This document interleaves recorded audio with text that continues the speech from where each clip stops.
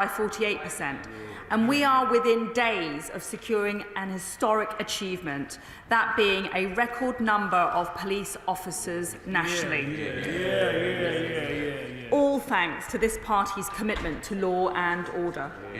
But we must always strive harder to keep the British people safe. The worst crimes flourish when lower-level crime is tolerated. Let me be clear, Mr. Speaker, there is no such thing as petty crime. Public First polling found that people cited antisocial behaviour as the main reason why their area was a worse place to live than 10 years before. The decent, hard-working, law-abiding majority are sick and tired of antisocial behaviour destroying their communities.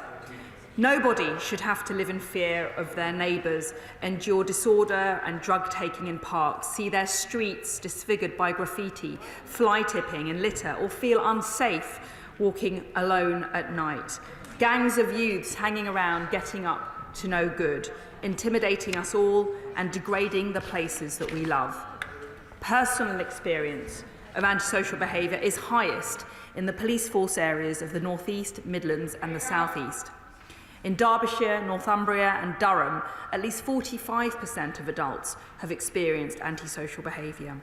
As one of the research participants in the polling from Liverpool reported, antisocial behaviour makes you feel unwelcome, like you're not wanted or loved, like you don't feel like you belong. It does affect your emotional well-being. You don't feel safe. You don't know what's going to happen next. I felt like this for 3 years since I've lived here, and I've been planning on leaving for the past year. Such sentiments are why my right honourable friend, the Prime Minister, has made tackling antisocial behaviour a top priority for this government. Our Anti-Social Behaviour Action Plan will give police and crime commissioners, local authorities and other agencies the tools to stamp out antisocial behaviour across England and Wales. It targets the callous and careless few whose actions ruin the public spaces and amenities that the law-abiding majority depend upon. Our plan outlines a radical new approach to tackling antisocial behaviour, split across 4 key areas. Firstly, stronger punishment for perpetrators. We're cracking down on illegal drugs, making offenders repair the damage they cause, increasing financial penalties and evicting antisocial tenants. Now, the benches opposite, Madam Deputy Speaker, can't seem to make up their mind on whether they want to legalise drugs or not. While the Leader of the Opposition and the Mayor of London argue about cannabis decriminalisation, we're getting on with delivering for the public.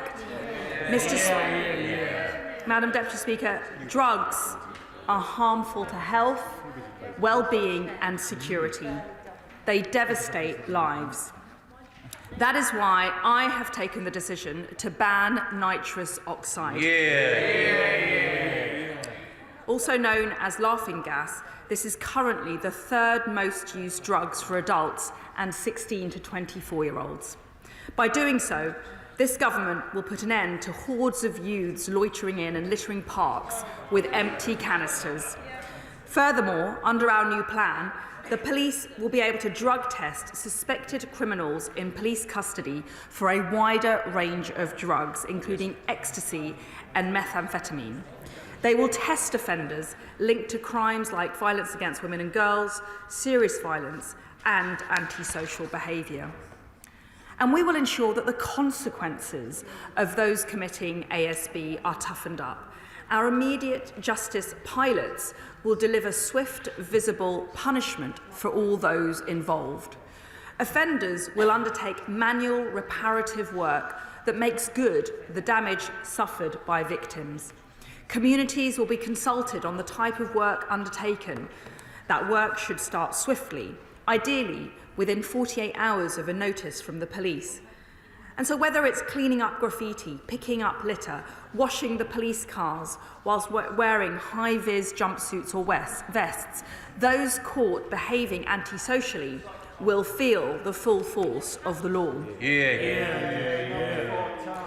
The upper limits of on-the-spot fines will be increased to £1,000 for fly tipping and £500 for litter and graffiti. We will support councils to hand out more fines to offenders, with councils keeping the money to reinvest in clean-up and enforcement. Now, Mr. Speaker, nobody should have to endure persistent antisocial behaviour from their neighbours.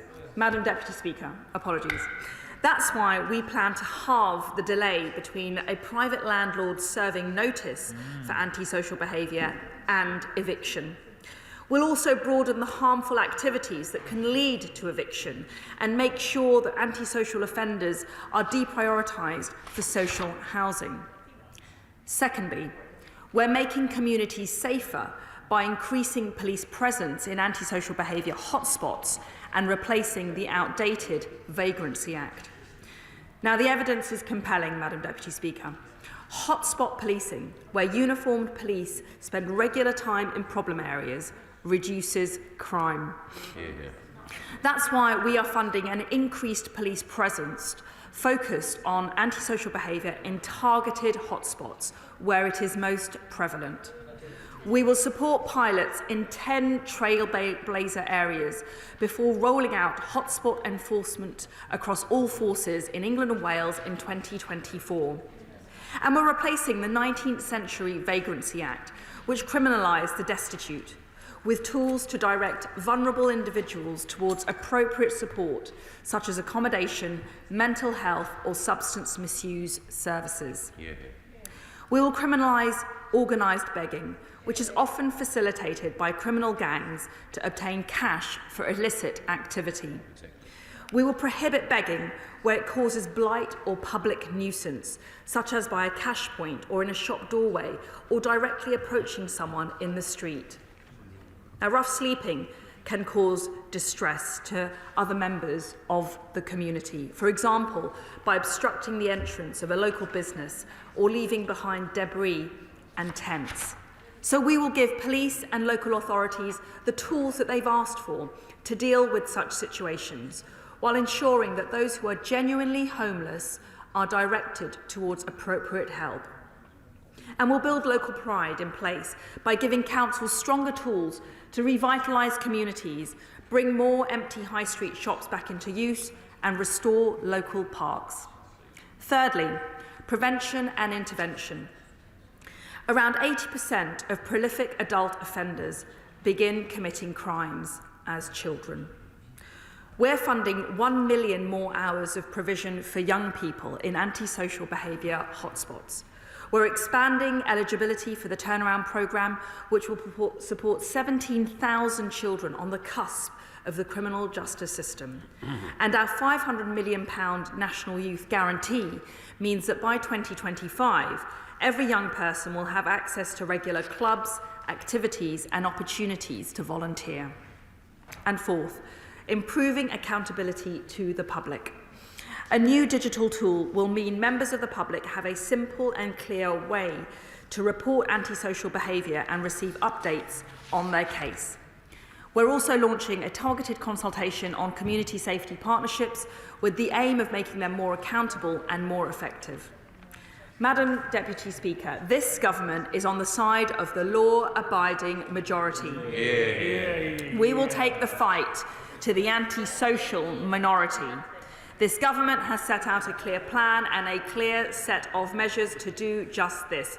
More police, less crime, safer streets and common sense policing. I commend this statement to the House. Shadow Home Secretary Yvette Cooper. Thank you, Madam Deputy Speaker. Madam Deputy Speaker, this plan is too weak, too little and too late. The Home Secretary says people are sick and tired of antisocial behaviour. Too right they are, because people have seen serious problems getting worse and nothing has been done. But who does she think has been in power for the last 13 years? The Tory government that has decimated neighbourhood policing. There are 10,000 fewer neighbourhood police and PCSOs on our streets today than there were 7 years ago. Half the population rarely ever see the police on the beat, and that proportion has doubled since 2010. This is a Conservative government that has weakened anti-social behaviour powers 10 years ago, brought in new powers that were so useless they were barely even used, including the community trigger and getting rid of powers of arrest, even though they were warned not to.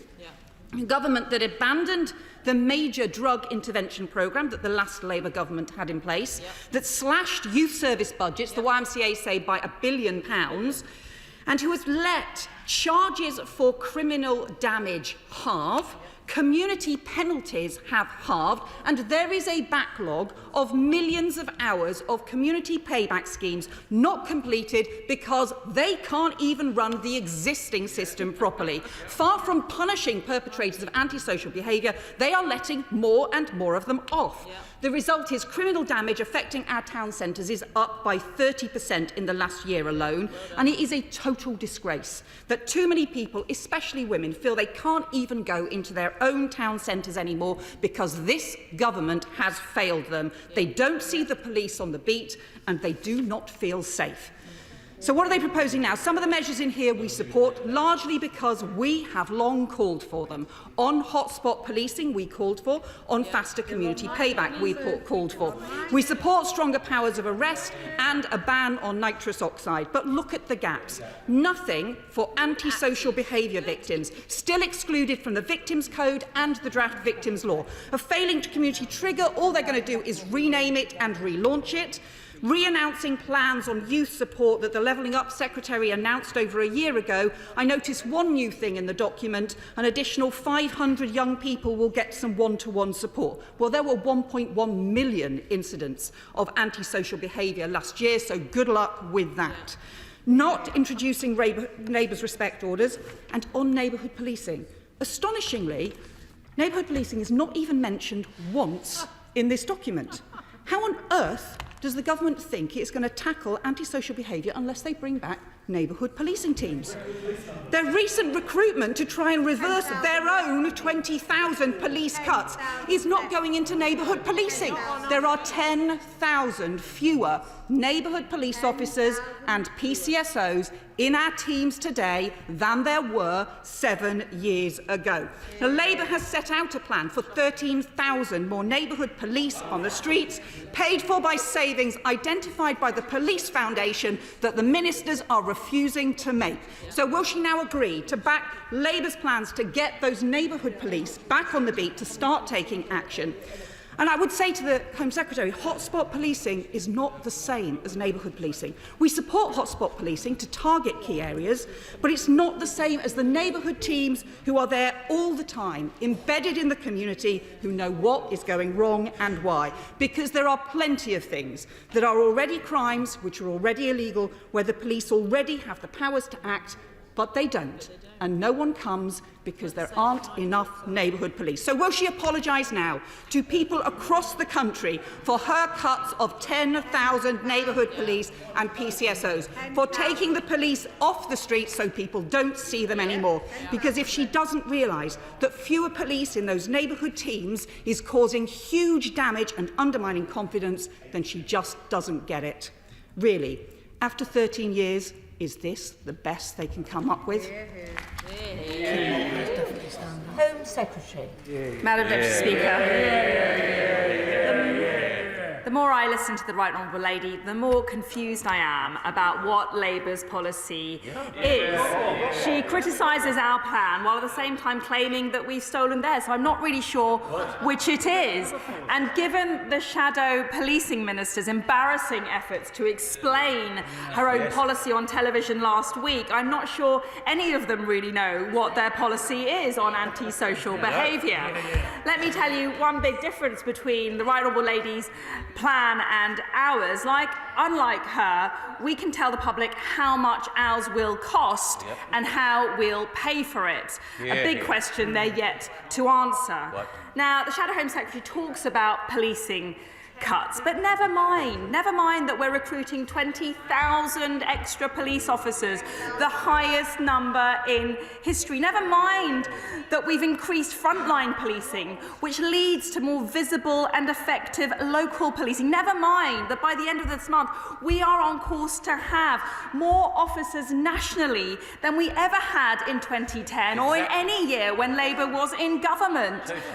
The Shadow Home Secretary wants to talk about safer streets, Madam Deputy Speaker. Well, let's compare our record. Since 2019, this Conservative government has removed 90,000 knives and weapons from our streets. Since 2010, violence is down 38%, neighbourhood crime is down 48%, burglary down by 56%, and overall crime, excluding fraud, is down by 50%. So what of Labour's record? What can they show? Yes. Well, where Labour leads, crime follows. Under Labour PCCs, it's true. I know it hurts, but it's true. Under Labour PCCs, residents are almost twice as likely to be a victim of robbery, and knife crime is over 44% higher. In London, Labour's Sadiq Khan wants to legalise cannabis. In the West Midlands, the Labour PCC wants to close police stations. Labour opposed plans to expand stop and search. They voted against tougher sentences for serious criminals. They voted against our increased powers for the police in our Police Crime Sentencing and Courts Act. So we shouldn't be surprised, Madam Deputy Speaker. While this Conservative government is working to get violent criminals off our streets, it's Labour who's campaigning to release them. Yep. The leader of the opposition and some 70-odd Labour MPs signed letters. That's what they love doing. They love signing letters. So many letters to stop dangerous foreign criminals being kicked out of Britain. One of them went on to kill another man in the UK. And we learnt this week that many others went on to commit further appalling crimes in the UK. Shameful, outrageous, hang their heads in shame. The truth about Labour, Madam Deputy Speaker, the truth is that they care more about the rights of criminals than the rights of the law-abiding majority. They're soft on crime, they're soft on the causes of crime. Yeah. Conservatives are the party of law and order. Our track record shows it, and the public know it. Kit Malthouse. Madam Speaker, thank you very much indeed. As the Home Secretary pointed out, crime is now at half the level it was that Labour left behind at the same time as they told us there was no money left in the coffers to continue the fight. So can I congratulate her on her bending her elbow, putting so much effort into driving that number down even further, and commend her particularly on the publication of this plan today, which builds on the focus on antisocial behaviour that we published in the Beating Crime Plan not so very long ago. On nitrous oxide, though, I wonder if I could just urge her to examine carefully the routes of supply of this particular intoxicant, because one of the issues that we need to avoid is that this substance moves from the legitimate market into the illegitimate market. It becomes another hook for drug dealers to draw young people into their awful trade. How can she restrict supply to those who genuinely need it without it necessarily becoming an illicit substance that drug dealers use for their business? Well, let me put on record my admiration and gratitude to my right honourable friend for all he achieved and led, not just when he was in this department, but even before that, when he worked for City Hall, really on the front line of policing and crime fighting. He talks about our plans to ban nitrous oxide. We're very clear. There needs to be an exception for legitimate use. It is used in a vast array of circumstances which are lawful, which are commercial, and which are for proper purposes. They will not be criminalised. SNP spokesperson Alison Thulis. Madam Deputy Speaker, and while most of this statement does not apply in Scotland, because thankfully justice is devolved and we have a Scottish approach which takes a public health approach to criminality, takes the violence reduction unit approach, which has been emulated by the UK government. Treating young people this way and criminalising young people this way will not help, I would gently suggest. Madam Deputy Speaker, if the antisocial behaviour could stop from the benches opposite, that would be quite helpful. Thank you. Madam Deputy Speaker, the Independent Advisory Council on the Misuse of Drugs recently concluded that the evidence shows that the health and social harms of nitrous oxide were not commensurate with a ban. So can I ask the Home Secretary, why has she overruled her advisers? The Misuse of Drugs Act has failed, completely failed, to prevent people from taking heroin, from cocaine and cannabis. So can the Home Secretary tell us why she believes it will stop people taking nitrous oxide? Home Secretary. Well, the overall legislative framework on illicit drugs continues to strike a balance between controlling harmful substances and enabling appropriate access to those drugs for legitimate medicinal research and, in exceptional cases, for industrial purposes. But with respect, I'm not going to take any lectures from someone from the SNP who has overseen in Scotland a total collapse in confidence when it comes to policing, and also, more devastatingly, a record high in the number of drug-related deaths in Europe. Kevin Foster. Thank you, Madam Deputy Speaker. And there's a lot to welcome in this statement, particularly thinking of some of the ways increased police resources have been used, such as what we're seeing in Torquay Town Centre with Op Locky being launched. I also very much welcome the reform of the wholly outdated Vagrancy Act, which is a useless tool against organised gangs, but does actually, in theory, criminalise the most destitute. But could you outline how will people see the difference that this plan will make, and how does she envisage a local community such as traders and residents in places like Torquay or Painter Town Centre being able to see the difference it's making and hold the local force to account for that? Home Secretary. There are a wide range of measures in this plan, and we're going to consult on many of them. But one example is where we want to potentially streamline the availability of public space protection orders, PSPOs, so that the police can access these in really important orders more quickly, more efficiently, and take action to prohibit nuisance and antisocial behaviour in local areas. Sir Chris Bryant. Thank you, Madam Deputy Speaker. My local police tell me that in the Rhondda, which is a very low crime area in general, that the single biggest issue that we face is domestic violence, and we have probably higher figures in the Rhondda than for 3 other constituencies neighbouring added together. So I hope she'll forgive me if I'm not very impressed by what she's announcing today, because I want to see the police really focusing on what might save lives. Could she look in particular about the role that brain injury plays in poorer communities? There's lots of evidence to suggest that nearly 2/3 of those going into prison these days, both women and men, are people who suffered brain injuries, significant brain injuries that have not been diagnosed or treated before they come into the criminal justice system. Sometimes that leads to them truanting, falling out of school, coming into the criminal justice system. Isn't it important that we base everything that we do on evidence rather than sloganising? Yeah. Home Secretary. Well, I think this is highly evidence-led because we are focusing heavily on restorative justice, prevention and diversion, whether it's through hotspot policing, whether it's through the investment in youth facilities and the diversion of people who have got drug-using behaviour onto treatment facilities. That's about prevention rather than cure. Vicky Ford. Thank you. I'd like to put on the record my thanks to the Prime Minister for taking time to speak with constituents impacted by antisocial behaviour when it came to the Essex Boys and Girls Clubs in Chelmsford this morning. The hotspot policing will make a huge impact, but can I also particularly thank the Home Secretary for the youth guarantee to make sure that every young person will have access to clubs, activities or other opportunities. Thank you. Home Secretary. Well, I very much enjoyed meeting police from Essex Police today in Chelmsford with the Prime Minister in her constituency. She has a lot of which to be proud locally. They are a fantastic police team there. And she's absolutely right to talk about the investment in youth services. And as part of our National Youth Guarantee, we're investing over £500 million to provide high-quality local youth services so that by 2025, every young person will have access to regular clubs, activities and adventures away from home and opportunities to volunteer. Alistair Carmichael. Madam Deputy Speaker. I wonder if the Prime Minister sees the inconsistency between saying in one breath that there's no such thing as petty crime, and then in the next one boasting that crime has fallen, but only if you exclude fraud from the figures. Can I bring her attention, though, to the question relating to homelessness?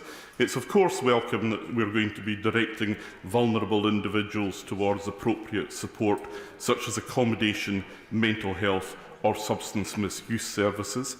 Can she tell the House, however, why it is that something as basic as that is not already the case? And what does she think these vulnerable people will find when they get to the point of accessing these services? Home Secretary. Well, when he talks about fraud, the data collection changed over the last 10 years to only start counting fraud.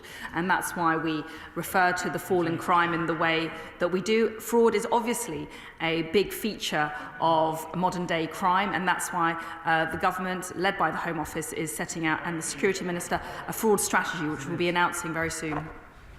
Lee Anderson. Thank you, Madam Deputy Speaker.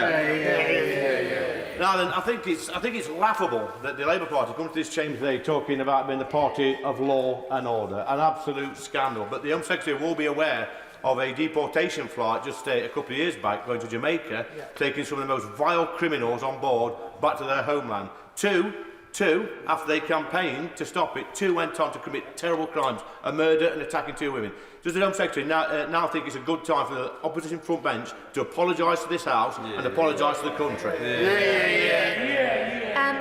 I think it is quite important that members ask about the statement and the Home Secretary's responsibilities. It's obviously not responsible for the opposition. Home Secretary. Well, my honourable friend raises a very good point, because in his question highlights the gross failure of the Labour Party. They're much more interested in writing letter campaigns to stop the Home Office from deporting serious foreign national offenders. They're much more interested in the rights of criminals, rather than the rights and entitlements of the law-abiding majority. So, yes, I agree, they really should be apologising for their devastating action. Mary Glindon. Thank you, Madam Deputy Speaker. Any plan for dealing with antisocial behaviour must include support for victims of antisocial behaviour. And while PCCs like Kim McGuinness in Northumbria are working hard to tackle antisocial behaviour, they are prevented from running dedicated victim support programmes as there is no government funding. So when will the Home Secretary provide this important funding so that victims of antisocial behaviour can have some help? Home Secretary. Well, I'm very pleased to say that Northumbria is actually going to be one of the pilot forces, both for hotspot patrolling and immediate justice. And there will be specified funding going to those 10 police forces in each pilot, rolled out across the year to ensure that the measures are there, the resources are there, so that we can increase the response to antisocial behaviour. Maggie Throop. Madam Deputy Speaker, antisocial behaviour in our towns is a major concern for many people living and working across Erewash. So I welcome this new zero tolerance approach, and also the fact that Derbyshire will be a trailblazer area. Will my honourable friend assure me that not only will Erewash Police and Borough Council receive their fair share of the new funding, but also persistent offenders will now be swiftly prosecuted using the full force of law? Home Secretary.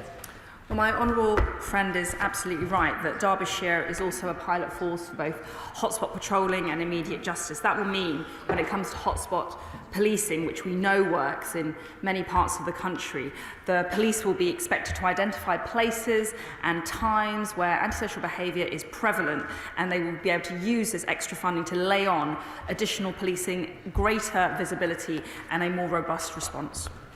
Jeff Smith. Thank you, Madam Deputy Speaker. All the experts, including the Roman drugs, saying that banning nitrous oxide will cause more harm than good. Now, she just said her policy is evidence-led. Can she point to the evidence that suggests her policy on nitrous oxide is right? I'm very grateful to the ACMD for their very detailed report and for their advice, and their their input is an essential part of our decision making, and we have complete faith in the quality and the rigour of the work of the ACMD. However, the government is entitled and expected to take a broader view, and we are entitled to take into account other relevant factors, particularly the emerging evidence that it does cause serious harm to health and well-being. Mark Garnier. Thank you. Can I congratulate my right honourable friend on her incredibly sensible decision to ban the recreational use of nitrous oxide. But as we've already heard a little bit earlier, one of the reasons it has been so prolific is because it is so extraordinarily easy to be able to purchase from small little canisters up to pallet loads of it. Can I urge my right honourable friend to do everything she can to continue to stifle the supply and to clamp down as hard as she possibly can on those people who continue to sell this dangerous product for recreational purposes? Home Secretary. Well, I want to thank my honourable friend for the great campaign that he has led, which has reflected the decision that we have made today to ban nitrous oxide. He has spoken very passionately about the devastating impacts that it's not just having on individuals but also on communities, and he's absolutely right that we now need to take this robust approach. We need to curb the supply, but importantly criminalise the possession, so that there is a deterrent and there is actually a meaningful consequence to people who will break the law by using nitrous oxide. Jonathan Edwards. Deputy Speaker, the website article supporting the statement mentions that up to 5 million will be made available for CCTV and equipment restoration in vandalised parks. Is that the total budget, 5 million? Because the restoration of Armed Forces Children Park in my constituency, which was recently vandalised, and the installation of CCTV will cost £140,000 alone. Will county councils and town and community councils in Wales be able to access this scheme, and if so, how? Home Secretary. Well, we want to ensure that there is sufficient resource available to local authorities and also police forces so that they can take meaningful steps to sanction those involved in antisocial behaviour. And whether that is through the kind of community payback scheme, where we see the perpetrators actually undertaking the clean-up job afterwards, whether it's higher fines that we've announced, we want to enable local authorities to retain much of the revenue so that they can reinvest it into their resources. Tom Hunt. Thank you very much, Madam Deputy Speaker.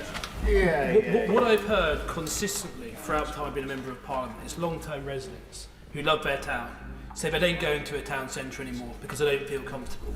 Because often what they see are groups of young men that behave in a way that deteriorates the quality of experience going to a town centre for a law-abiding majority. Does the Home Secretary agree with me that we need a permanently higher police presence in the town centre, but also the police to be much more confident to engage earlier with these men, groups of men, who are blighting our town centre? Home Secretary. My own friend is absolutely right. We are seeing far too many instances of bad behaviour, dangerous behaviour, unacceptable behaviour going unchecked, whether that's violent or disruptive or a plain nuisance. We need to ensure that visible policing becomes a fact of life so that people are deterred from engaging in this behaviour in the first place, but also that we have a system of immediate justice so that there's a swift sanction and people feel the full force of the law. Rachel Maskell. Thank you, Madam Deputy Speaker. Only after my right honourable friend published her comprehensive strategy around antisocial behaviour has the Home Secretary been shamed into cobbling together today's statement. However, within that statement, it doesn't mention the word alcohol. Alcohol is at the source of much domestic violence, community violence, and also city centre antisocial behaviour. So how is she going to get on top of the growth in alcohol-based violence? Home Secretary. Well, I just have to gently remind her that her party has royally failed to properly cost their so-called plan on antisocial behaviour, as evidenced by the Shadow Policing Minister's failure to explain how it would be paid for. So once they get the basics right, then we can have a proper conversation about what Labour's proposal is. But in terms of taking the action that we're proposing, we are delivering £12 million of additional funding this year to police and crime commissioners to support an increased police presence alongside other uniformed authority figures such as wardens in problem areas for antisocial behaviour. Raising the visibility, increasing the sourcing of policing will be an effective way to deter and take the right action. Tracy Crouch. Over the past year, residents across Chatham and Aylesford have suffered repetitive instances of antisocial behaviour involving noise nuisance from cars and bikes and unauthorised access to private lakes by large groups of children. The local councils have had to go through lengthy processes to establish PSPOs to tackle these issues, which have left residents at their wits' end while the bureaucracy slowly cranks away. Can the Home Secretary confirm that the announcement today will make it a lot simpler for the authorities to clamp down on this type of antisocial behaviour so that it can be dealt with there and then, rather than waiting for months for consultations and paperwork to be completed? Home Secretary. Well, I want to thank my right honourable friend for all of the work that she and her local team and councillors have led in challenging and stopping antisocial behaviour locally. But she's absolutely right. What we've identified is it's become onerous, it's become inefficient, it's become too time-consuming to secure these really effective orders, and this is exactly what the consultation will do. It will aim to streamline and speed up the acquisition of a PSPO, which can really make the difference between an area blighted by antisocial behaviour and an area which is free and safe and pleasant to frequent. Simon Light.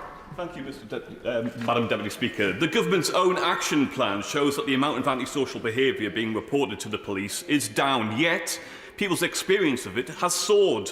People are not reporting antisocial behaviour because of lost faith that reporting crimes will lead to any action, let alone an arrest.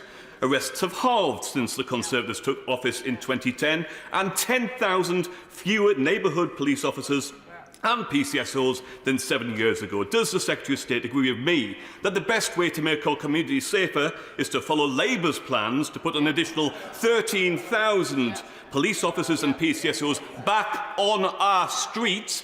Because after 13 years of this Conservative government, the action plan is all talk and simply too little, too late. Well, I admire the honourable gentleman's cheek because, frankly, he's absolutely failed to support any measure that we've put forward to increase police powers, to increase the sentences on offenders, to roll out other greater funding for our police forces, to empower them to better take action for our residents. When he had the chance, he voted against every single measure that we put forward. He really does need to up his game. Simon Hall. Mr. Speaker, antisocial behaviour affects all of our constituencies and our constituents, but the Home Secretary will know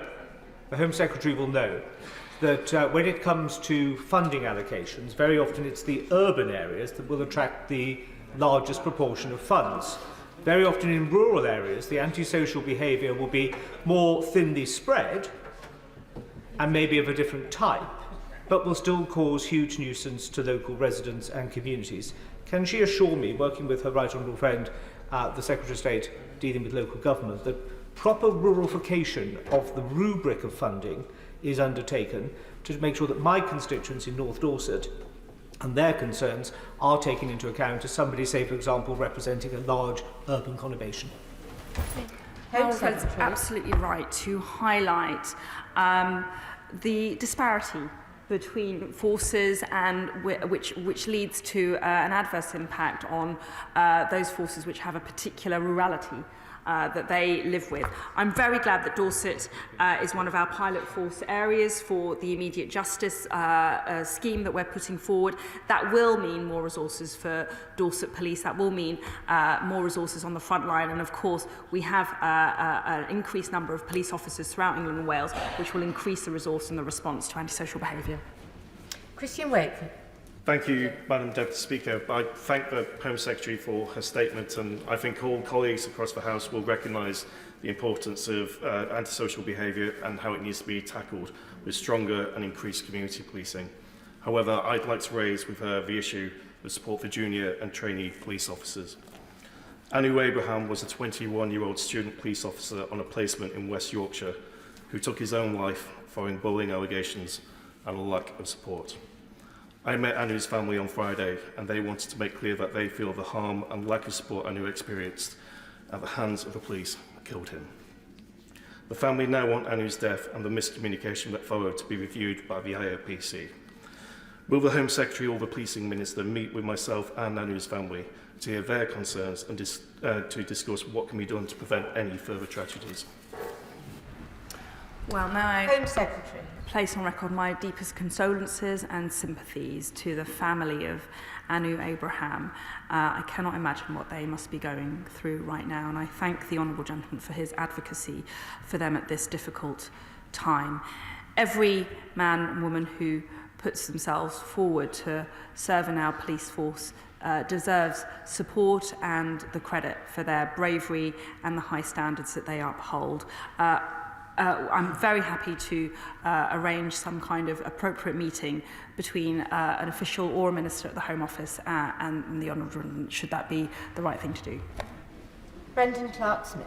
Madam Deputy Speaker, and I'd like to commend this plan here today, particularly the part where the people committing these acts will have to clean up their mess within 48 hours. And my constituents in Bassetlaw will be particularly pleased about this. It's actually a better record than my Labour Council has in cleaning up graffiti, which can take to at least 5 working days. But of course, with nitrous oxide, this is of course no laughing matter. And does the Home Secretary agree with me that the problem is not just that it is a gateway to other drugs, but it also causes a significant amount of antisocial behaviour as well? Home Secretary. My honourable friend is absolutely right. The use, the supply and the possession of nitrous oxide needs to be taken much more seriously. There's been a practice and a culture amongst young people, particularly 16 to 24-year-olds, of acquiring this harmful product far too easily. The decision that I've made to ban it will ensure that many more young people are protected from the devastating effects that it carries. Jim Shannon. Madam Deputy Speaker, can I very much welcome the Secretary of State's statement today, and it's been encouraging. I think everyone in the House would do so. Underage drinking and drug use is very prevalent in Northern Ireland and doesn't seem to be getting any better. So can the Secretary of State ensure that discussions will be undertaken with the Department of Justice at the Northern Ireland Assembly to parallel policies alongside this plan announced here today, so that Northern Ireland can match and meet the legislation within the Anti-social Action Plan here today? Thank you. Home Secretary. Well, of course, as Home Secretary, my responsibility only covers England and Wales and the police forces in that territory. But of course, I have met with senior police officers in Northern Ireland. They do a great job, and within the realms of what's appropriate, I'm always happy to liaise with them and support them in whatever way I can. Sir Desmond Swain. Will the plan end the opportunity to complete community service orders by working from home? Home Secretary. Well, it's not my plan that I envisage working from home to be used as a way to remedy the damage caused by antisocial behaviour. What I foresee is a building on the very effective community payback scheme that we have rolled out throughout the country, that being people who have been involved in graffiti or vandalism, criminal damage, actually rolling their sleeves up and making amends in real and direct ways to the community that they've harmed. And I think the consequence linked to their actions is will send them a powerful message and teach them a very powerful lesson. Isabel Roberts. Criminalisation doesn't tackle problem drug use. It simply blights the lives of young people with criminal records. Why not look in depth at the reasons why people turn to drugs, the decades of cuts to youth services, the deep poverty in which many of our communities lapse, and the associated mental health crisis? Isn't it time, therefore, that the Minister recognises that problem drug use is primarily a health issue? And if it is a health issue, will she therefore review the devolution of responsibility for drugs policy to Wales? Home Secretary. Well, I think dealing with drugs requires a robust policing and law enforcement response whereby we are taking a tough line against illicit drug use and a rehabilitative element. That's why I'm proud that this government has created 55,000 new drug treatment places, and we're investing £580 million into drug treatment. So there is a real programme of work based on rehabilitation and getting people off that devastating cycle of drug dependency. Secretary. Speaker, the Home Secretary will be aware that I've written to her about the availability of nitrous oxide, and I've spoken in the House about enforcement around fly tipping, so I commend her for the tough action she's taken today. But I wanted to turn to what she said about the Labour Police and Crime Commissioner closing down police stations in the West Midlands. My constituents are very concerned that he has no plan to keep a police station open in the borough of Solihull and no front desk at Chelmsley Wood Police Station. Does she agree with me that the Labour Police and Crime Commissioner, when it comes to my constituents in Meriden and also the people of West Midlands, he is shortchanging them? Yes. Home Secretary. Well, I'm afraid, as I said, where Labour leads, crime follows. And I'm afraid the West Midlands is no exception. The Labour PCC is more interested in closing police stations, and he can't even command the support of his own Labour members, than actually standing up for the law-abiding majority in the West Midlands. Nikki Aiken. Thank you, Madam Deputy Speaker. I welcome the Government's Anti-social Behaviour Action Plan today, and I know that the vast majority of my constituents will join with me in welcoming the policies aimed at tackling the organised begging gangs and the nuisance beggars. Can my right honourable friend give me and my constituents assurances, though, that this is not about bringing back the Vagrancy Act through the back door, but that there is a plan to ensure that those in need who are begging on the street will be provided with the services that they need, because the vast majority are suffering from mental health and addiction problems. And that we must remember that not all rough sleepers are beggars, and that not all beggars are rough sleepers. Home Secretary. My honourable friend is absolutely right, and I know she has put in considerable effort, both in her role as a Member of Parliament, but also as a former leader of Westminster City Council, in tackling this issue on the front line. And it does require a nuanced and thoughtful approach. We are repealing the Vagrancy Act, but we are also making clear that we will prohibit organised and nuisance begging, and we are going to introduce new tools to direct individuals to the vital support so that they can find accommodation, they can find support, and there shouldn't be a reason why they should be living in squalor, in such hardship in this day and age. Matt Warman. Deputy Speaker, I welcome the focus on antisocial behaviour from the Home Secretary today. It's long been a focus of Lincolnshire Police as well. But as the Home Secretary knows, Lincolnshire Police finds itself in an anomalous funding position. It is the lowest funded police force in the country. It is remarkable that Lincolnshire remains a low crime county, but they do need greater support. Can she reassure me that we will get to that funding position that means Lincolnshire gets the uplift that we've seen in other parts of the country, because that is what will allow them to deliver on her antisocial policy today? Home Secretary.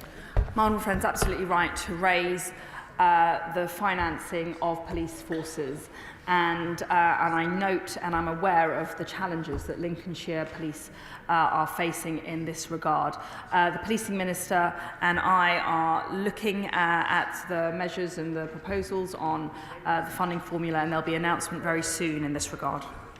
Miriam Cates. Thank you, Madam Deputy Speaker, and I warmly welcome the Anti-social Behaviour Action Plan, and I'm delighted that South Yorkshire has been chosen as one of the pilot trailblazer areas for hotspot policing. Now, in my constituency, we're very fortunate that serious crime rates are low, but antisocial behaviour still blights the lives of many of my constituents in Stocksbridge, Deepcar, High Green, Penistone and Dodworth. Now, there's a clear link between antisocial behaviour and school absence.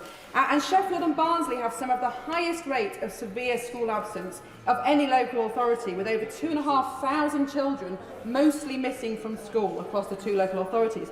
So will my right honourable friend speak to her colleagues in the Department for Education and urge them to set out a plan to reverse the rising tide of school absence and all the negative impacts it has not only on children but on communities?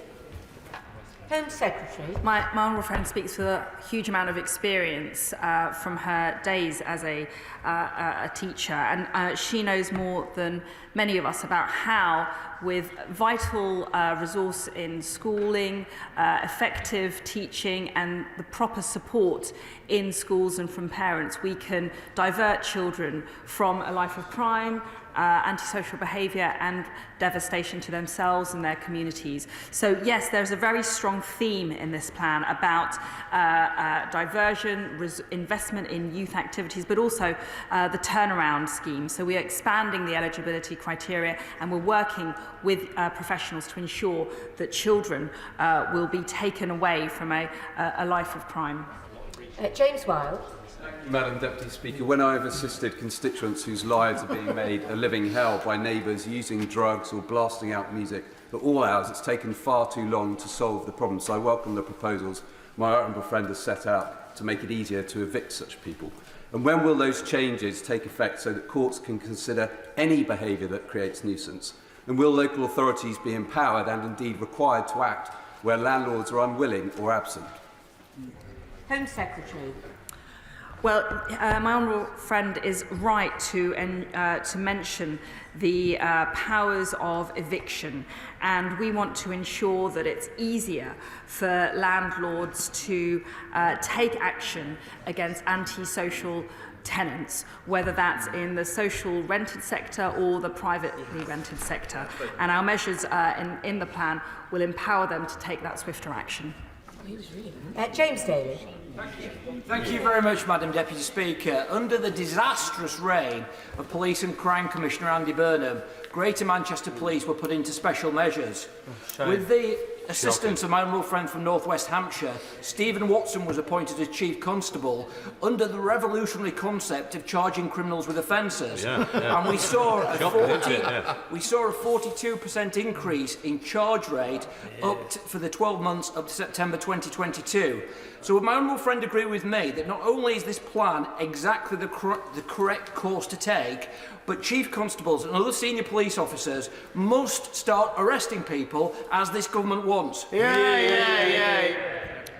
I couldn't put it better, but I will reiterate his sentiment, because Stephen Watson, who I've met when I visited Greater Manchester Police recently, is a real success story. His approach to policing, that being common sense policing, getting the basics right, high standards, getting his men and women to just fight crime and focus on the priorities that the people have, is a winning formula. And Stephen is a great leader in policing, and we need more leaders in policing just like him. Richard Drax. Thank you, Madam Deputy Speaker. Whatever you see when you travel into our great cities and towns, for mile after mile, is graffiti. The message is clear: abandon hope, all ye who enter here. Can my right honourable friend tell the House that, as I understand it, the perpetrators, so-called graffiti artists, will be tracked down and made to clean up the mess they make, and be seen to do so publicly? Simply put, yes. That is the aim of the community payback scheme, which has been very successful, but also the measures included in this plan, whereby those who are inflicting ugliness and chaos and nuisance on communities need to make amends themselves directly to the communities which they've harmed. Sarah Brickcliffe. Madam Deputy Speaker, I'd like to thank the Home Secretary for personally listening to the concerns and ideas that we've had across Lancashire, and for supporting myself and our fantastic Police and Crime Commissioner, Andrew Snowden, as we've tried to tackle this. Can my right honourable friend outline how quickly Lancashire will receive the major £2 million funding boost for hotspot patrols, and how she thinks this will make a difference in Hyndburn and Haslingden?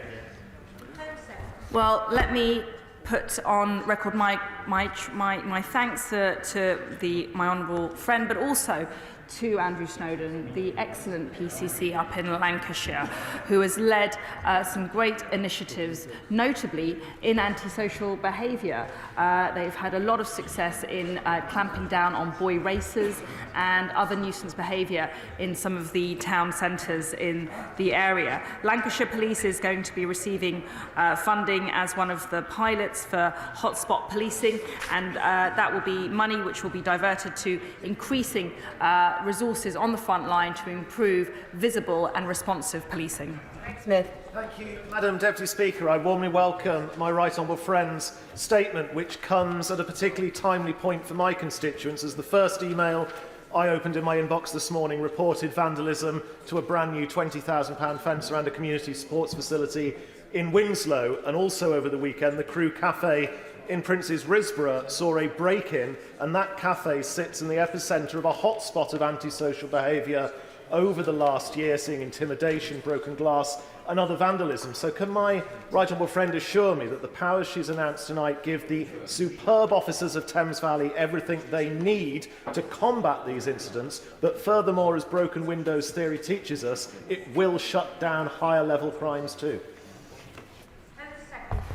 Let me thank my honourable friend for welcoming me to his constituency over the weekend to meet Thames Valley Police and his excellent Police and Crime Commissioner Matthew Barber. They are leading brilliant work when it comes to rural crime. But he's absolutely right. I believe in the broken windows theory of crime prevention.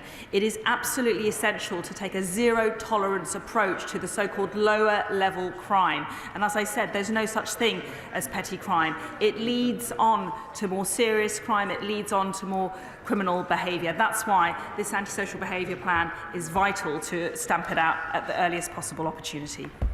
Thank you, Madam Deputy Speaker. The Home Secretary already knows that antisocial behaviour and nitrous oxide abuse in particular wreaked havoc along our beautiful seafront in Southend and Leigh-on-Sea last summer. So I warmly welcome these steps to ban nitrous oxide and use hotspot policing, and I thank her for meeting with me and listening to my concerns and those of other colleagues across this House. Southend Police welcome them. They've got two quick questions. Will the legislation be in place to avoid our seafront being blighted this summer? And also, will our wonderful ice cream sellers and ice cream parlours be excluded, as I'm sure they will be, from this ban? Thank you. Let me thank my honourable friend for her indefatigable campaigning to ban nitrous oxide and to take a tough approach in response to this devastating drug. But she's absolutely right. There will be exceptions to the prohibition for legitimate and lawful and proper uses. We don't want to stop the industrial use, the commercial use, the medicinal use of any substances. But ultimately, what my hope is that the sight of these canisters on the ground, blighting our communities, making our places ugly, must become a thing of the past. Jack Brereton. Thank you, Madam Deputy Speaker. Stoke-on-Trent has seen significant issues with antisocial behaviour and drugs crime, particularly the horrific drug monkey dust. And so I very much welcome the announcement that Staffordshire Police is going to be one of the hotspot areas, the pilot hotspot areas. So will my right honourable friend outline what this means in terms of the front line of policing and ensuring that we see more resources in fighting crimes on the streets in Stoke-on-Trent? Yeah, of course. Well, my honourable friend is absolutely right that his police force is going to be a pilot area for hotspot policing. These will start very soon, we hope before the summer, and we want to ensure that these areas have been chosen because they're areas with the greatest need when it came to tackling antisocial behaviour. We see them as a priority, and we want to ensure that there is a proper response on the front line as quickly as possible. Matt Vickers. Thank you, Madam Deputy Speaker. Thank you, Madam Deputy Speaker. On Friday, I held a crime surgery in Thornaby and heard horrific stories of the misery caused by youth crime and antisocial behaviour. So today, I am delighted to see Cleveland benefit from both additional hotspot policing and immediate justice. Can my honourable friend outline what my residents across Stockton South can expect to see from this, and importantly, how quickly they can expect to see it? Yeah. Well, my honourable friend is a doughty champion for his residents and for public safety up in Cleveland, and I'm very glad that Cleveland is a pilot both for immediate justice and for hotspot policing. So what they will be seeing up there is more funding for more resource. That resource will hopefully be more police officers who will be able to respond in a rapid way to areas of acute challenge when it comes to antisocial behaviour, so we can bring an end to what he calls the misery of blighting our communities and nuisance behaviour and fundamentally damage to the fabric of our way of life. Well, I thank the Home Secretary for her statement, and we now move on. I'd like to make a point of order, Madam Speaker. Point of order, Stephen King. Thank you very much, Madam Deputy Speaker. On the 13th of December, in response to a question from my honourable friend, the member for the Wirral South, regarding the size of the current asylum backlog, the Prime Minister stood at that dispatch box and claimed, wrongly, that the backlog is half the size that it was when Labour was in office. 6 days later, the Immigration Minister went even further from the same dispatch box, claiming that the backlog of cases was 450,000 when the last Labour government handed over to us. Other members opposite have repeated these claims. I suspected that these claims were highly questionable, so on the 19th of December I wrote to the UK Statistics Authority requesting clarification. And Madam Deputy Speaker, I'm pleased to inform the House that the Chief Executive of the Statistics Authority responded to my request on Thursday, and his letter to me is crystal clear. The asylum backlog when Labour left office in 2010 was not in the hundreds of thousands, it was 18,954. Now, under the Conservatives, it is now 166,261, more than 8 times larger than it was in 2010. Madam Deputy Speaker, the UK Statistics Authority is using the Home Office's own statistics, so it is somewhat odd that the ministers didn't know they'd been playing fast and loose with the facts. I would therefore be grateful for your advice, Madam Deputy Speaker, on how you feel that ministers should go about apologising to our constituents and to correct the record at the earliest possible opportunity in compliance with their obligations under paragraph 1.3c of the Ministerial Code. Thank you. Well, I thank the honourable gentleman for giving me notice of his intention to raise this point of order. He is aware that the contents of ministers' contributions in the House is not a matter for the chair. He's also quite right to say that the Ministerial Code requires ministers to correct any inadvertent errors in answers to parliamentary questions at the earliest opportunity. As it happens, he does have ministers here from the Home Office who I'm sure will have heard... Excuse me.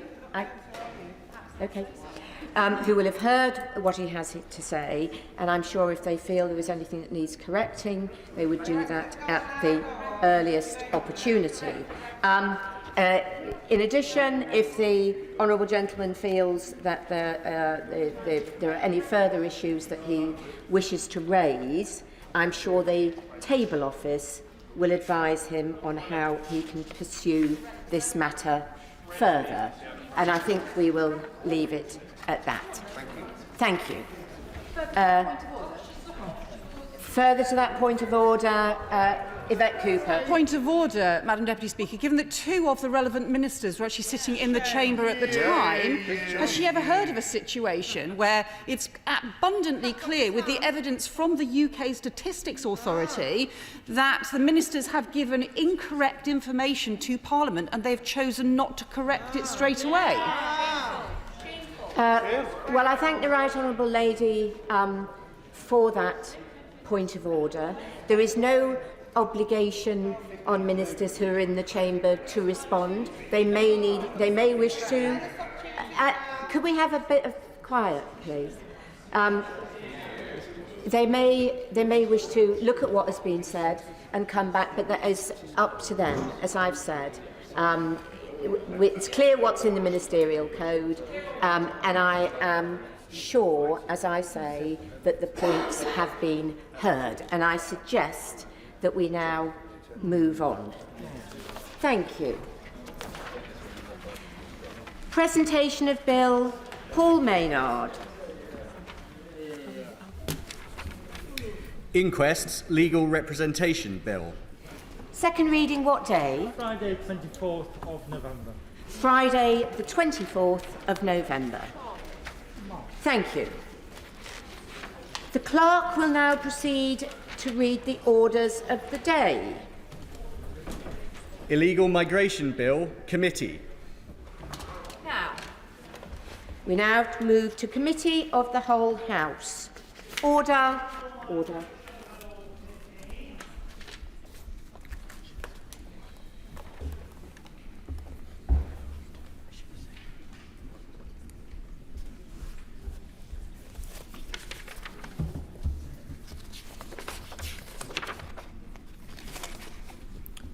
Order.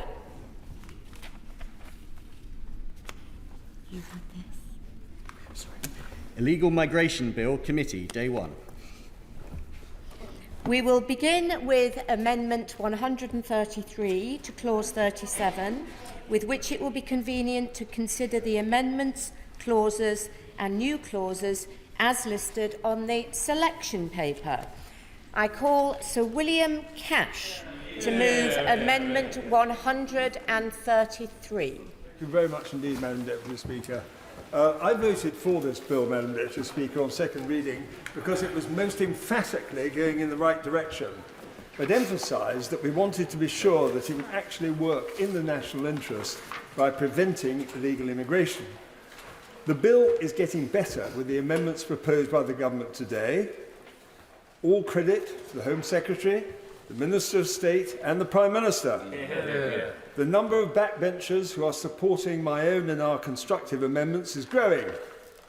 This bill to stop the boats is both legally and politically necessary because illegal migration is out of control, some part of which is because there is a failure to distinguish between genuine refugees and others who are illegal and economic migrants. This is not only a real problem in the UK, but also increasingly a real global and European problem as well, as can be seen by the dreadful tragedies in the Mediterranean in the last weeks and months. This legislation sets out a fair regime for dealing with people that arrive here illegally. It gives them a reasonable but limited ability to raise any exceptional reasons as to why it is unsafe for them to be sent to Rwanda or another safe country.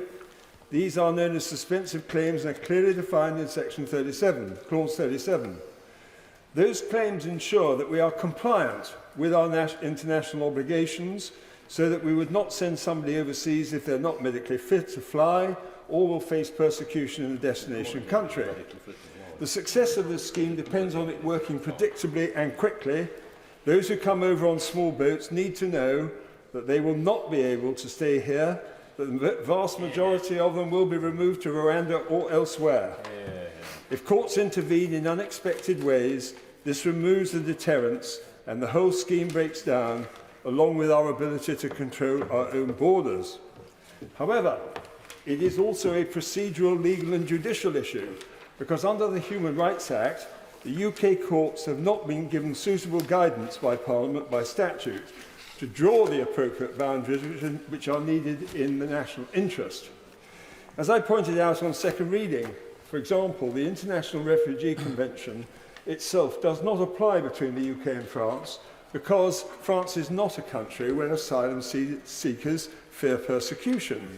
And yet the European Commission, by all accounts, is refusing to make legal changes to EU law and allow returns of illegal asylum seekers from the UK to France. There are also provisions which set out other named safe countries, and I ought to remind the House of what happened when the Dublin regulation was torn up by Angela Merkel and the 600,000 or so refugees were allowed to pour into Europe at the time. When the Human Rights Act was passed in 1998, I was in the House of Commons, and human rights lawyers and activists claimed that the Act was a constitutional Rubicon. enabling the courts to override parliamentary sovereignty. This was a massively overstated and exaggerated claim, which is refuted by the clear statements, for which I hope the Labour front bench will take on board, that were made by the Lord Chancellor, Lord Irvine of Legg, in the House of Lords on second reading on the 3rd of November 1997, where he said, "The bill maximises the protection of human rights without trespassing on parliamentary sovereignty." And then he stated, "Remedial action will not retrospectively make unlawful an act which was lawful since sanctioned by statute."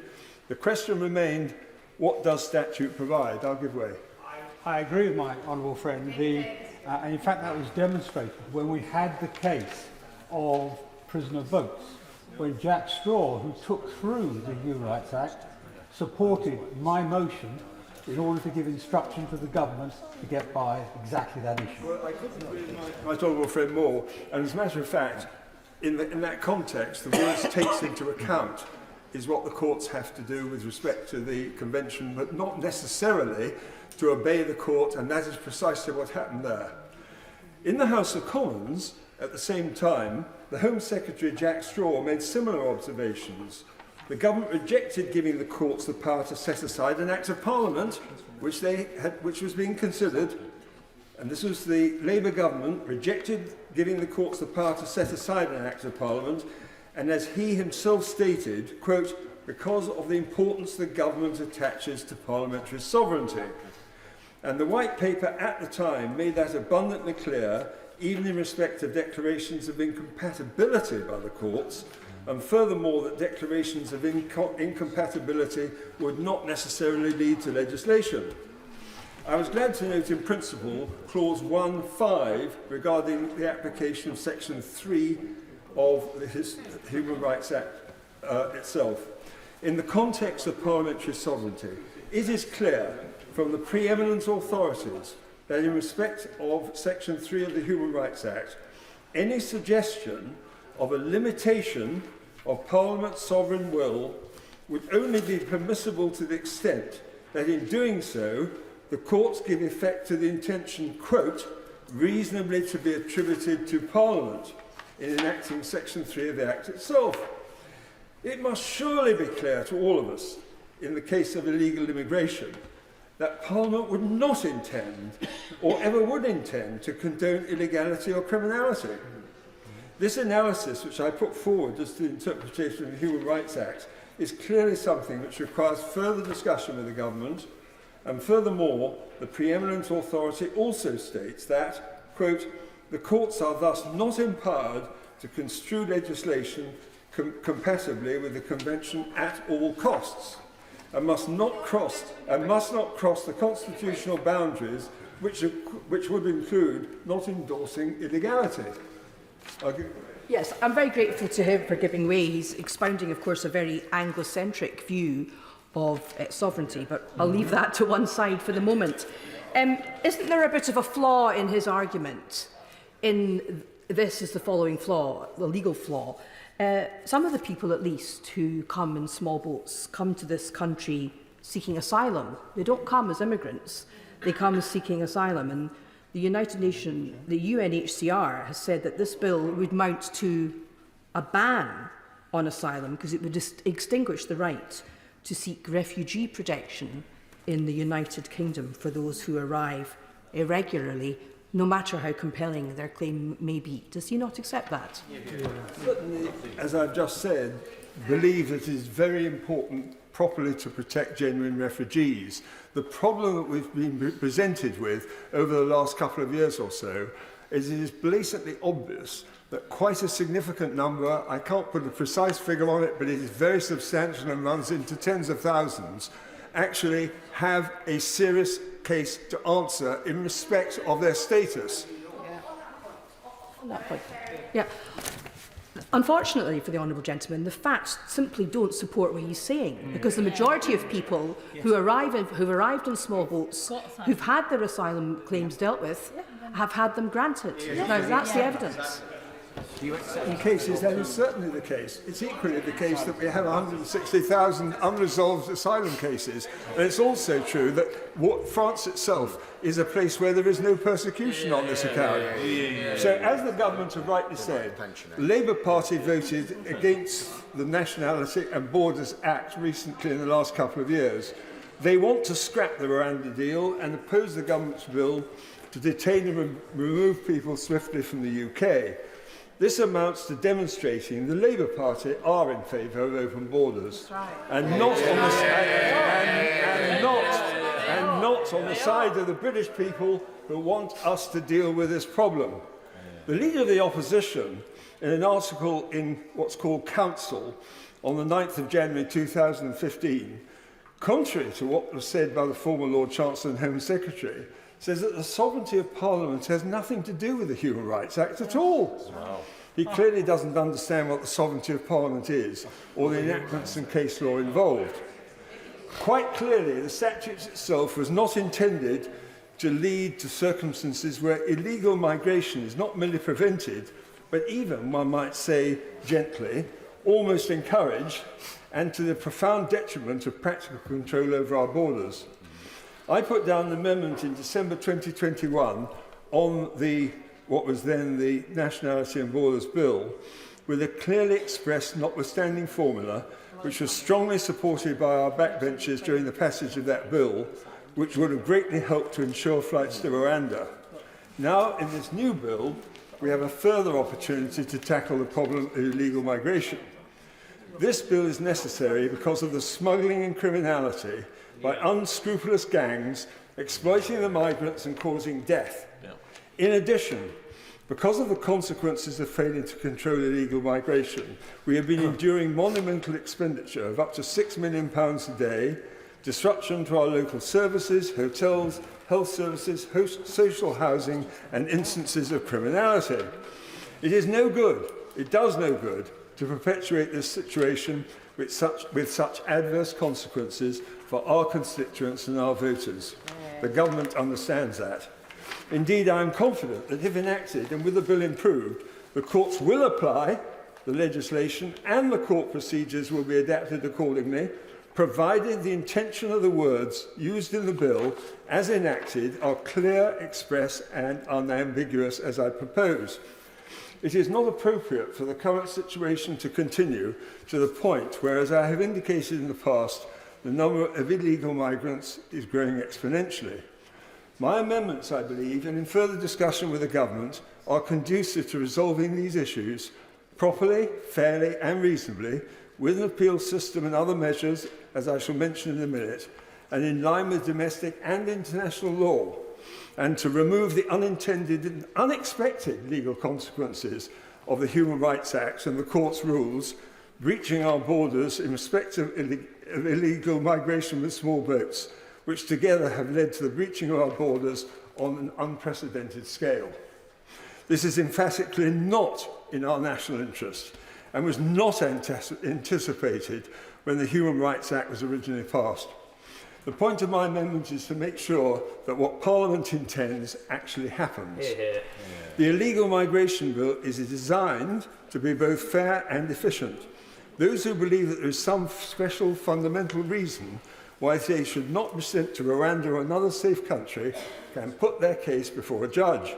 But that should be a comprehensive legislative scheme that sets out permitted routes of challenge.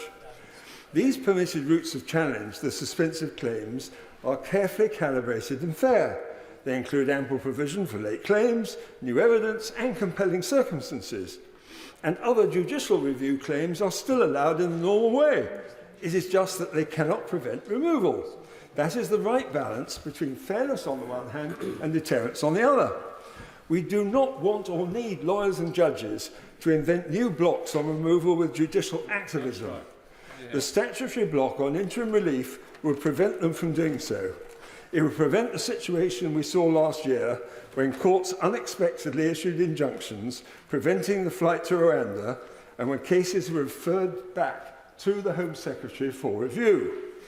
Multiple cases have made it clear that the power to grant injunctions can properly be restricted by statute. We are not in the business of shutting down access to the courts. All we want is the regime of access to the courts, as provided in this bill, to be properly and securely bounded. The government has already made this clear in their legislative scheme. We just want to make sure that the decision is secure and effective in legal terms. The Human Rights Act was not intended, as I've said, to protect illegality, and in the specific context of the small boats problem, the bill, if amended, further following discussions with the government, can be improved to achieve its ultimate objectives in that national interest. It is important also to note that there is explicit case law from the most preeminent jurists that although there are many reasons why Parliament would take into account our obligations in international law when it legislates, the courts are not empowered to hold an Act of Parliament void on the grounds that it contravenes general principles of international law. As was made clear in the case of Mortensen versus Peters, nor may the court hold an act invalid because it conflicts with the treaty to which the UK is a party, as set out in the case of Cheney versus Conn. That is what makes it so vital to use express, clear and unambiguous wording in an Act of Parliament as intended by the amendments and by reference back to what I said earlier on the question of the construction and interpretation of provisions. These words, notwithstanding, were also included in the Withdrawal Agreement Act 2020 to guarantee the sovereignty of the United Kingdom. I would also refer to the magisterial words of the great Lord Bingham, Chapter 12 of the Rule of Law, that, and I shall quote it, "The principle of parliamentary sovereignty has been recognised as fundamental in this country, not because judges invented it, but because it has for centuries been accepted by such judges and others officially concerned in the operation of our constitutional system. The judges did not by themselves establish the principle and cannot by themselves change it." He quoted and endorsed the celebrated Australian constitutional authority Geoffrey Goldsworthy, who is preeminent in this field in his book, The Sovereignty of Parliament, Chapter 10. We must stop people making these hazardous and lethal journeys in small boats. We must stop the criminality. We must stop illegal migration and the cost of this and the impact on our local and national resources.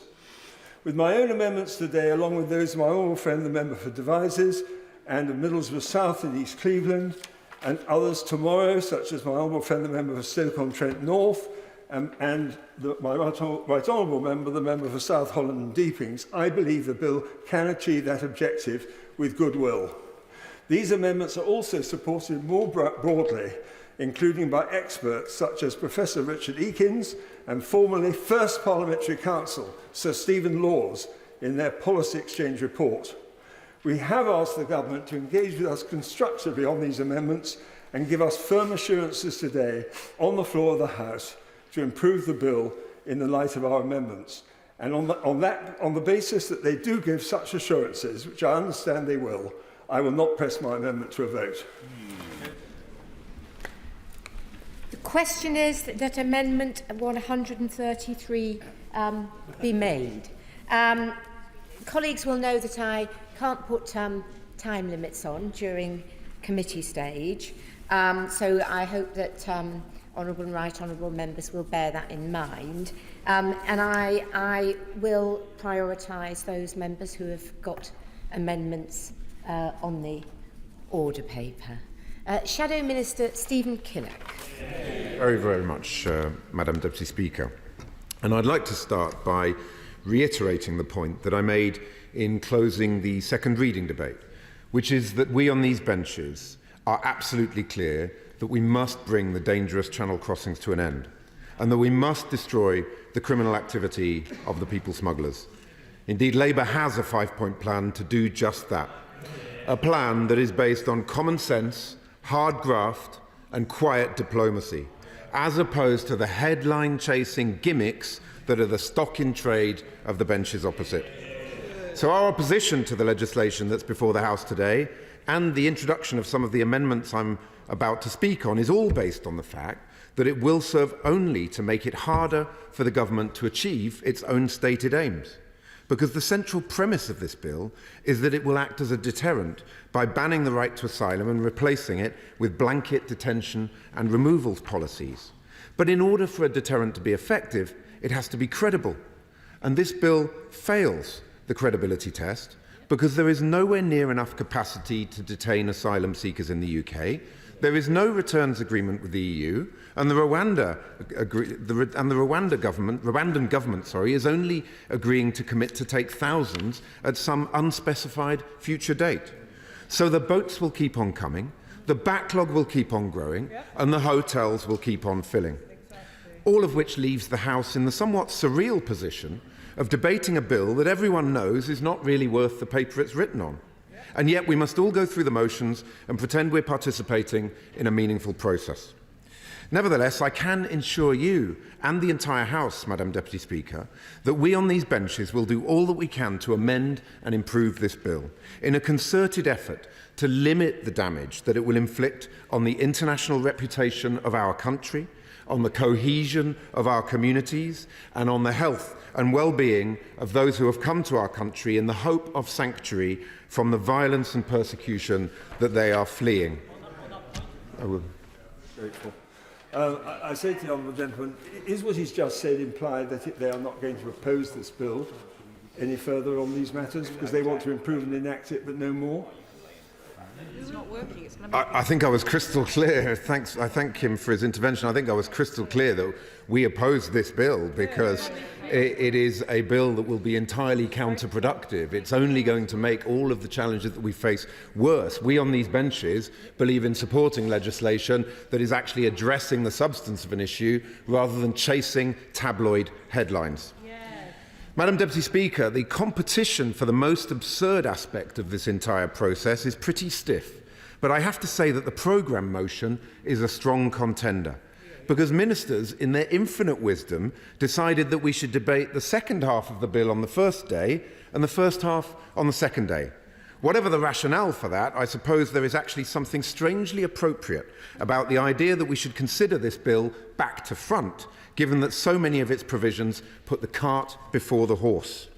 The other point that I wanted to make at the outset is that the refusal of the Home Office to publish a full set of impact assessments ahead of second reading, and they still haven't been published, Madam Deputy Speaker, is completely unacceptable. Surely, as a matter of basic respect for this House and for our constituents, members should be entitled to expect to be given the opportunity to have an informed debate based on comprehensive assessments of the impact of the government that the government expects its proposals to have. Madam Deputy Speaker, the fact is the government's entire handling of this shambles of a bill has been utterly chaotic, while the statements of ministers have generally been incoherent, inconsistent or simply incomprehensible. I spoke earlier in my point of order about the government conjuring up statistics to suit their needs, which have now been rubbished by the statistics watchdog. But we are where we are. And on that basis, I will move on to consider some of the substantive issues that we are here to consider. Madam Deputy Speaker, it's with regret that, given the time available, I will have to limit my remarks to our own frontbench amendments tabled on behalf of the opposition. I begin with our new Clause 25, which sets out how Labour would approach these matters if we were in government in order to deliver meaningful progress on a range of issues, from border security to authorised safe routes, as part of a comprehensive strategy to stop the crossings and keep people safe, in line with our international commitments. In particular, new Clause 25 calls for a multifaceted, overarching strategy for securing the agreements with international partners, which our country urgently needs. A strategy for agreements with international partners, and we're signing more all the time. New deal with the French, new deal with the Albanians. We've had 480,000 asylum places here granted since 2015. How many hundreds of thousands of more people would he want coming to the country? Thank him for his intervention. It may have escaped his notice that when the botched Brexit negotiations took place, we left the Dublin Convention. The Dublin Convention is crucial for returns, so we have to find a deal that replaces that. And that is actually about protecting our borders, because it's about returning people when their asylum claims are not successful. Now, a strategy for securing Britain's borders must begin with a clear and honest recognition that we cannot solve these problems unilaterally. This is a collective international issue that requires a collective international solution. So closer cooperation with our nearest friends and neighbours has to be our starting point and our #1 priority. That means urgent action, I will in a second, that means urgent action which will be taken forward from day one of a Labour government to negotiate a returns agreement with the EU to replace our previous participation in the Dublin system. But that's just the start. We also need to restore access for our law enforcement agencies to the treasure trove of information, from biometrics to travel history, that Eurodac and other databases provide in support of efforts to ensure that the removal of asylum seekers from the UK to safe EU countries is actually possible. I will give way. Giving way. Just out of interest, I would like to know whether the Labour Party, it talks about safe and legal routes. Would the Labour Party support a cap in terms of the numbers coming through those routes? And if so, how would it prioritise refugees, bearing in mind that there's hundreds of millions of people across the world who would like to move here and could conceivably get refugee status? I thank him for his intervention. Yes, we do support a capped scheme for safe and legal routes. It has to be based on prioritisation according to, for example, high grant rate countries and to family reunion. So the honourable gentleman's intervention is all very well, but the reality is the benches opposite have completely burned every relationship with our partners and allies across in continental Europe, and as a result of that we have left the Dublin Convention, and there's a direct connection between the massive surge in numbers coming on small boats and the government's botched Brexit negotiations. Now, it also means establishing formal working arrangements to put the UK at the heart of international efforts to crack down on our real enemies here, the people smugglers, by relentlessly hunting them down and ensuring that they are brought to justice. The Labour Party has set out a more targeted approach than the government is currently undertaking by recruiting a cross-border specialist unit in the National Crime Agency to go after the criminal gangs upstream, working with French experts and Europol. And finally, it means working closely with our European friends and allies to develop new, safe and authorised routes from EU countries to the UK for those who are most in need of our help. I thank the honourable gentleman for giving way. He's talked about safe and legal routes and making more available, and suggested that he would be supportive of a cap. At what level would he support such a cap? And what would he do to manage those people who continue to arrive once that cap was exceeded? I don't know how many negotiations the honourable lady has been in, but you generally don't go into a negotiation by putting all of your cards face up on the table.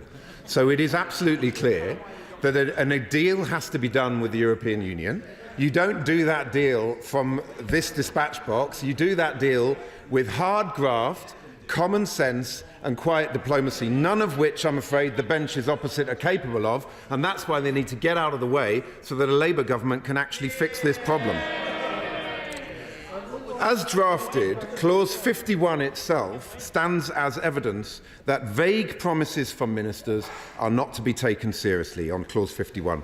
I find it particularly telling that in drafting this clause, the government wasn't even able to come up with a definition of what a safe and legal route is, or how it should work. Neither do they appear to have any idea who such routes should apply to, when these measures might be introduced, how many people would be included or exempted from the cap, and who, other than local authorities, the government may choose to consult with. In a moment. The opposition's amendments seek to address these challenges. At second reading, Madam Deputy Speaker, I said that under this government, ministers had done little more than pay lip service to the principle of authorised safe routes for refugees and others in protection. I stand by that assessment, and I will explain why in a moment, but I will give way. Does the Shadow Minister agree when it comes to obligations and honouring our statement that we have made? I think we have an obligation to those from Afghanistan who served alongside the British soldiers and who are in the system and are yet to be processed. Is it the Shadow Minister's intention in his information he puts forward today, that he will ensure that those people who have come from Afghanistan, who are stuck in Pakistan, stuck in Syria, will get in here as asylum seekers as very much as what they are. I thank the honourable member for his intervention. He's absolutely right that the performance on the Afghan citizens resettlement scheme has been abject. 22 Afghans under ACRS, under Pathway 2, have come over in the last year. They're being told that they can only come once they've got accommodation. They're being treated with a total lack of respect, when these are people that we owe a debt of honour and gratitude to. So the honourable gentleman is absolutely right on that point. Exploited by gangs. I'm very grateful to my honourable friend. Will he agree with me that the motion, the opposition amendment that he refers to, gives the lie to the argument put forward by the Prime Minister, the Home Secretary and more recently the Honourable Member for Stone, that on these benches we support open borders in all circumstances? Yeah. It's one of the many myths that they peddle. And my right honourable friend is absolutely right. These are myths that need to be debunked. It is absolutely clear that the small boat crossings have to be stopped. But the key point is that this bill will not achieve that objective. And our new Clause 25 seeks to actually put some flesh on the bones of something that might work, rather than chasing headlines and government by gimmick. I will give way. Well, I'm grateful to the honourable for giving way. And he really has to give up on this ridiculous argument that this government has not taken safe and legal routes seriously. As my honourable friend said, since 2015, almost 500,000 humanitarian visas have been issued. And in Europe, we are second only to Sweden for resettlement. In the world, we are fourth only to Canada, the United States and others for UNHCR-sponsored humanitarian schemes. And 45,000 people have come across on family reunion visas. We need no lectures on playing our part as a generous and compassionate country. No idea. Well, of course, the Ukraine scheme, the BNO scheme, the Afghan scheme, when it used to work, are very welcome. There's no debate about that. But I don't know why the honourable gentleman keeps making this point. That is not the point of this debate today. The point of this debate today is how to address the challenge that we currently face. And as many honourable members have pointed out, there are many people fleeing war and persecution in the world for whom this government has utterly failed to offer those safe and legal routes. As a result, they are coming on unauthorised routes. It is a simple fact of life. And the other point, of course, is we are looking at a government that has allowed the backlog to get completely out of control. So the idea that they're making life better and easier for people fleeing war and persecution in our country is for the birds. I will make a bit more progress now. Thank you. I first also wanted to mention some areas where members on both sides of this House are broadly in agreement, not least because that's quite a short list, Madam Deputy Speaker. The opposition supports the principle of Parliament having a say each year on the quota or cap for safe and legal routes, as envisaged by Clause 51. Every country has a responsibility to do its bit to help those fleeing persecution and conflict alongside other countries. However, we also believe that the government's policy on safe routes cannot begin and end with caps alone. This bill presents us with a rare opportunity to have a serious debate about how best to live up to our international commitments to offer protection to those most in need, especially those fleeing persecution and war. The fact that there are so many detailed, well-thought-through proposals put forward by honourable members in amendments and new clauses speaks to the depth of cross-party support for making safe routes work and providing genuine alternatives to dangerous crossings.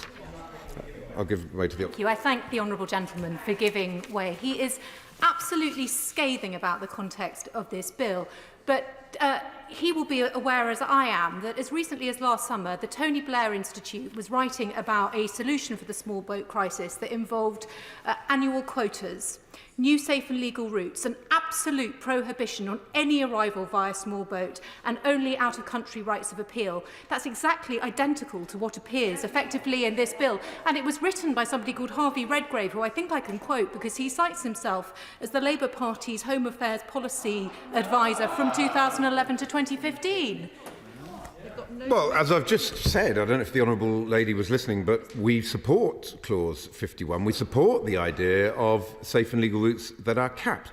But what she needs to understand is that when you're looking at people who are escaping war and conflict, the idea that being detained in a deterrent centre that doesn't exist, or being removed to other countries when there are no removal agreements in place, that is not a deterrent. For a deterrent to be effective, it has to be credible. This bill has zero credibility because it's impossible to operationalise, and that's the key point that she seems to fail to understand. Now, we've seen, I'm going to make some progress. Now, we've seen a range of proposals put forward, including by my honourable friend, the member for Sheffield Hallam, who has a record of huge commitment to addressing these matters, the member for Orkney and Shetland, and the member for East Worthing and Shoreham, who have also a long history of working diligently on these issues.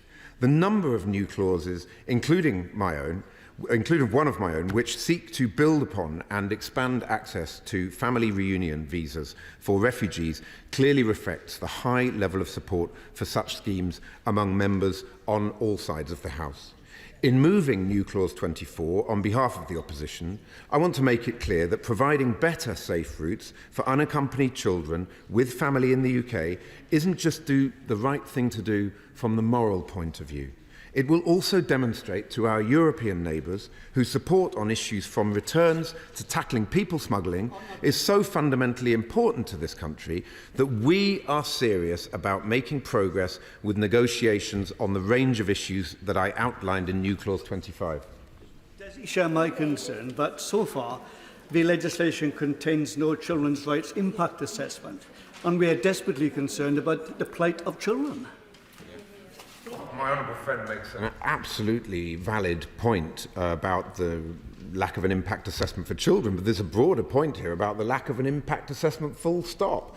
It is completely and utterly unacceptable that we in this House are debating a bill now which has had no impact assessment published in advance, and I think it shows a sort of disrespect to the House which really does need to be put on the record.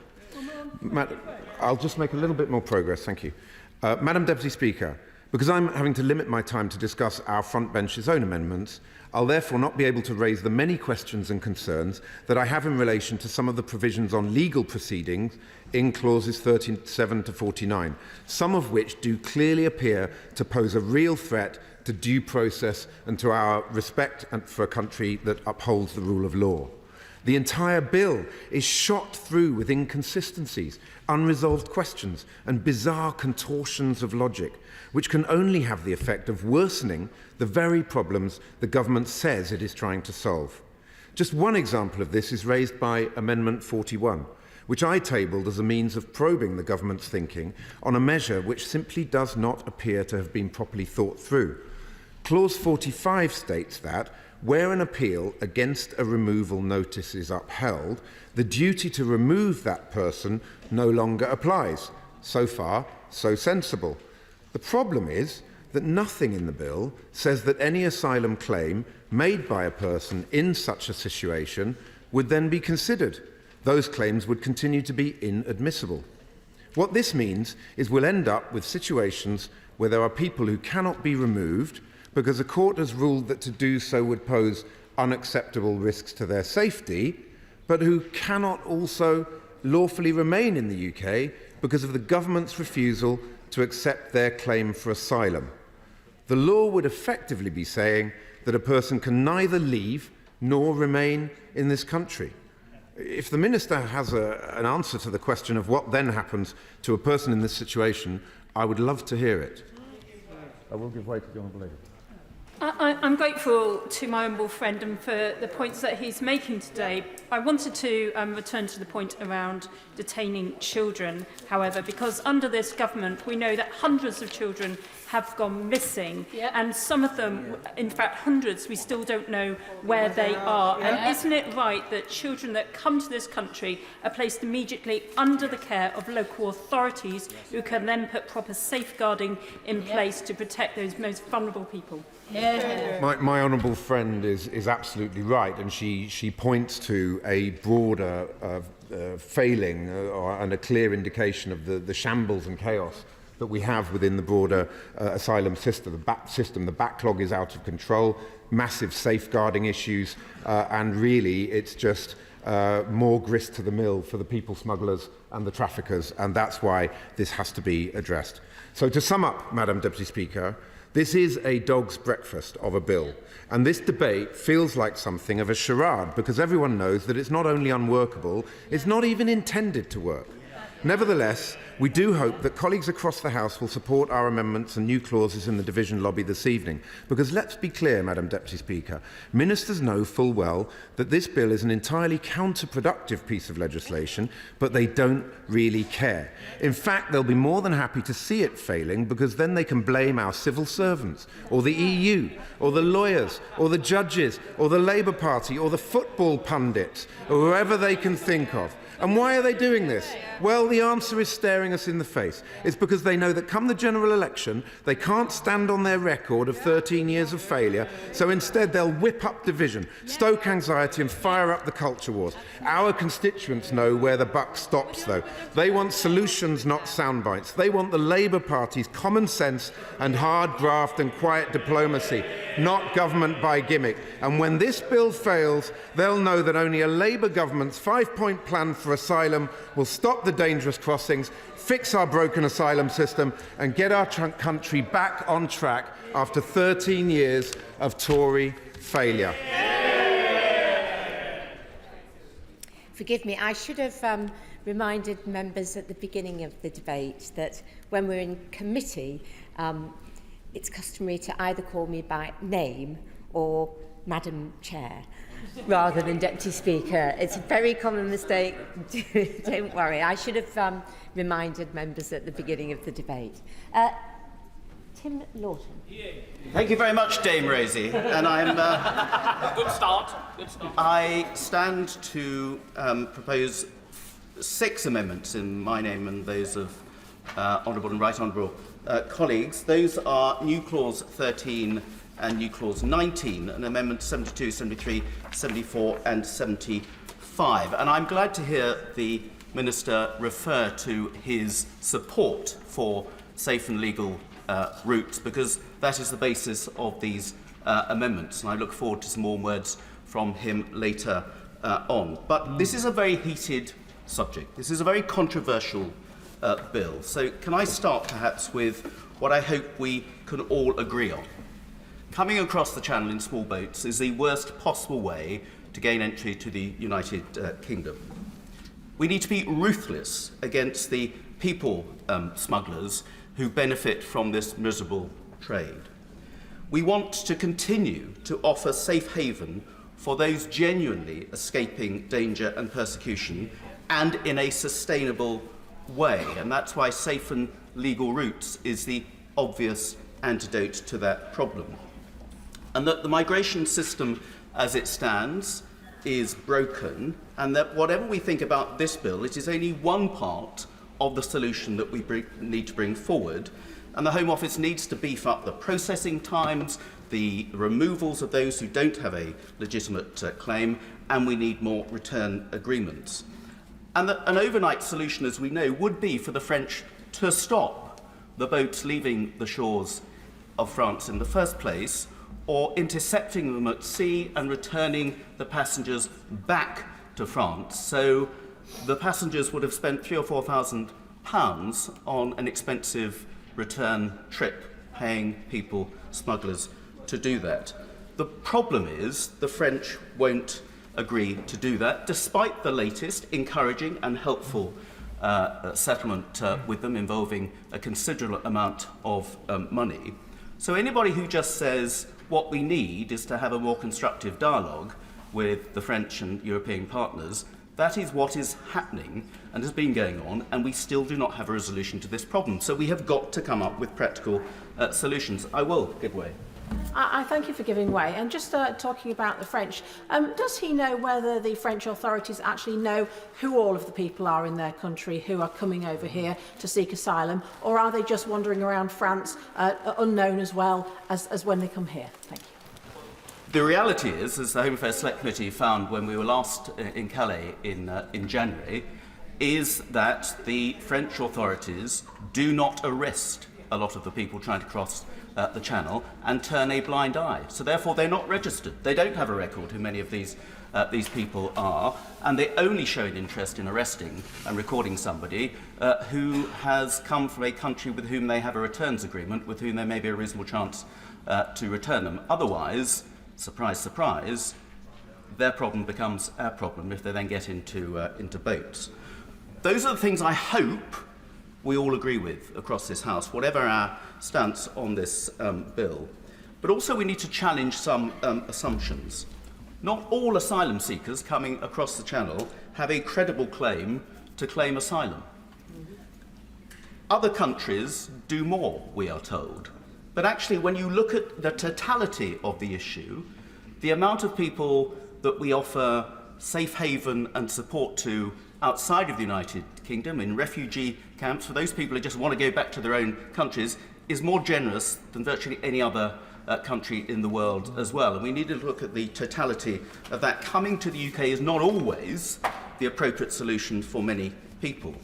And the resettlement schemes, which we have very generously operated already, particularly with regard to Ukraine and Hong Kong passport holders, is potentially huge. In the case of Hong Kong, it could be up to 2.9 million people. And there's also the criticism we've heard from the French about that we are too generous. They describe us as El Dorado, which is why so many refugees apparently want to come across to the UK. But the other reality is that even if we wanted to, we cannot take an unlimited number. The fact that almost 10,000 Afghan refugees legally brought here after the airlift from Kabul in the summer before last, over 18 months ago, are still in hotels, pays testament to the fact that we have an accommodation problem. And so whatever we come up with, we need a system that is disciplined and orderly and sustainable, so we can make sure people are processed quickly and put in the appropriate accommodation. Because frankly, hotels for young children for a sustained amount of time like that, be it with their families, let alone on their own, is just not the most appropriate place for them to be. I will give way to the honourable gentleman. Can I ask the gentleman whether or not it's appropriate in his view that former RAF camps are now being used and plan to be used for migrants? Well, none of this is ideal. But when people arrive in their hundreds or on one day last summer in the 1,000 and all of a sudden become the responsibility of the United Kingdom government, there is a practical limitation on what accommodation is available physically to house them, which is why our hotels are being taken over and are full, which is why various military bases have been used with mixed success, and why the government is having to look at other solutions. But we have a serious problem for accommodating our own constituents, as we all know from the shortage of local authority accommodation, and we just have to be realistic in terms of how we can properly look after people coming across the Channel. I'll give way once more to my right honourable friend. Grateful to the honourable gentleman for giving way, and it's not just illegal migration. The population of this country is growing in net terms as a direct result of illegal and legal migration by something like 250,000 a year. That cannot, in the end, be sustained for long. Over 10 years, it is 2.5 million people, the size of many significant cities. That can't go on, because the housing situation for all of those people is an insuperable challenge. Well, I think I made the point that whatever migration system we run needs to be effective, efficient and sustainable. But at the same time, we need people to fill job vacancies in this country as well. And many of the people who have come here are self-sustaining. I've had a meeting this afternoon with about 60 Hong Kong British overseas passport holders who've come here in flight from Hong Kong, who are making a good go at starting a second life in this country. But however we think we should operate migrant numbers, the numbers are not the important thing. It's being able to look after people safely and sustainably for all of our community that is the major consideration. And there's one other thing I want to mention. The other truth that is put about that we need to challenge is that the ECHR is everything. If you look at the record of the judgments issued under the ECHR by the European Court in the last 10 years, 47% of them, 47%, almost half, have not been complied with. In certain countries, that figure, for example, in Spain, 61% of judgments against Spain from the ECHR have not been complied with. Italy, 58%. Germany, 37%. And in many cases, and particularly France, which is a little bit lower, they are mostly for non-compliance with immigration laws. So let's not try and kid ourselves that the measures in this bill are some way completely absurd and out of court with what other countries have been doing. So, having said all that, Dame Rosie, doing nothing is not an option. It allows people smugglers to continue the human misery, it's condoning bogus asylum seekers, and it's allowing those bogus asylum seekers to bump the queue for the genuine asylum seekers to whom we do have a duty of care that the vast majority of people in this country want to see carried out. So we need to get the balance right on continuing our generous tradition of allowing safe haven for genuine asylum seekers escaping danger, with much more robust action to clamp down on those who have no legitimate claim to be resident in the UK and who are gaming our system, taking advantage of the UK taxpayers' generosity, and worst of all, queue-jumping those genuine asylum seekers who need help. And that is where safe and legal routes comes in. So the main amendment I'm putting forward today, and I will be prepared to move to a vote unless I have some substantial reassurances from the government, because this is nothing new, this is not rocket science, and it's actually something that the Prime Minister quite rightly has committed to in principle, and that is new clause 13. Now that is the basis of the Safe and Legal Routes amendment. It makes a requirement on the face of the bill that there will be safe and legal routes as part of this legislation going through. So there must be, in the regulations, referred to on the face of the bill, specific safe and legal routes by which asylum seekers can enter the United Kingdom in an orderly and sustainable way. And the routes specified must include any country-specific schemes, which we have already. Specifically, we have Afghanistan, we have Syria, we have Ukraine, and we have Hong Kong. But we need additional ones. So additionality is key to this, because as the bill stands, the government could just say, well, we've got those safe and legal routes, we can just tinker with those. But to take the example of the 16-year-old orphan boy from East Africa, who is not from Ukraine, who is not from Afghanistan, who is not from Syria, and is not from Hong Kong, who has a single relative legally settled in the United Kingdom, there are precious few opportunities for him to be able to come to the UK in a safe and legal route. And it's to those examples I think we need to offer an opportunity, capped with numbers, capped with all sorts of considerations, but we need to offer a realistic opportunity that they may be able to get safe and safe haven in the United Kingdom. I'll give way to the Honourable Lady from Walthamstow. Thank you, gentleman, for giving way. I support very much what he said. Indeed, I support in this bill the need for amendments, probing or otherwise, to clarify what a safe and legal route is and how they will operate, because that seems to be at the heart of whether this legislation could actually achieve anything that it claims to set out. Does he therefore agree with me that what we need is clarity, because this bill does set out where it considers to be safe from, by definition everywhere not listed in section 88A, is unsafe, and therefore we need clarity as to what would be a safe and legal route from those locations not listed in section 80AA. Otherwise, we end up with safe or unsafe being ill-defined, and that doesn't help anybody in legislative terms.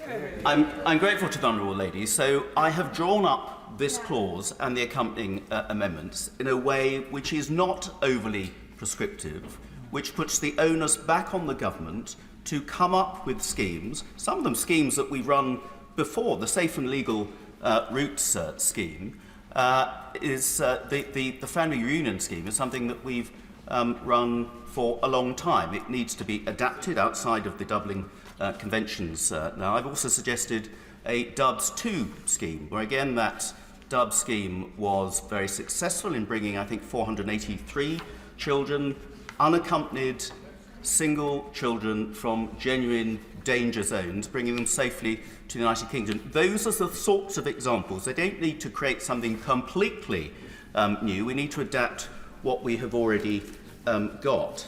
So that's why additionality is key. These need to be routes which people from outside of the 4 existing resettlement schemes, I will in a minute, or asylum schemes, can come here. They must set out those routes for both adults and children, who I think most of us would agree need to be dealt with slightly differently, and the means by which those people can access those routes. It may be from the countries they're fleeing themselves, it may be from refugee camps and schemes that we've had before jointly with the UNHCR, and I think that was what has been mooted in the newspaper. It didn't come from me, about 20,000 people being able to come here through agreement with the UNHCR. That is another possibility. It may be through using reception centres that we have in other countries, including in France, where a limited number could possibly apply, subject to a cap. Again, that is all down to the government to decide. I don't want to be overly prescriptive. I'll give way to my honourable friend, the Isle of Wight. I thank my honourable friend for giving way, and as ever, he makes an incredibly interesting and important contribution. There have been, in the last decade, 10 safe and legal routes, 6 of which are country-specific, 4 of which are general. The 6, Syria is now shut, 2 for Afghans, 2 for Ukraine, 1 for Hong Kong, and there are 4 non-specific safe and legal routes. He is, if I understand correctly, then arguing for a 5th safe and legal route. Can he explain how that 5th safe and non-legal route would delineate and be different from the current 4, legal, not non-legal. Can he delineate how that 5th safe and legal route would be different from the other 4 safe and legal routes that we already have? Thank you. Well, those 4 existing routes are country-specific for certain emergency situations which arose for obvious reasons in Ukraine, Syria, Afghanistan, and a rather prolonged emergency situation we're seeing unravel in Hong Kong.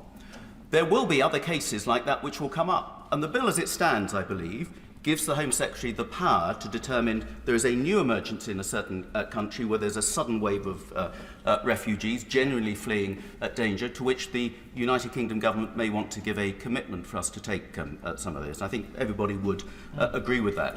But in between that country-specific scheme and the 4 existing country-specific scheme, the numbers able to come here are minimal, and actually if you look at the 500, just under 500,000 who've come here since 2015, almost 400,000 of those are accounted for by those from Hong Kong and from Ukraine alone.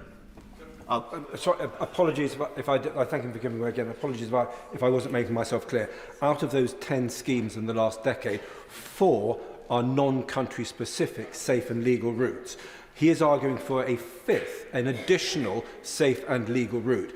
And whilst I'm not arguing against his case, I'm asking how his 5th safe and legal generalised route would be different from the other 4 that we currently have, which are non-country specific, because we've also got 6 country specific schemes, one of which Syria has been shut.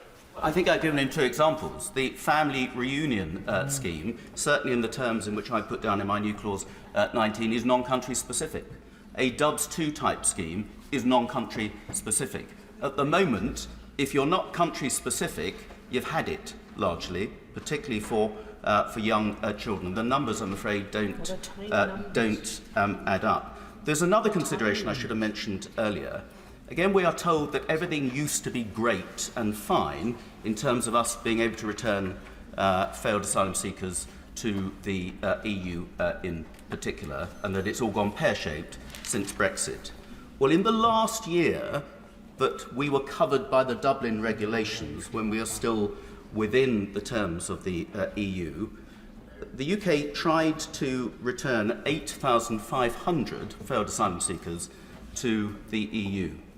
Of those, 105 were admitted. So it didn't work before. So this is a long-standing problem, which we haven't had any help, frankly, from our EU partners in solving in the past, which is why we need to take more proactive and robust action now, which is why this bill, controversial though it is so necessary. I did say that will be the last time. The Honourable Lady, the very last time, and then I will finish with my comments. I thank my honourable friend for giving way. He's making a powerful argument for additional safe and legal routes, but the bill today is designed to try and prevent illegal migration. Whilst I understand that those few people who are affected by his new safe and legal route may be deterred from illegal migration by the fact that they are part of that scheme, there will still be many, many other people who are not. So how will creating a few more safe and legal options for a small number of people prevent people coming across the channel who are not affected by those schemes? We are not going to eradicate people coming in boats across the channel totally, unless the French will agree to intercept and return. But we can limit it to those people who do not stand a credible chance of claiming asylum in the United Kingdom. And one of the problems in the courts at the moment with the many failed asylum claims which then go through appeal process is there was no other way of getting here rather than on a boat. If this safe and legal route amendment and everything with it goes through, that will not be an excuse, because anybody could have applied through a safe and legal route, and if you were turned down and then turned to a boat, that is not a defence. Will my honourable friend indulge me? I'd be very indulgent, but I know many other people want to speak. Go on. I'm very grateful, and my honourable friend makes the most important point in this debate, that judges and tribunal chairs are looking for factual reasons upon which to refuse applications. Well, I can't think of a better one than the availability of, in a controlled way, more safe and legal routes. At the moment, without further action and without concurrent action from the government in passing this legislation and creating safe and legal routes, we are, I'm afraid, opening ourselves up to the risk of more people making those claims and not being able to control the situation in the way that we all want. Well, I'm grateful with the huge legal expertise and experience in his former roles of my right honourable friend there. That is the point. We need to isolate the bogus asylum seekers who are paying the people smugglers. And you do that by making it clear that we are open to genuine cases of people fleeing danger. There is a legitimate and practical and usable route for them, and if they don't qualify for that, don't try to get in a boat, because you stand no chance of having your claims upheld if you make it across. I'm just trying to achieve a balance. So if you want to have this bill go through, then we need to have safe and legal routes in it to make it a properly balanced bill. If you don't like this bill, but you want safe and legal routes, you need to support this bill to get those safe and legal routes. This is mutually beneficial to all of those on either side of this argument on this bill. May I quickly, Dame Rosie, finish off with the rest of my amendments? New clause 19 outlines how a refugee family reunion scheme will work. It's a wide definition of close family members, and including people who are adopted and everything. Again, this is nothing new, but it's a generous scheme which I think would do what it says on the tin. My other 4 amendments are Amendment 74, which I think is a really important consideration. The government has said that it wants the legislation to go through to be able to clamp down on the small boats. I have no problem with that, although there are some things in here which are not quite as moderate that I would like. I think this bill is necessary to go through, so I'm trying to improve this bill. But the government has said it will then consult on safe and legal routes, and we need to consult on safe and legal routes. The local authorities and others will be bearing the brunt of how we accommodate many of these candidates, and then they'll come up with some safe and legal routes. That isn't good enough. The two sides of this bill must be contemporaneous. Yes. We must not be able to bring in these tough measures until those safe and legal routes are operational, so people can have the option to go down that safe and legal route rather than rely on the people smugglers. The government will say, well, we need to consult.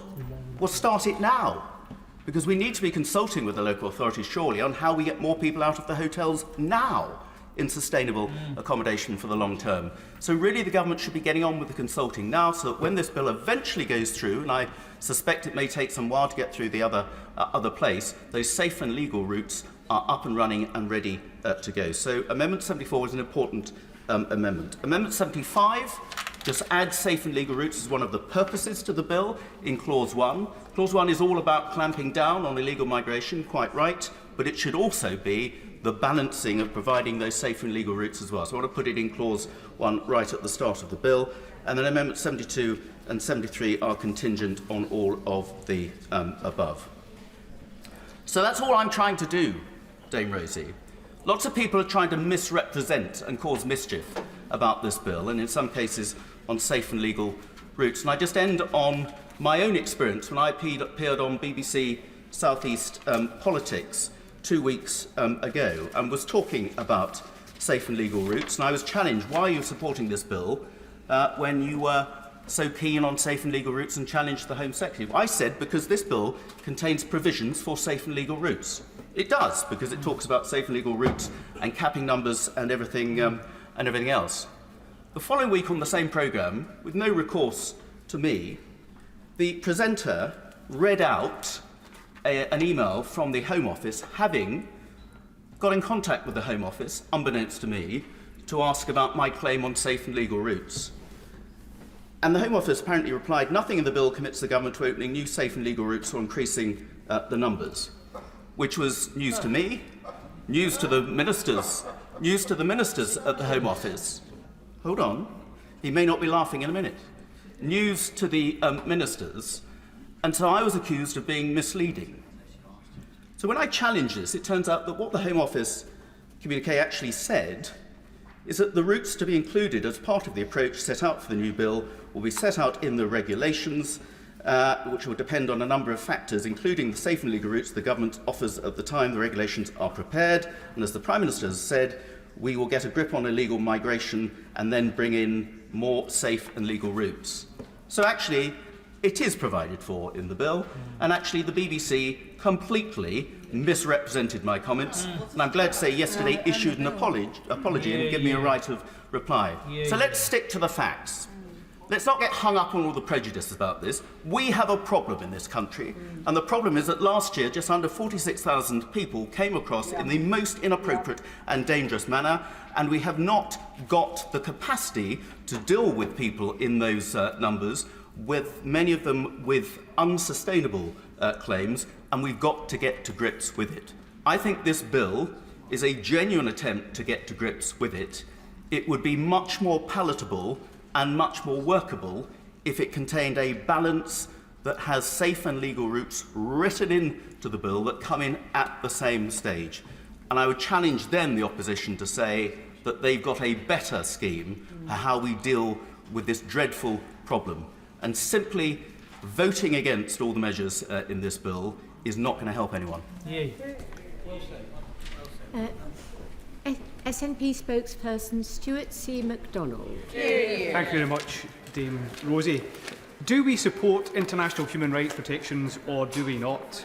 Are we steadfast in our adherence to the European Convention on Human Rights, the Refugee Convention and other international treaties that we have signed up to, or are we not? To me, it's extraordinary that these simple questions are even apparently subject to debate.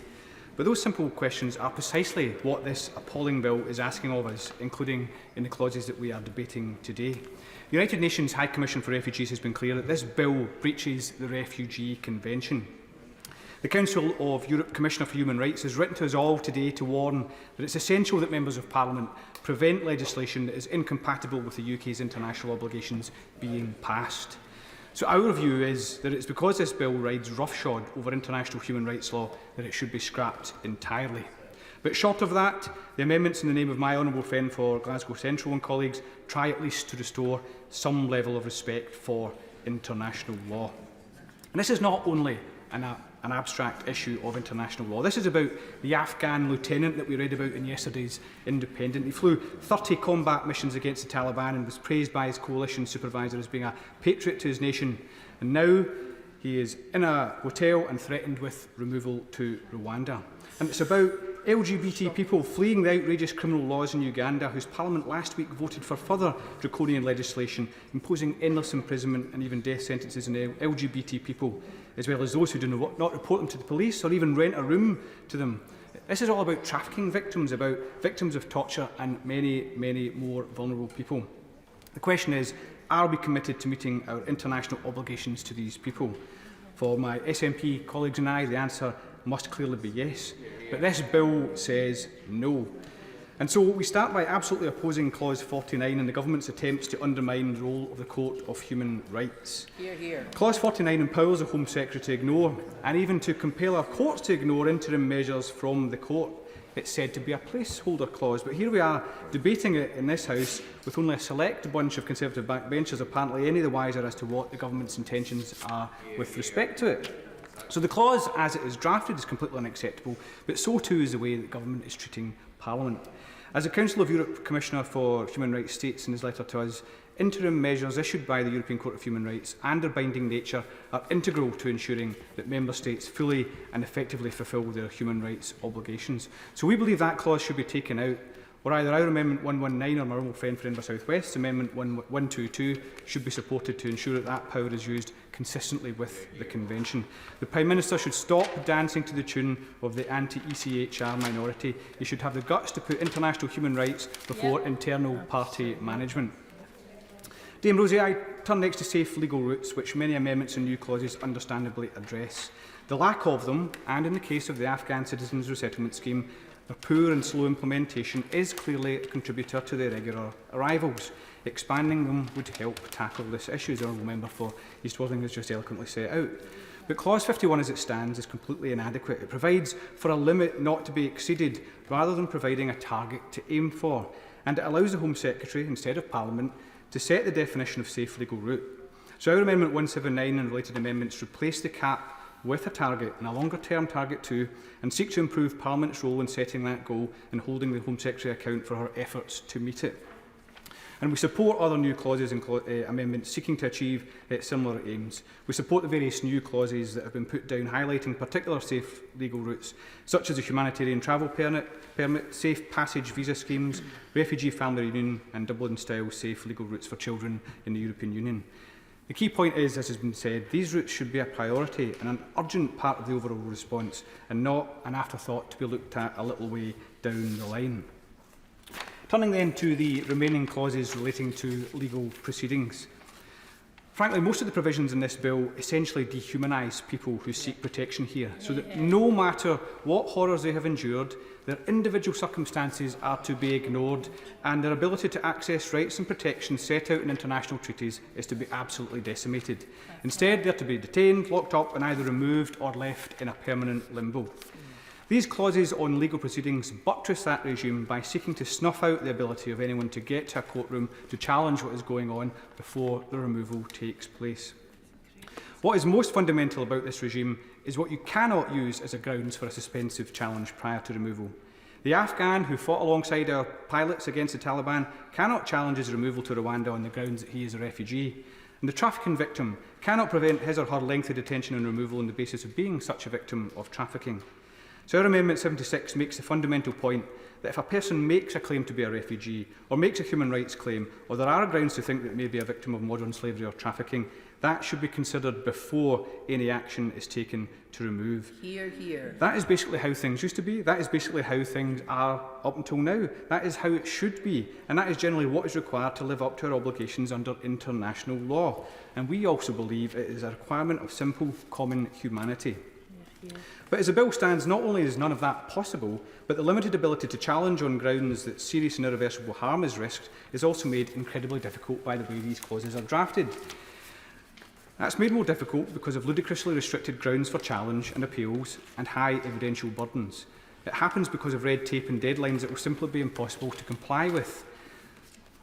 These challenges are provided because there are more ouster clauses and restricted appeal rights, and this happens because it gives the Secretary of State in this bill significant and unwarranted control over these processes. In short, access to justice and the rule of law are being absolutely pulverised, and various other amendments are designed to pick away at that and restore these appeal rights. So why has the government decided on real risk of serious and irreversible harm as a test for suspensive claims? Yes, I acknowledge that that is the backstop test for interim measures under the European Convention of Human Rights, but it's a high and an unusually difficult test, and obviously risks the removal of people in circumstances where significant harm will occur to them. Why, in particular, is the Secretary of State left to define the concept rather than Parliament, including the ability to lower the standard if she is unhappy with how courts are interpreting it? Dame Rosie, we are particularly concerned with Clause 40, Subclause 5, and the requirements to make valid suspensive claims, and I'd be grateful if the Minister could clarify what the implications of a claim not meeting those requirements are. Often, if an application isn't in the prescribed form, it means the Home Secretary simply doesn't look at the claim at all, and that means there won't even be a refusal that can be appealed. So I'm asking the Minister, is that the case in these circumstances? Most concerningly, listed alongside the necessity to be in the prescribed form is a requirement for the application to contain compelling evidence. So again, I ask the Minister, does that mean if the Home Secretary simply decides that there is no compelling evidence, then it's as if no application has been made at all and therefore there is no right of appeal? Because if that's the case, that means the Secretary of State can simply close down any possibility of a challenge by deciding no application has been made at all. So I would genuinely appreciate clarity from the Minister on that point. He's taken a careful note. I notice he is listening very carefully indeed. Why is there a requirement of compelling evidence? More importantly, isn't that totally inconsistent with the test of real risk, the point of Amendment 83? The danger is that even a probability of serious and irreversible harm won't be enough because of the type of evidence that can realistically be provided in the ludicrously tight timescales provided for. On timeframes, we have various amendments to challenge the time periods that have been formally set down by the government. The notion that 8 days is enough time for an application is for the birds. As we know from the chaotic processes used during previous attempts to remove people to Rwanda, when many who were served notice barely understood what was happening to them. Language barriers, difficulties of access to solicitors and legal aid, the requirements of prescribed forms and demands for compelling evidence in the application means 8 days will never happen. These processes give rise to the risk even those who could, in theory, make a challenge will miss out unjustly.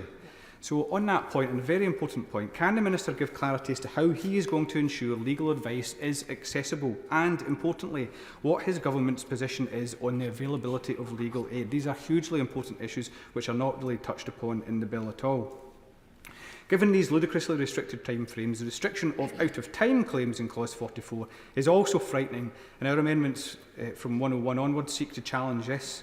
This time it's compelling evidence of a compelling reason for missing the 8-day deadline that is required. What on earth does that mean? Is inability to understand the notice, or language difficulties, or the impossibility of finding a solicitor sufficient? More importantly, is the government saying it's okay to remove somebody who is certainly going to face serious and irreversible harm just because they were a few hours late with the paperwork and didn't have a decent excuse for that? It makes absolutely no sense. The 7-day time frame for appeals to be lodged in Clause 47 is equally absurd for all of these reasons. Again, how will access to legal advice and legal aid be ensured? Who has the government consulted with in putting together this very challenging time framework? Why has the government chosen to bypass the first-tier tribunal?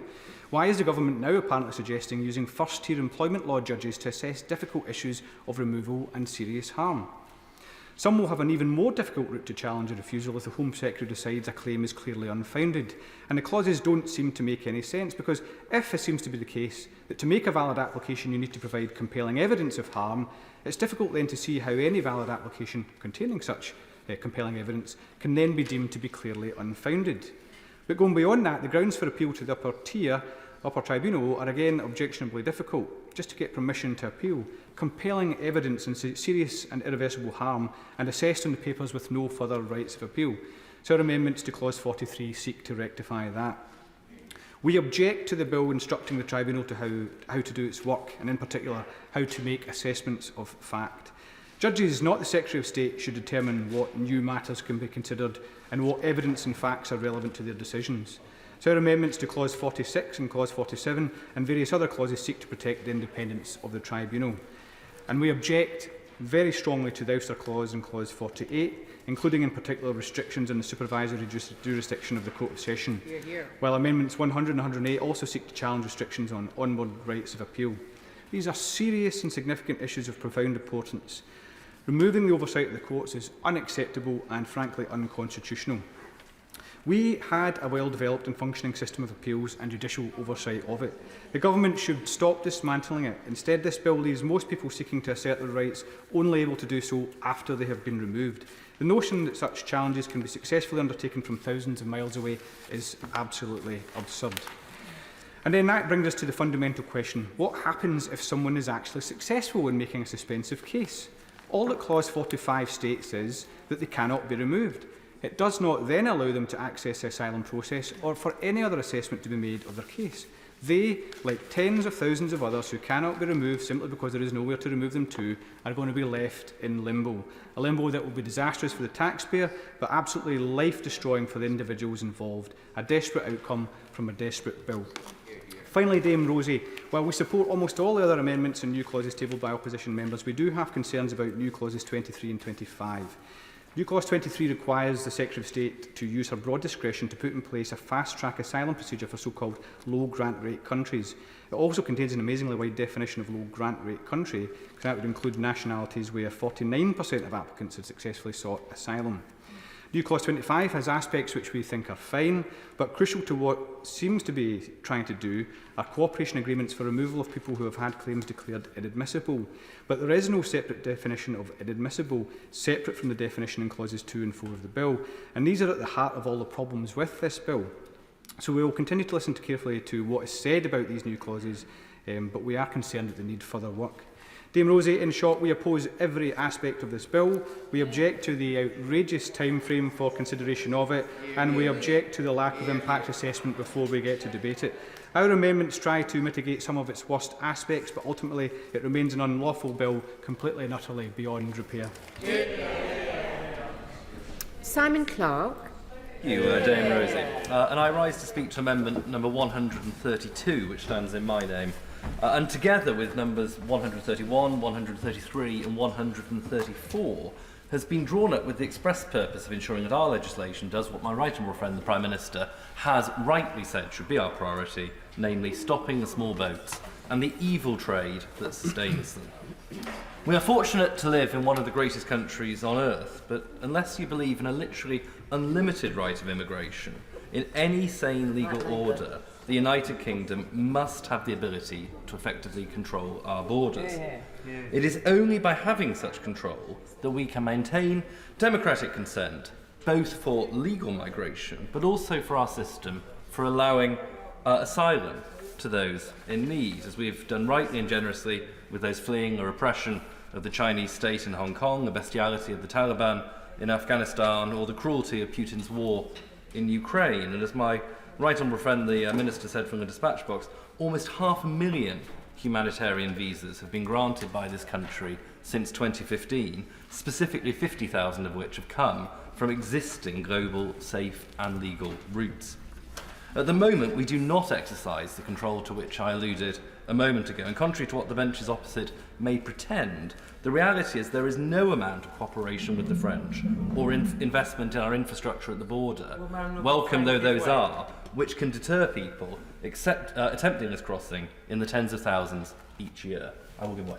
My honourable friend makes a fantastic point about this nation being hospitable and very generous, particularly over the last few years. But does he agree with the point raised by the honourable member for South Holland and the Deepins, that it's not just a problem with legal routes, and illegal immigration, but over time we've had more and more legal migration, and I'm afraid our population is now rising so quickly it is fundamentally undermining our ability to provide public services. Well, I thank my friend for his intervention. I certainly believe that it's vital that we will only have democratic consent for legal migration if it is clear that that happens at the behest of this House, with the consent of this House, and critically that we do not have an illegal immigration situation which is beyond this House in our ability to control it. Dame Rosie, I was going to say Madam Deputy Speaker. The reality is that if we are going to effectively deter the evil trade in people smuggling, then we need to tackle the incentives, which means making it crystal clear that coming here illegally will lead to your swift detention and removal. It is neither compassionate nor sustainable to allow what is currently an abuse of our immigration system to continue. And I can testify that, having sat in meeting after meeting with the Home Office as the Chief Secretary to the Treasury, the cost to the Exchequer of putting up millions of pounds each day to support hotels, to house asylum seekers, is not something which we should take lightly. That is in part why I've tabled my amendments today. Dame Rosie, bitter experience teaches us that Tony Blair's Human Rights Act will otherwise act to frustrate the will of Parliament. The government has, quite rightly therefore, drafted the bill to disapply Section 3 of the Act, but I believe other sections of the Act will be engaged too, and that these should also therefore be disapplied for the express purposes of this legislation. I say this not on my own authority, but on that of Professor Richard Eakins of Oxford University and Sir Stephen Laws, KC, the former First Parliamentary Counsel, as they argue in their February Policy Exchange paper, and I quote, "New legislation should expressly disapply the operative provisions of the 1998 Act, specifically Section 3, Interpretation of Legislation, Section 4, the Declaration of Incompatibility, Section 6, the Acts of Public Authorities, and Section 10, the power to take remedial action."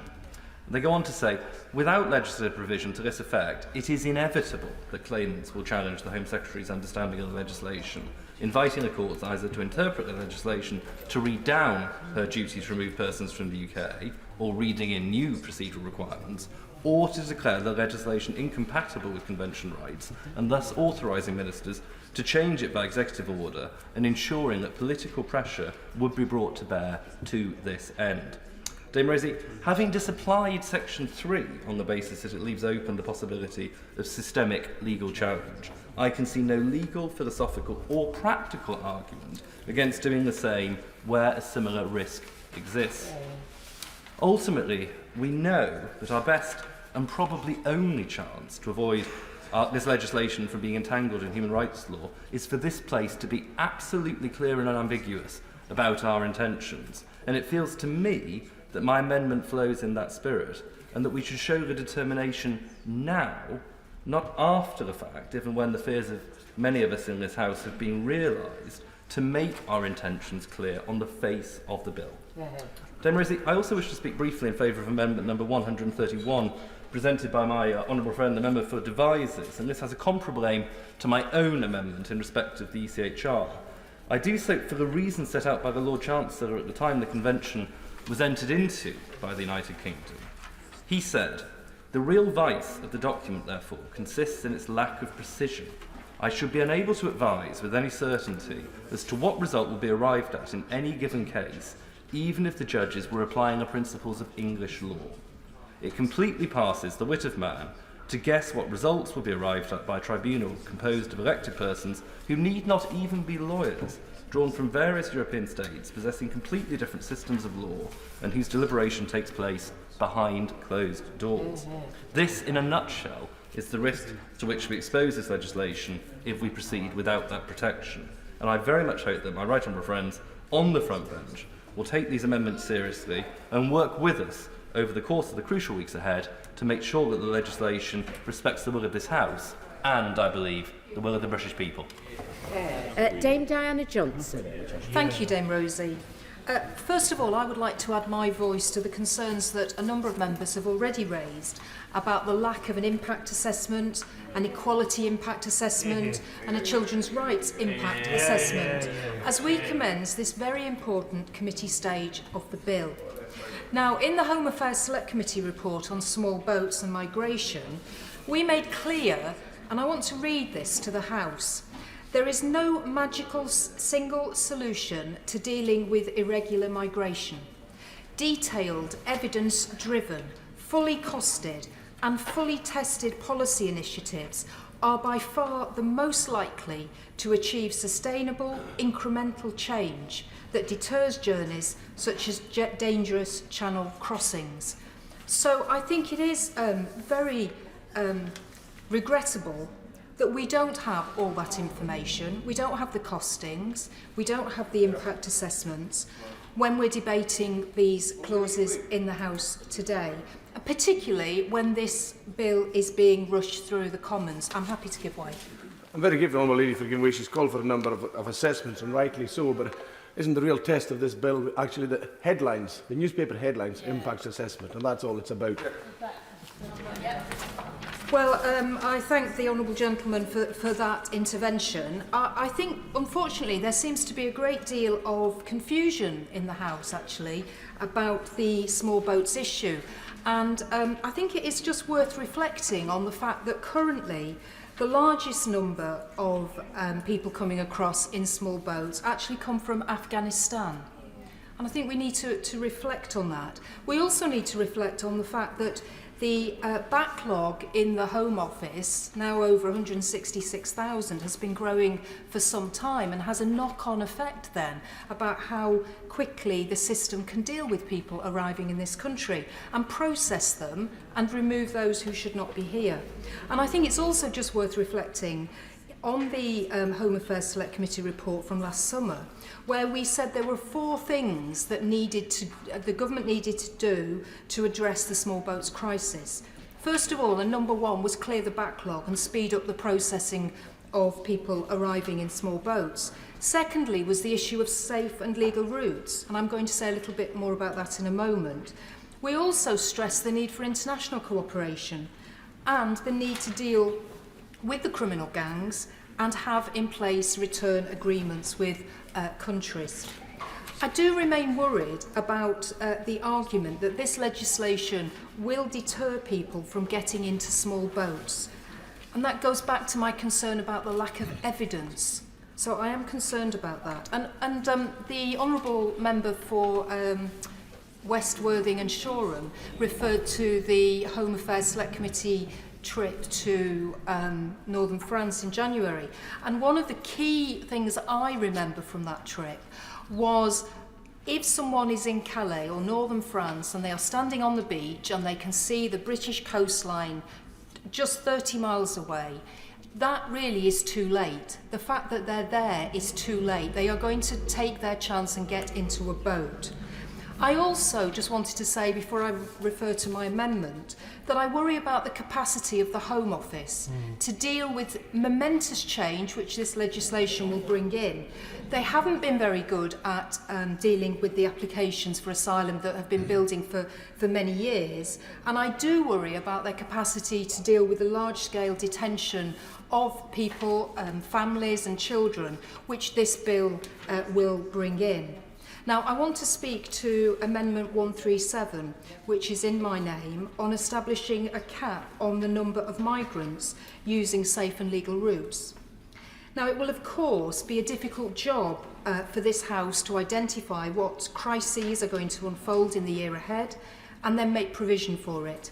In 2010, we could not have known the true extent of refugees from the first Libyan civil war or from South Sudan, or Syria in 2011, or Ukraine just 1 year ago.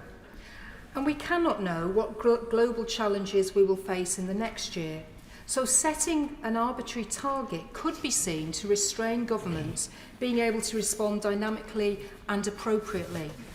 But more importantly, I want to look at exactly who will be included in the cap. And I just want to talk about children.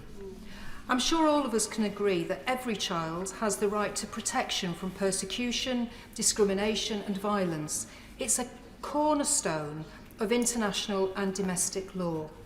And turning away a child fleeing a war zone or a genocide because of a cap decided months earlier in this House could undermine the key principles of the international child protection frameworks that we have signed up to, and includes our own 1989 Children's Act, which gives a very clear focus on our international obligations in domestic legislation. Now, I know the government say that this clause will allow the government to exceed the number set out in the cap each year if needs be, in which case it really isn't a cap, is it? It might be a target, but it's a target that may well have difficulty actually dealing with the reality of what's happening on the international front. I also think we should reflect on and acknowledge the willingness of the British people to step up to the plate when crises appear, as thousands did this year to take in displaced Ukrainians, and the wholesale support for unaccompanied children being given shelter here when we debated the Dubs Amendment a few years ago.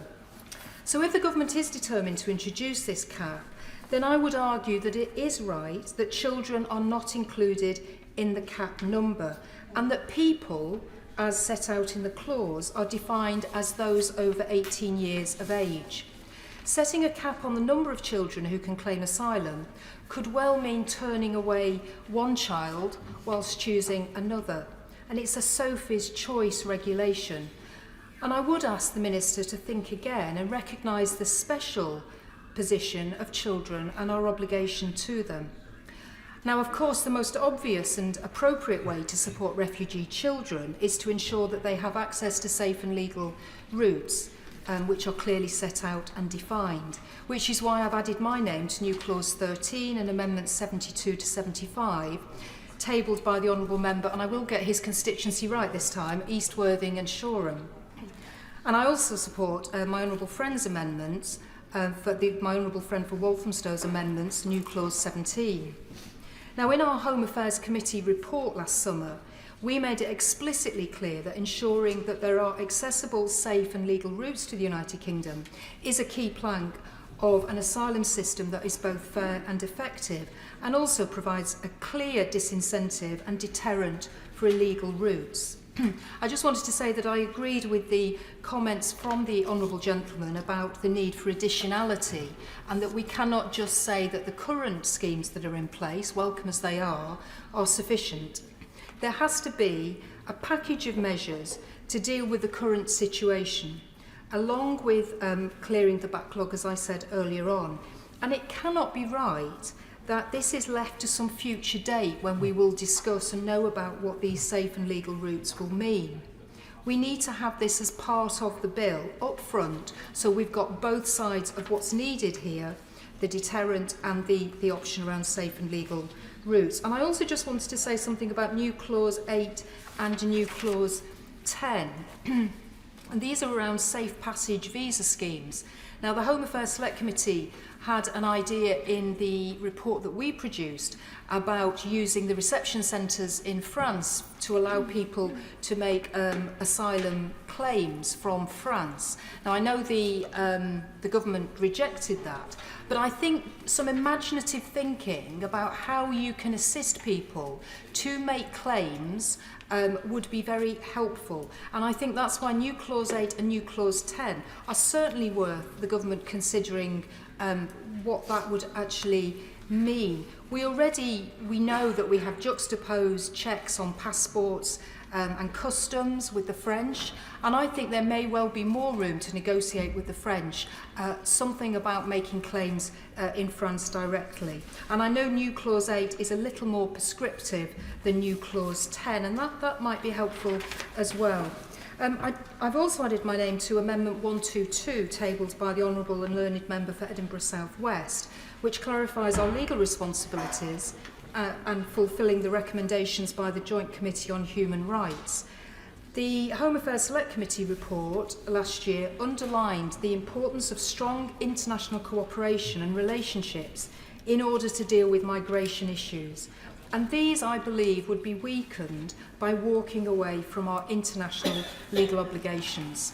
So in conclusion, the government must ensure this bill does not undermine our legal or our moral obligations. It should clearly establish safe and legal routes in the bill. And if the government is determined to tighten our refugee provisions, then we must not turn our backs on child refugees by arbitrarily capping or excluding those vulnerable children who turn to us for support. Hear, hear. Danny Kruger. Thank you very much indeed, Dame Eleanor. I rise to speak to the Amendment 131 in my name and that of colleagues, and I want to start by expressing my gratitude to the Minister and to his colleagues for their very constructive engagement in recent days, and on the basis of the commitment I hope we'll hear from him this afternoon, I don't propose to push this amendment to a vote this evening. I also want to thank my honourable friend, the member for Stone, who's just returned from his cup of tea. Very glad to hear it, because I'm about to make a great speech in defence of parliamentary sovereignty in his honour. But, Madam Chair, the fact is we need a new asylum system in our country, and indeed the world needs a new framework for protecting the rights of refugees in an age of mass migration, of the huge people movements that we are seeing. And part of that is safe and legal routes, and this is the natural corollary of this bill, and I support the principle of my honourable friend, the member for East Worthing and Shoreham, and his amendments to that end. And I particularly want to endorse the work that's gone on in the Home Office, and I want to see more of it around community sponsorship as one of the existing global routes that we have, and we want to see that widened significantly. But even more fundamentally than that, the new framework we need needs to honour the founding principle of both the European Convention on Human Rights and the Refugees Convention, the principle that the primary responsibility for managing asylum rests with the nation-state. This is the purpose of the bill before us and the amendment in my name. And it is worth stating, I think, as part of this new framework that we need a law requiring the removal of people who arrive here illegally. Because the fact is that even if we had the best safe legal route in the world, we would still have thousands of people, tens, maybe hundreds of thousands a year, seeking to come here by unsafe, illegal routes. And we simply cannot accommodate all of those people. And that is why it is absolutely right that this bill creates a limit, a cap on the total number of refugees that we will receive. What that cap should be is up for debate, but the need for one is clear. And so unless we want open borders, and members opposite deny that they want this, then we have to do something about the many, many people who will still try to come once the cap has been reached. And the answer, the only logical answer, is to deny people who enter illegally the leave to stay, to detain them, and to remove them somewhere safe and free, either back to their own country or to a third country that is willing to have them. And this process has to be swift and unquestioned. Nothing else than the certainty of detention and speedy removal will deter illegal migrants and break the business model of the smugglers. Now, this power of removal was established with the Nationality and Borders Act, but then, as we know, a judge in Strasbourg was woken in the middle of the night by a lawyer acting for an assortment of campaign groups, and sitting in his pyjamas, for all that we know, he issued an interim order that caused the Home Office to stop the policy before the first plane took off. And there are two things, happy to give way. What the honourable gentleman has just described is the process of getting an interim injunction in England and the process of getting an interim interdict in Scotland. You're not aware that this happens just about every day of the week in our domestic legal systems. Yeah. The difference is that our domestic legal system should not be subject to the findings of a foreign court. And moreover, the process should be transparent, able to appeal, and the government should have been able to be involved in the process. Action taking place in that way is profoundly undemocratic. Let me explain myself more clearly. There are two things profoundly wrong with what happened last June. The first is the explicit tolerance of illegality, the claim by activists, backed by opposition politicians and by judges, that people who break into our country should be allowed to stay and settle here. And second, the idea that the laws of the British Parliament can effectively be struck down by the courts claiming a greater sovereignty, a deference to a higher power than parliamentary statute, the power of international law. And I'm happy to give way.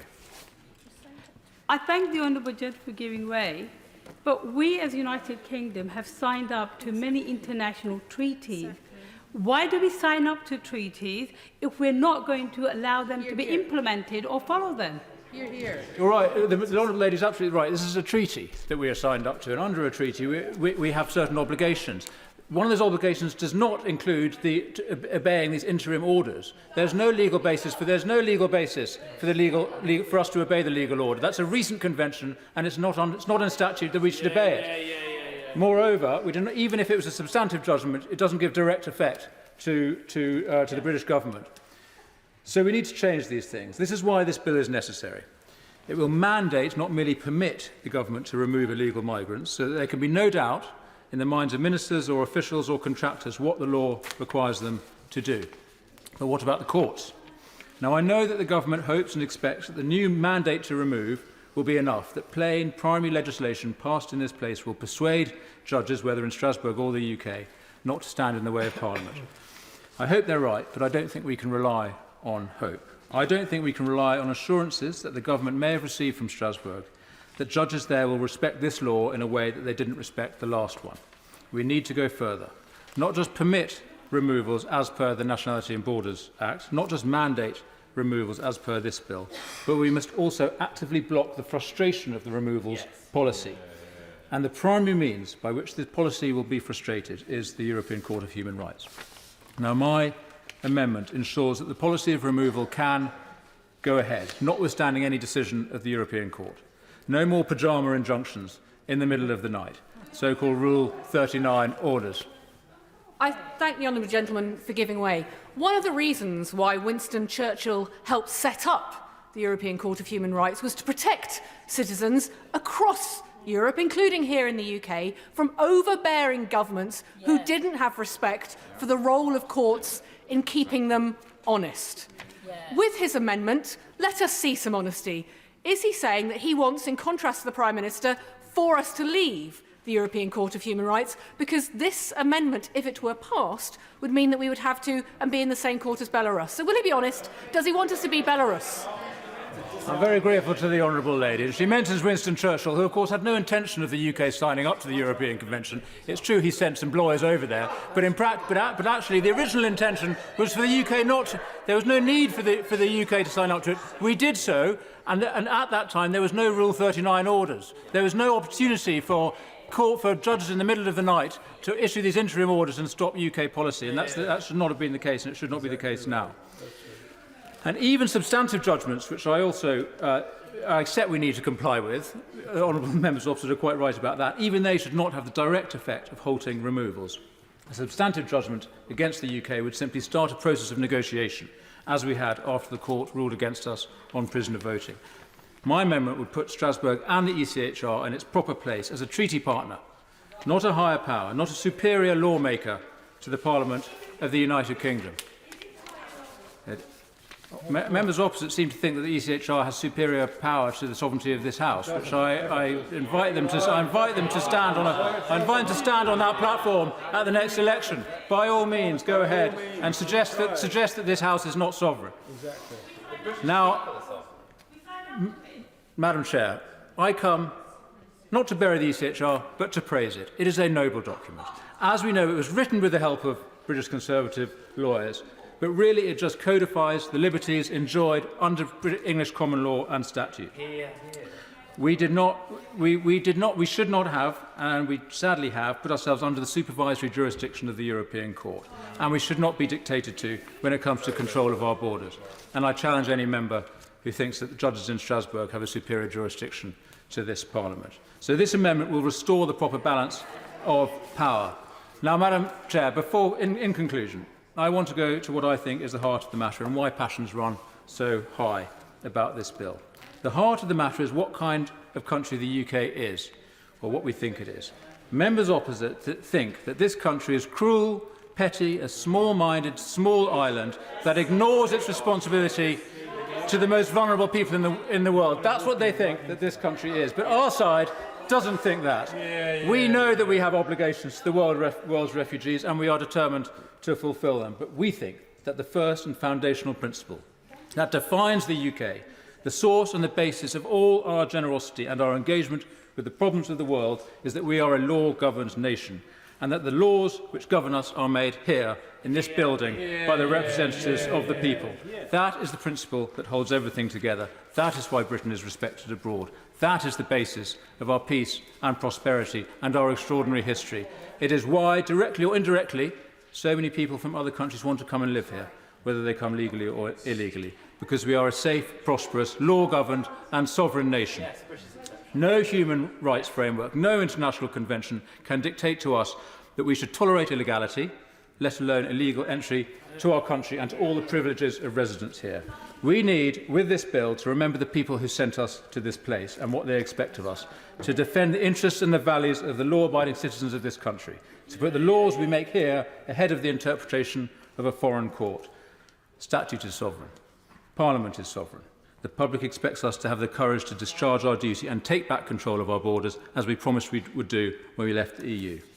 I believe this bill will do that, with some strengthenings. And I know the government shares this view, and I look forward to working with them ahead of the report stage to make the bill watertight. Thank you. Very good. Tim Farron. Thank you, Dame Eleanor.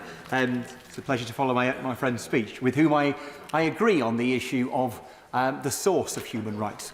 And sometimes we need to have an arbiter, a human one, who will prevent us from being our worst selves. I fear that this government is being its worst self here. I think this bill, with its flagship title, no pun intended, to stop the boats, I want to stop the boats. Every person who gets in a rickety boat on the French side of the Channel and takes the risk of crossing it is a potential tragedy. We should want those boat crossings to stop. I am convinced this bill will do nothing of the sort.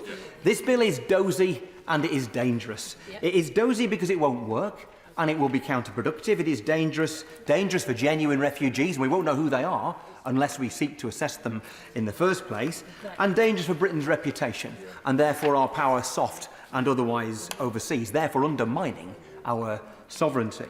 It fails the moral test, not just because of the impact on those who seek sanctuary on our shores, but because it's based on a hysterical and bogus pretext. The context is important here, and so is the language, that the Home Secretary and others refer to the UK being swamped by refugees is an outrage as much as it is totally and utterly inaccurate. The United Kingdom ranks in a league table of European countries 20th when it comes to those per capita taking refugees. 20th. A third as many as France takes, a quarter as many as Germany takes.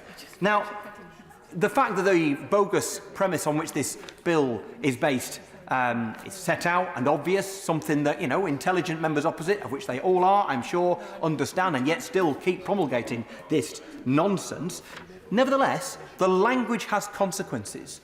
Do members opposite not realise that the far-right protesters stood out on the pavement screaming abuse as some terrified person fleeing persecution, waiting simply an assessment, is caused, in no small part, by the fact that the incendiary language that is used by politicians and people in the media. That is outrageous, and I am delighted to give way. Delighted that the honourable gentleman has given way as well. Does he not realise that perhaps we are in this situation because the left-wing supporting lawyers who have taken us to this point where when I knock on the door of my constituent, they say, who is running this country? The government, us who voted you in, or the left-wing supporting lawyers. And actually, this is why we have got here, because we have left-wing extremists who are trying to stop our democracy from happening. OK, well, I thank you for articulating the case very clearly. When all said and done, so why have we got a problem? Given that I've set out irrefutable numbers, really, in terms of where we are in the world, in Europe, in terms of the number of asylum seekers we receive on our shores, much less than most European countries, much less than many smaller European countries, an absolute blinking fraction compared to the likes of Lebanon, for instance. But nevertheless, we have a problem. Why have we got a problem? Because the Home Office is dysfunctional. That's why we have a problem. What is outrageous, the reason why there are people sat in hotels and hostels being jeered at from the outside by right-wing protesters, wound wound up by people who've used intemperate language, if I'm being generous, on the other side. Why are there so many people in there? Because the system is broken. We are not swamped by refugees. We have a system, an asylum system, run by an incompetent government, and therefore, and what is maybe the most morally outrageous thing about this whole debate is that these people, whether they are genuine asylum seekers or not, we won't know unless we blooming well assess them, whether they are genuine asylum seekers or not, they are being blamed for the government's incompetence. What a moral outrage. Exactly. There is, of course, a case for making changes in the law and all the rest of it. I don't believe in open borders. What the government is proposing is uncontrollable borders, and I will come to that in a moment. So language has consequences, and we should be careful how we use it, but I'm happy to give way. Thank the honourable gentleman for giving way. One of the things that we heard as members of the Home Affairs Select Committee from Dan O'Mahony, the clandestine channel threat commander, was that almost zero of the arrivals via small boats have any identifying documents. And they do that on the direction of the people smugglers because they're encouraged to dispense with all, as he termed it, pocket litter, meaning passports, phones, SIM cards, on the basis that it will confuse the Home Office and make it impossible for them to tell who are the genuine asylum seekers from those who are not. Do you not agree that one of the problems the Home Office has is that it is confronted with people who cannot prove who they are? And is it not that and the direction of the people smugglers that rather than government incompetence that is the root of this issue? So in which case, you would propose a bill that tried to actually stop the boats and undermine. Well, I'm trying to answer her first point. I'll answer her first point. Then, order. You know, to shutting her out. If she actually wanted to deal with the issue that she articulated just now, then she would do something that undermined the business case, the people smugglers. She's not doing. So of course these people are doing what they're guided to do. But yeah, I'm happy to take another intervention. The honourable gentleman is challenging the government to pass legislation that requires, I think, the arrivals to produce documents, something that the last Labour government tried in 2004 with the Asylum and Immigration Treatment of Claimants Act, which made a claim of asylum contingent upon providing adequate documents. I don't know what's happened to that legislation. Perhaps the front bench can illuminate us when they close tonight. But the truth is that successive governments have tried to require the provision of identification documents, but we find ourselves in a position 20 years later where we still have people arriving without them, and they get given asylum on the basis of what the Home Office can't prove. If she was genuine, I appreciate her intervention, and if she really wanted to achieve that, she'd support safe and legal routes, which I'll come to in a moment, because that's the way you tackle. That is the way you tackle that. But the simple fact is, we are dealing with this. This is a political issue. Exactly. Why? Because the government's failed to keep control of the asylum process. It doesn't trust its own process. I believe in assessing people to see whether they are genuine asylum seekers or not, and then returning them if they're not. I want a system that is fair and tough. We have a government proposing a system which is unfair and weak. What an outrage that those people, happy to give way. I'm very grateful to the right honourable gentleman. He's making a really important point, but we also need to have a system that is timely and doesn't leave people hanging on for years and years and years. And yet we have a government that says it's cut the backlog by 50% when the UK Statistics Authority then say it's actually increased on this government's watch by 777%. We can't have an honest debate when the statistics are skewed so incorrectly. And you know, it's very easy to make the kind of case the government's making when it's all faceless people. I met an Afghan citizen in my friend and neighbour, the member for Barrow's constituency, just a couple of months ago. This man had been waiting 13 months to have his case heard. We'd left this guy behind. This guy had been an interpreter for the British forces in Afghanistan, and we left him behind. 13 months. A wife and 2 children here hiding back in Afghanistan, waiting and rotting. That is not the fact that we don't have this bill. That is down to the fact we have a government that is incompetent and uncaring about those people who have served our country, who we have let down badly. I will take one more intervention. Yeah. Isn't an obvious sign of the government's failure that only 22 Afghan citizens have now been resettled after the UK resettlement scheme, when there are thousands waiting in danger? 22 out of thousands. Yeah, well, yes, and I thank my honourable friend for making that really important and powerful point. I'm going to try and make some progress here because I know other people want to intervene. But let's just deal with another of the dozy charges that we get back, those of us who think that this bill is at best mistaken.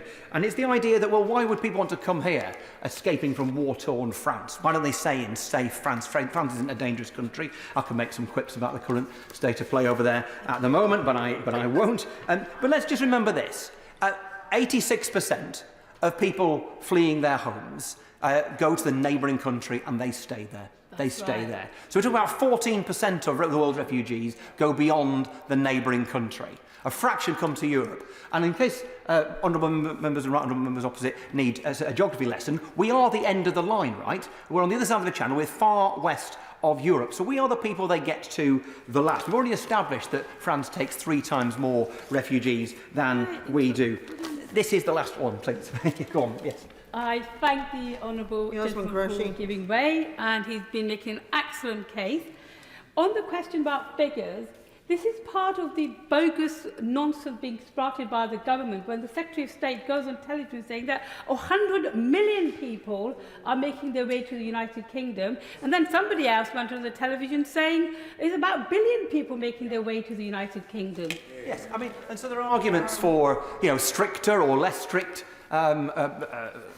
measures when it comes to dealing with migration and asylum, and those things are important to discuss. But it doesn't help when we have bogus nonsense figures, spouted from in this place sometimes, which just creates more heat and no light. But let's just deal with the charge that, of course, France is a safe place, they shouldn't be allowed to come here, they should just stay there. France could say that to Italy and Spain. I'm not going to now, sorry. I've taken loads of interventions and I'm testing everyone's patience. It's 11 minutes in. So France could say the same to Italy or to Spain.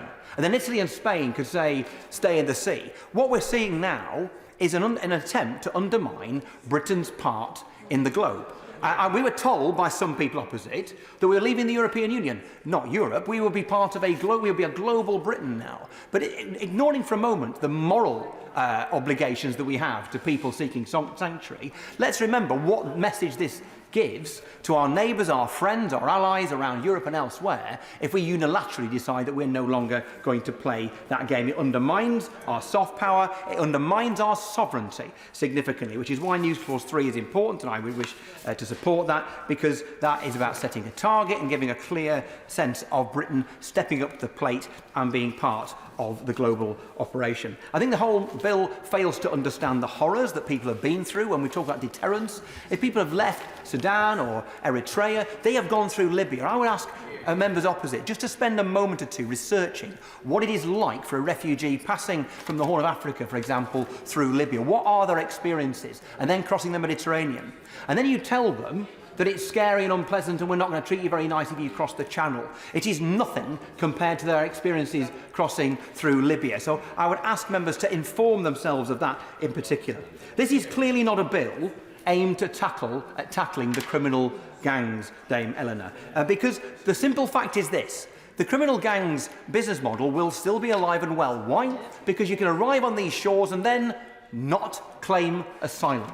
You go under the radar. And what that does is it fuels modern slavery. It means more people exploited, especially women and girls, and it also fuels criminality. So there's no question whatsoever that this bill will do anything to tackle the business model of those gangs. It clearly isn't intended to, which is another outrage. This is indeed a trafficker's charter. It will therefore lead to more deaths in the Channel. It is a recipe for uncontrollable borders because there will be nobody applying for asylum. They will just slip under the radar, and if they've done an impact assessment, they would know that. Maybe they have and haven't shared it with us. It's a simple fact that we need safe and legal routes. If you're from Ukraine, Afghanistan, Syria, Hong Kong, you stand a chance of one kind or another of being able to have a safe route to the United Kingdom. But if you are a young Christian man seeking to avoid being conscripted in Eritrea, If you are a woman seeking sanctuary from Iran, if you are a person of a religious minority from Sudan, then you have no chance of getting here whatsoever. That is morally outrageous, and it is turning our backs on our international and long-held principles and obligations. And that is why New Clause 6 is so important, because what it does, New Clause 6, which, with your permission, we would formally wish to push to a vote tonight, New Clause 6 ring fences asylum seekers from those countries which already have an 80% plus grant rate, places like Sudan, Eritrea and Iran, as a pilot scheme for 12 months, measured, small, not all that ambitious, just to give the government the opportunity to not be duplicitous about this, to be able to say that yes, we are providing at least an experimental and evidence-based safe route. So I would urge the government to accept that, and otherwise we would seek to divide the House. New Clause 4 talks about humanitarian travel permit. New Clause 7, refugee family reunion. Because if this government wants to seriously make the case that it is going to undermine the business case of the people traffickers, evil though they absolutely are, they will fail to do so unless they provide meaningful, tangible, credible, safe and legal routes, which currently don't exist, and these amendments allow them the opportunity to do that. And if the government will not accept these amendments, then they will prove that they don't actually have a plan to stop the boats, just to get into the gutter and grub for votes. And let's be fair, I think they have, if I'm being fair, they have misjudged those who seek sanctuary here. You see, I've met many of them, been to Calais and other places, and you interrogate why people would choose to come to the United Kingdom. And the honourable member, my friend from Devizes, that set out many of those reasons. What I've never discovered is any of those people who've ever heard of the National Health Service or of our benefit system. So the lie that somehow they're coming over here to sponge off us or to threaten us is just that. It is simply untrue. Yep. But they have heard of something. They've heard of a Britain where it is safe, where you can raise your children, where you can be who you are, or have whatever faith you may be, whatever political views you may have, and to be able to raise your family, feed your family, and to do so in safety. And I'll tell you what, I cannot imagine something that makes me more proud than that being the reputation of this country. And no matter as small-minded attempts to change the law by this here today, gone tomorrow Tory government will dent that long-held and proud reputation. Because I think they have also not just misjudged the asylum seekers, they've misjudged Britain too. Let me tell you a story about my constituency and then I will shut up. Because let's be honest, the Lake District is not the most diverse part of the United Kingdom. And yet, in August 1945, half of the children who survived the death camps, including Auschwitz, came to Windermere to be rehabilitated, to start their life afresh, because that is who we really are. That is who Britain really is, and we should be proud of that. So let us absolutely stop the boats, but let us do so in a way which actually makes sense, which is neither dozy nor dangerous. Thank you. Sir John Hayes. Sorry, thank you. I'm not used to addressing you in committee, David. Now, it is conventional in this place to say that it's a delight, a joy to follow the speaker before you. And generally one does that as a matter of convention, but I am always pleased to follow the honourable gentleman, the right honourable gentleman for Westmoreland and Lonsdale, although I disagree with almost everything he said.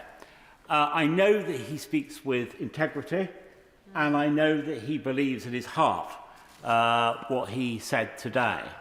But I have to tell him that his purity, if I can put it in those terms, his absolute Christian dignity has got the better of his reason in respect of this issue.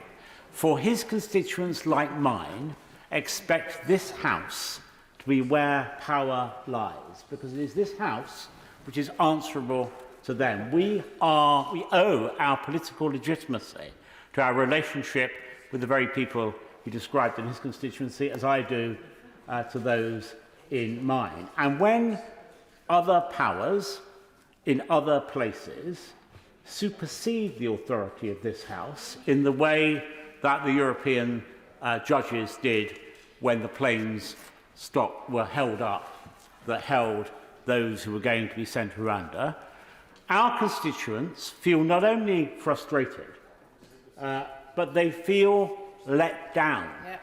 Let down because they see the will of this House, the will of our government, being impeded, being indeed frustrated by those overseas powers. So I happily give way to the Honourable Lady, who is deeply confused about the difference between treaty law and statute. Perhaps you can explain that to me. Yes, well, I thank you, Dame Eleanor. I want to perhaps bring your mind to the fact that in the 1970s, in this country, a Conservative government had passed legislation saying that for married women, or even women coming to this country, they had to go through a virginity test. That was challenged, and it was the European Court of Human Rights which actually overturned that particular piece of British legislation. Are you really telling me that you think that legislation is correct? I think the Honourable Lady means the Honourable Gentleman, not you. The Honourable Gentleman really telling me that he thinks that that decision by the European Court on Human Rights was wrong? Well, I never knowingly defend the Heath government, so I'm not going to. I'm certainly not going to take any credit or connection with its measures. Indeed, it was Edward Heath who, against the interests of the British people, took us into the European Union in the first place, in the very period she described. So I'm not going to go down that road, and it's not relevant to the amendments before us, Dame Eleanor, in any case. So I want to address, in the spirit that I've just outlined, the significance of the legislation before us and the amendments which we're debating in the context of the government's determination to not only tackle the issue of immigration per se, but in particular to deal with illegal immigration in the form of boats arriving in Dover. And just as we won the referendum campaign with a simple slogan, take back control, we will, it seems to me, win this argument with a similar simple slogan, stop the boats. And I will happily give way to my honourable friend who is a great authority in all matters of this kind. I'm very grateful to my right honourable friend. Speaking as an immigrant to this country myself, when I arrived in October 1978, bowled away by the hospitality and kindness that I came across when I came to this country for the first time, will he recognise that in order to maintain that sense of welcome from the British people to outsiders coming to the United Kingdom, we've got to deal with the illegal aspects of this migration, and that's why it's so important to have supported this issue. Well, my honourable friend is right, of course, and in a sense his comments reflect the remarks of the honourable gentleman from Westmoreland and Lonsdale. But that spirit, that character, that reputation which Britain enjoys, depends on both lawfulness and propriety. It's not unreasonable to say that our generosity should be defined by proper rules, proper standards, and when my honourable friend challenged the honourable gentleman who spoke immediately before me on this issue of people not bringing documents, I was left to wonder, as others may have been, why on earth, if you were a legitimate asylum seeker, if you were pleased to come here on the basis the honourable gentleman said, why would you want to discard the documents that will prove your case? Why would you do that? And that's what my constituents, that's the kind of question my constituents will ask me. And I have to conclude that many of the people disguise their identity, discard their documents, not because they want to make it more straightforward for the Home Office to deal with their claim, because clearly it wouldn't make it more straightforward, because they have something to hide. And we shouldn't, well, before the Honourable Lady intervenes, I'll just remind her and the front bench and my honourable friend of this, that last year 33% of the people who arrived on those small boats were from Albania. From Albania. 33% last year. That number's now fallen because the government have done something about it. So much for the inefficient ministers and inefficient Home Office. They've dealt with the Albanian issue as they will now deal with this issue with equal alacrity and skill. I give way to the I thank the honourable gentleman for giving way.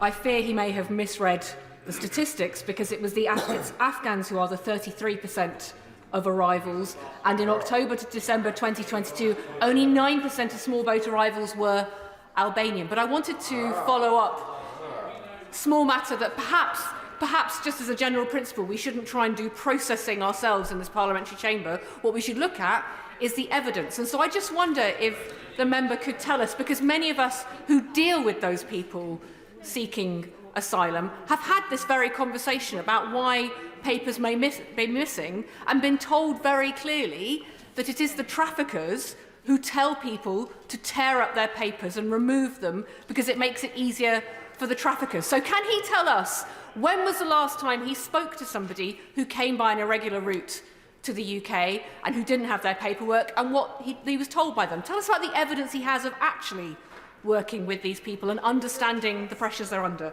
The Honourable Lady has informed many arguments in this place by anecdote, but I prefer, and you know, sometimes with undue success, I have to say. But I'm not going to be drawn into an anecdotal debate about this issue, because I want to address the issue in a rather more serious way, and I don't mean to disparage her, of course, Dame Eleanor. So in addressing Amendments 133, 134 in the name of the member for Stone, and 131 in the name of the member for Devizes, and indeed 132 in the name of my right honourable friend, the member for South East Middlesbrough, I want to be clear about the purpose of this bill and why these amendments make sense. The purpose of the bill is to deal with this matter as definitively as it can reasonably be addressed. The purpose of this bill is to tighten the arrangements in respect of illegal immigration, and the amendments strengthen that aim. Our job, it seems to me, is to, against the backdrop where people are arriving in small boats and breaching our borders with impunity, to re-establish the sovereignty of this country, the integrity of our borders, and to deliver legislation which does just that. These amendments are designed to do two things. The first, to give more power to government to achieve its objective, and the second is to limit those opportunities which exist, and we know they will be taken, to frustrate the government's will. And by the government's will, I emphasise Parliament's will, to do more to deal with this matter. Now, I commend the Minister and the Home Secretary for their work in bringing this bill forward, but I am absolutely certain that the expectations that it has created, the time that it absorbs, the opposition that it will undoubtedly generate, mean that if it fails and the government is found wanting, those on this side of the House will pay a heavy price. So the Minister needs to know that we've been down this road before with the Borders Bill. Of course, we were told that the Borders Bill would do the job, and I don't think ministers were deceiving us. They genuinely believed that would be the case. And yet, although we did exactly what I described, you time and political capital and changed expectations, raised them indeed, and brought about opposition, we found that we couldn't achieve what we wanted with the Borders Bill, and we've needed additional legislation to get to where we need to go. We will not be given a third chance.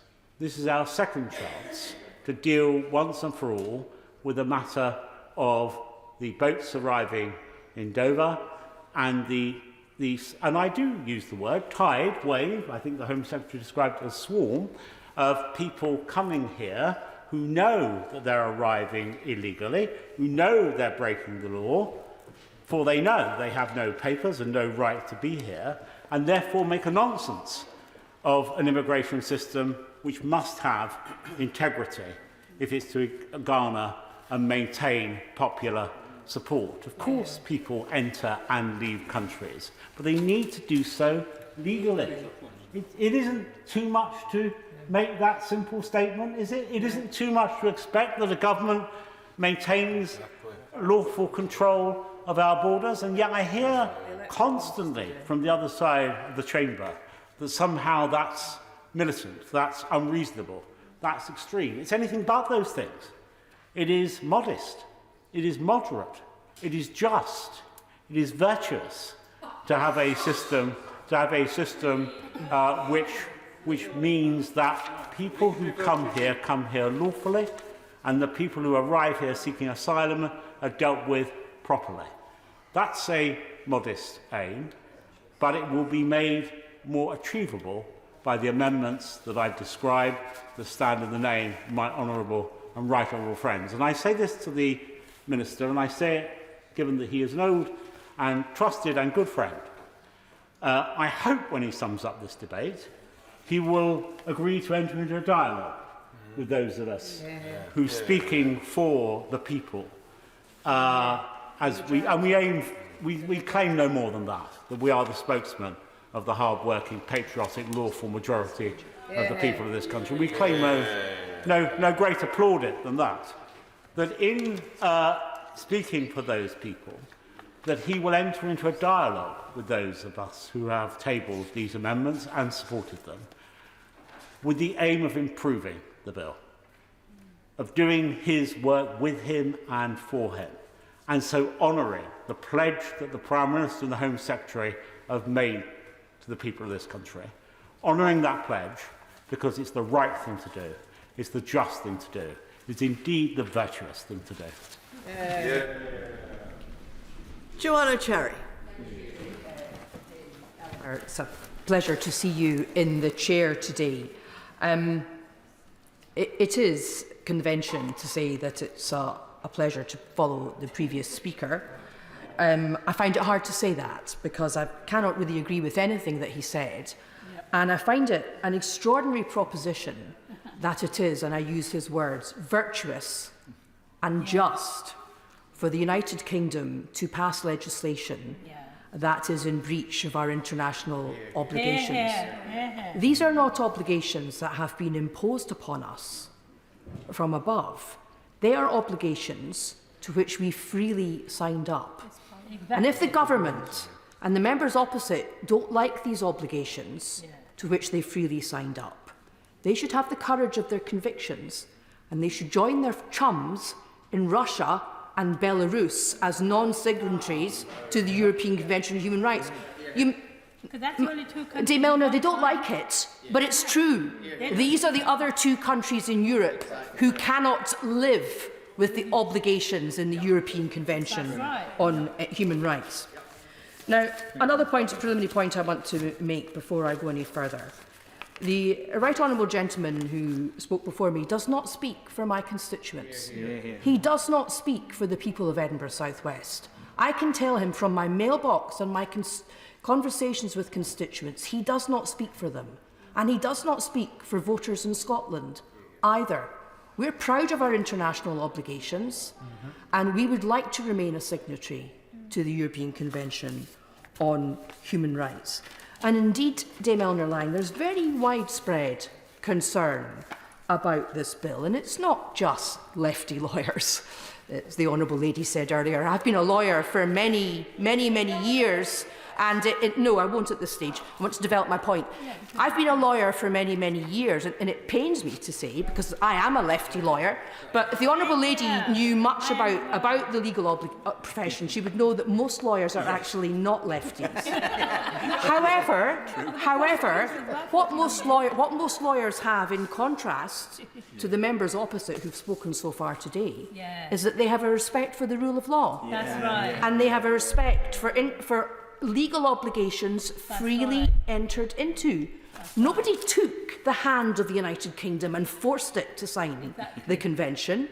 We did it freely of our own volition. And I repeat that if members opposite don't like the obligations under it any longer, because it occasionally throws up results that they don't like, then they should have the courage of their convictions and leave it. And now I want to develop my point. I will take some interventions in a minute because I don't want to take up too much time, and I'm rising mainly to speak to Amendment 122, which is in my name, and also to lend my support to the amendments tabled on behalf of the Scottish National Party by my honourable friend, the member for Glasgow Central, and also to add my support to the excellent and forensic points made as always by my honourable friend, the member for Cumbernauld, Kilsyth and Kirkintilloch East. And I think it's a great pity, Dame Eleanor, that while he was speaking, the government minister chose to take no notes, because I think he made some very good points, and it would be really nice to hear why the government disagree with the points that he made. But I think at the end of 6 hours debate, it's going to be difficult for the minister to answer those points, not having paid any attention to them or made any notes of them. Now, I've tabled Amendment 122 in my name, in my capacity as Chair of the Joint Committee on Human Rights, and I'm very grateful to the other honourable members who've lent their support to that amendment. I'm not going to move it today because the committee has only just commenced its legal scrutiny of this bill, not because we're dragging our feet, but because it's been bounced on us with such short notice. Yep. We've got very little time in which to do that. But we do hope to report before the bill's finished its passage in the Lords, and at that point I hope we'll be able to recommend some detailed amendments. But I've tabled this amendment today very much as a probing amendment, and also to give me the opportunity to try and explain to the government benches the legal basis of our obligations to obey the interim measures of the European Court of Human Rights, because an awful lot of, frankly, what we call mints in Scotland, it's a technical legal term, a lot of mints has been spoken about that so far. But I also want to, just as a preliminary point, to stress the widespread opposition to this bill. You know, from our own Equalities and Human Rights Commission have severe concerns about this bill's impact on our international legal obligations. The Scottish Human Rights Commission have severe concerns about its impact on our international legal obligations. The Council of Europe have severe concerns about its impact on our legal obligations, and the UNHCR have severe concerns about it. So do the Law Societies of England and Wales and the Law Society of Scotland. So do many other very respectable civil society organisations, and so do many of our constituents. And I mentioned my own constituents in Edinburgh South West. Over the weekend, I received a number of letters from primary 7 pupils at Oxgangs Primary School in my constituency. And I just wanted to tell you what the gist of their letters were. And it's this. They said, we are a wealthy nation, and the Honourable Member for Devizes, who's no longer in his place, referred to the United Kingdom as a wealthy country. Well, it's not a country, it's a union of nations. But these young people in my constituency said, we are a wealthy nation. We need to do more to help refugees. And other honourable members have made the point that the majority of displaced people in this world just go to the country next door. It's only a very tiny fraction who come to the United Kingdom looking for our help. And I think what these young people were trying to say was that we do have a moral obligation. I think these young people were also making the point that human rights are universal. And I think the government need to remember that. This bill seeks to carve out certain categories of people to whom human rights will not be applicable in the same way as they are to me and my constituents. And that is simply wrong. Now, Amendment 122 deals with Clause 49. And the purpose of my amendment is to ensure that we recognise that the United Kingdom is bound to comply with interim measures issued by the European Court of Human Rights, and to ensure that any regulations made under Clause 49 don't undermine that principle. And it's an amendment which is consistent with recommendations, unanimous recommendations made by the Joint Committee on Human Rights when we reported on a similar provision in the Bill of Rights Bill. And I want to set out, Dame Eleanor, because I think it's very important, the legal basis upon which the United Kingdom is bound to comply with these interim measures. And I'm going to just take a couple of minutes to do that. Under Rule 39 of the Rules of the European Court on Human Rights, the Court may indicate interim measures to any state party. So not just the United Kingdom, any state that's freely signed up to the Convention. Now, they're usually sought in connection with immigration removal or extradition cases, and they amount to a requirement that the removal or extradition be suspended, not stopped, but just suspended until the case has been fully examined. And case law from the Court has established that requests for interim measures are granted only exceptionally, where applicants would otherwise face a real risk of serious and irreversible harm. They are granted from time to time against the United Kingdom, but in fact, very rarely. And if you look at the year 2021, the European Court of Human Rights received 1,020 requests for interim measures and granted 625 of those. Now, that was across the Council of Europe. But in respect of the United Kingdom, between 2019 and 2021, Rule 39 interim measures were applied for in 880 cases against the UK, but granted in just 7 of those cases. Just 7 out of 180 applications. So riding a coach and horses through our freely entered into international legal obligations in respect of interim measures is really taking a hammer to crack a nut. Now, interim measures appear in the rules of the court rather than in the convention itself, which has led some commentators, including some members opposite, to argue that the UK is not bound to comply with them, particularly because Article 46 of the Convention, which concerns the binding force and execution of judgments, only commits the UK to abide by final judgments of the court and doesn't mention interim measures. However, the Grand Chamber of the court has held that a failure to comply with interim measures amounts to a violation of Article 34 of the Convention, under which the high contracting parties undertake, and I quote, not to hinder in any way the effective exercise of the right of applicants to bring their claims before the court. So the court itself has said that a failure to comply with interim measures is a breach of Article 34 of the Convention. Now, we all know that the reason why the government's so exercised about this issue is because interim measures were indicated by the European Court in relation to the government's attempts to remove asylum seekers to Rwanda, despite the domestic courts not granting an injunction. And clearly this has caused severe concern in the government because the interim measures were issued without the United Kingdom having made submissions, having a chance to be heard, and without a reasoned judgment.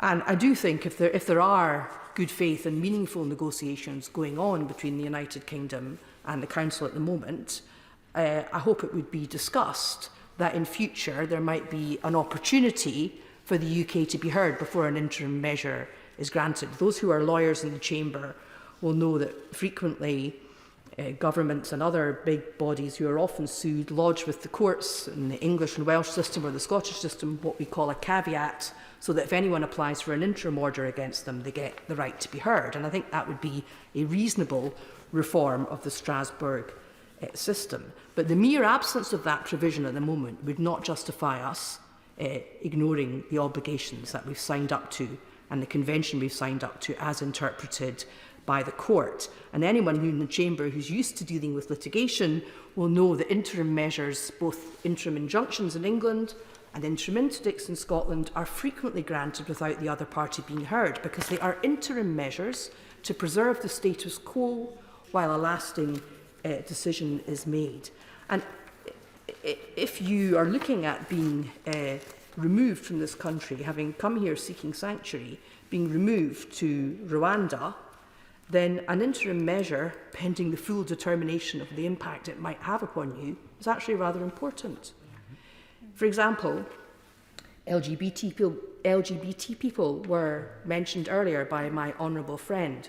There are no anti-discrimination laws in Rwanda protecting same-sex attracted people or transgender people. You can be discriminated against, refused accommodation, refused a job, etc., etc., etc., on the basis of your sexuality or your gender identity in Rwanda. And I think we are all agreed, something we can all agree across the United Kingdom, is that is not acceptable. And as my honourable friend said, imagine the position of somebody fleeing the regime in Uganda, where even to state your sexuality or your gender identity is now unlawful, coming here, seeking sanctuary, and then facing being deported to Rwanda. I think they might be very grateful for interim measures to be granted while their human rights were fully explored.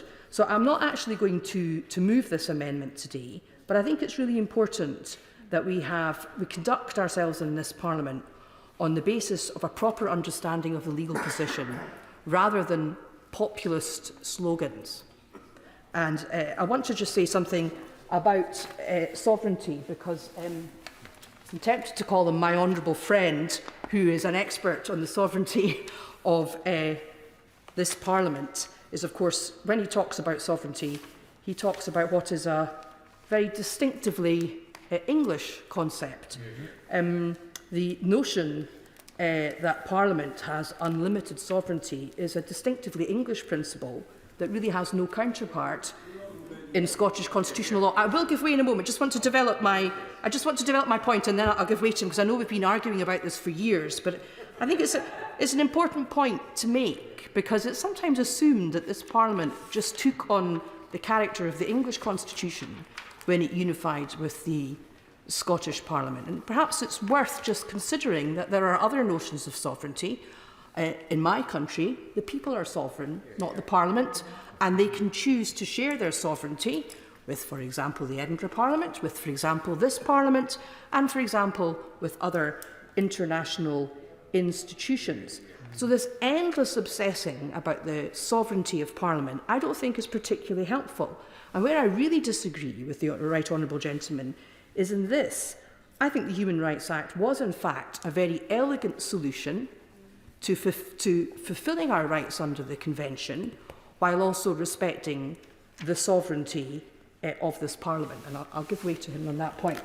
William Cash. I'd like to reply to the Honourable Lady by saying that the sovereignty of the United Kingdom Parliament is of the United Kingdom Parliament. I know she'd really quite like to leave it, but on the other hand, she is bound by it, and the Withdrawal Agreement Act 2020 specifies quite clearly that the sovereignty is guaranteed.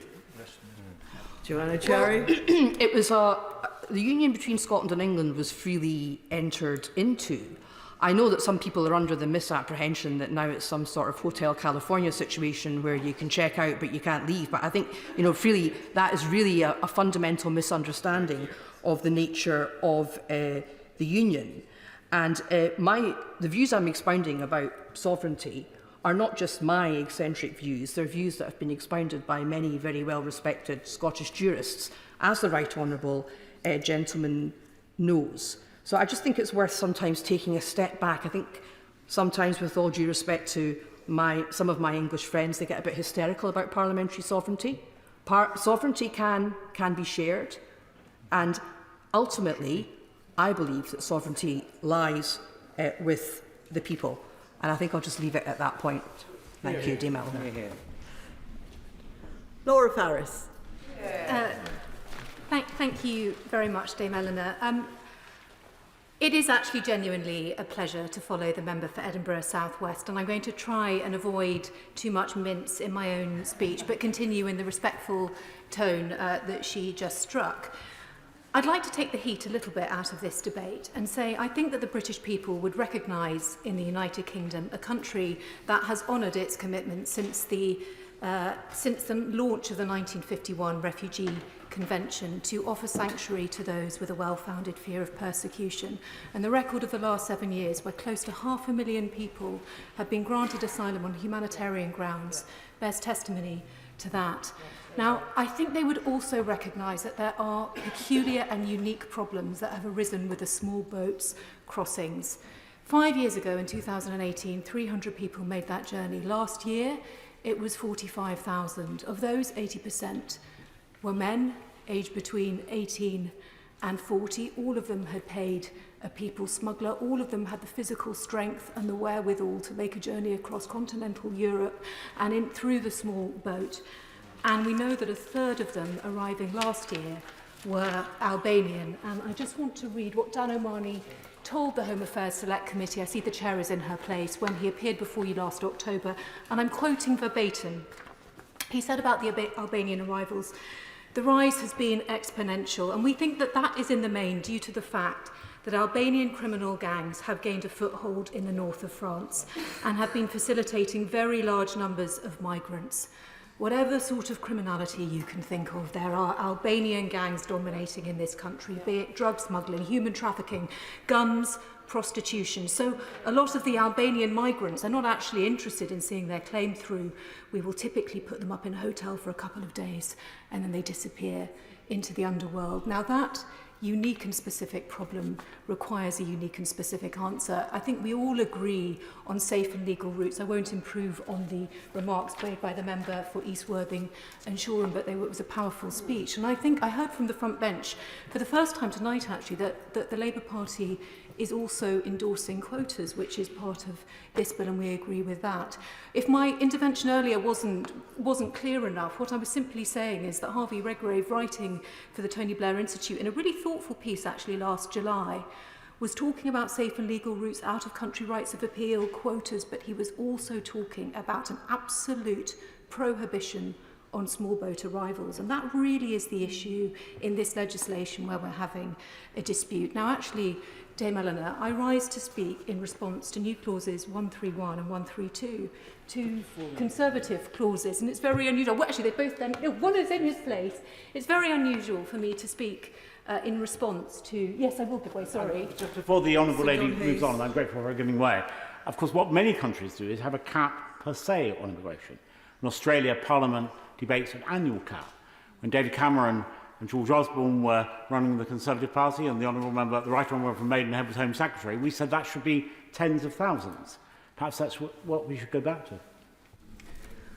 Well, I think it is certainly true that the promise which is inherent in the Refugee Convention, which is an offer to the world at large, which was conceived in an era pre-EasyJet, pre-people going on holiday to any country, pre-mass migration, certainly requires a different lens to look through it in the year 2023, and many of our international partners are now talking in this way, and we may have to have a debate on that in a different occasion where we talk about that issue more broadly. But responding to the...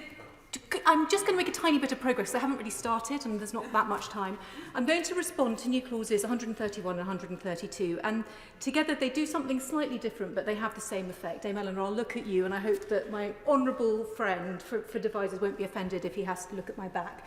But one of them excludes the jurisdiction of the European Court of Human Rights, and the second clause seeks to disapply the relevant sections of the Human Rights Act insofar as they may be relevant to decisions that are taken in this bill. And I want to say at the outset, I understand the impulse that has brought my honourable friend here, and that is the frustration with the exercise of the Rule 39 injunctive relief decision in July, which the Honourable Lady covered so well in her speech. But she will know as well as I do, and I think she even said this, Rule 39 is not an inherent part of the European Convention on Human Rights. She said in her speech it is a rule of the court. The decision was taken by a single judge alone. She's quite right to point out that that is common and standard in injunctive proceedings. But it is nonetheless true that it is somewhat surprising to see that matter go through the eyes of the High Court, the Court of Appeal here, finally the Supreme Court, and then be overturned by a decision of a single judge in Europe. And I simply just say this, we don't even know who that judge was, but we know that Tim Ike, who is our own British judge who sits on the European Court, has never even, I say this with absolute deference to his brilliance, and of course I'm not criticising him, but it is standard for the European Court of Human Rights, but he has never sat as a High Court judge, he's a barrister, and therefore it is odd to see our own Supreme Court, some of the most brilliant justices in the world, being overruled by somebody just as a court rule, who is probably not of their status, and I think that is a true statement. I'm grateful for giving way, because I also went on to say this, that in the case of Palladia against Moldova, the Grand Chamber held that a failure to comply with interim measures amounts to a violation of Article 34 of the Convention, because the high contracting parties have undertaken not to hinder in any way the effective exercise of the right of applicants to bring their claims before the court. So, whereas it was originally in the rules of court, the Grand Chamber have now said that failure to obtemper that, to comply with that, would be a violation of Article 34 of the Convention. And I take her point, and we are obviously adhering to that. But as a rule of the court, and if I can just perhaps move on a bit from this, I've been very glad to read recently, whether it was a press release or a tweet, I can't recall, but it was from the Home Secretary herself saying that she was very glad that constructive talks were now taking place between representatives of the British government and members of the European Court on Human Rights focused on resolving that issue. I say that's good because it should actually, I think, be possible to resolve that issue, since it is a rule of the court rather than a principle of human rights, and I hope we can move on from there.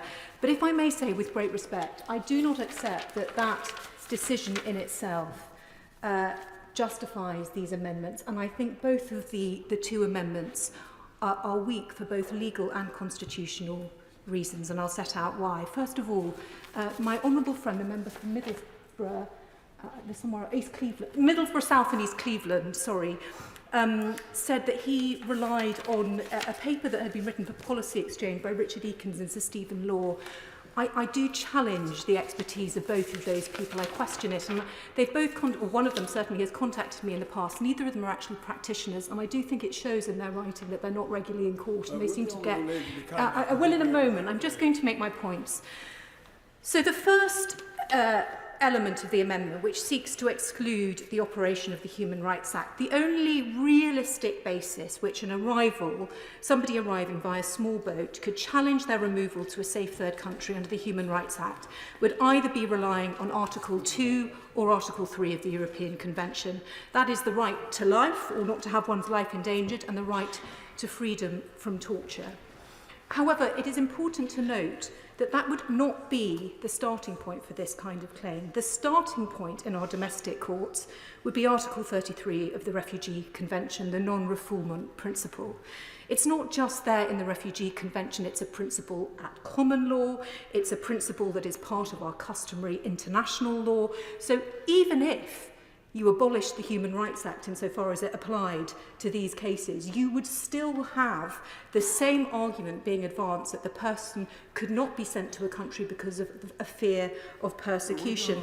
And indeed, I'll come to you in a moment, I'm sorry, but the authors actually, the member for Middlesbrough South, the member for Devizes, the member for Stoke-on-Trent wrote an article in Con Home today, and they said and endorsed, individuals will not be removed if they're medically unfit to fly or would face persecution in their destination country. That's the non-refoulement principle, which is absolutely at the heart of the Refugee Convention.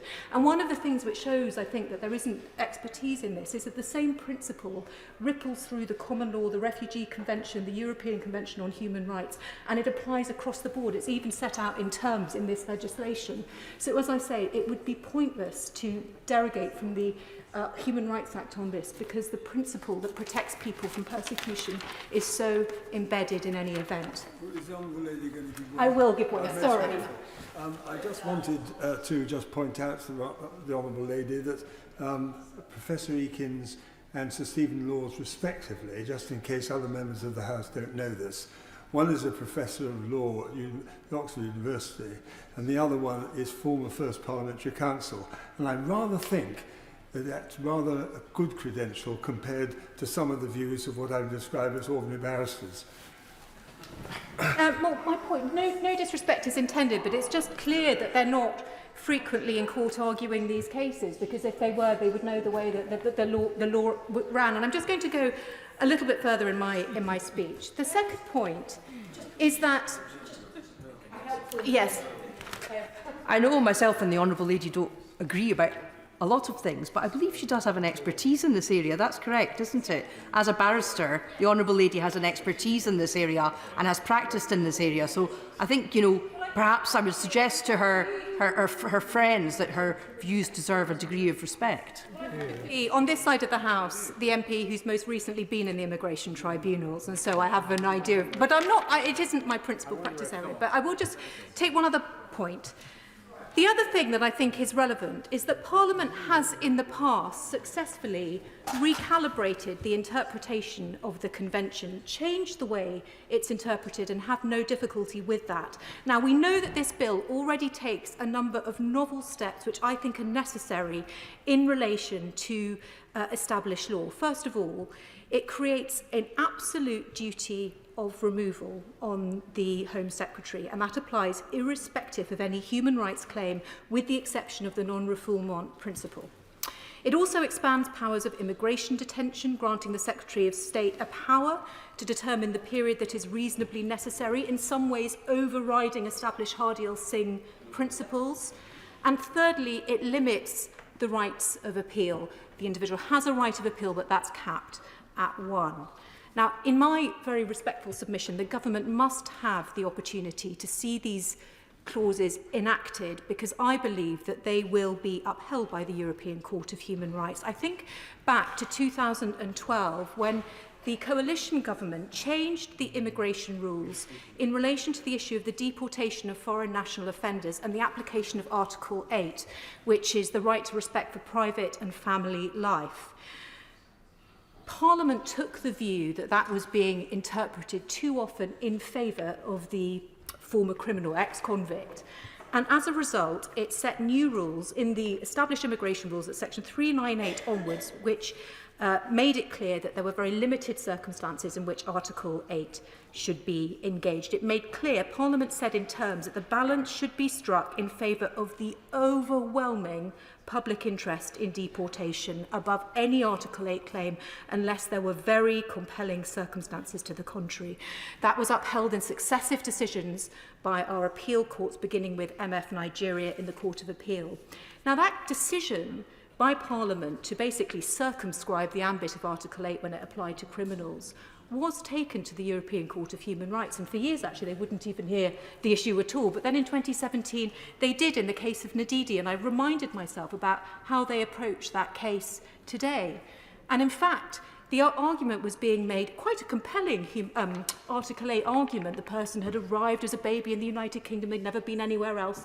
The offending was quite low level, it was sort of drug dealing rather than any harm to the person, and the courts here have obviously said that he must be deported to a country that he'd never been before. He challenged the European Court of Human Rights, and the European Court said no, the British government is absolutely entitled to circumscribe the application of Article 8 in the way that it has, and his claim was rejected. And so my simple point is that you can do things in the way the government is seeking to do in this bill, which may well be compatible with the European Convention of Human Rights. And I have really struggled to find any example of the court overturning primary legislation, which is what this is, or constructing it in a way that is disadvantageous to the member state. And I would just make one point.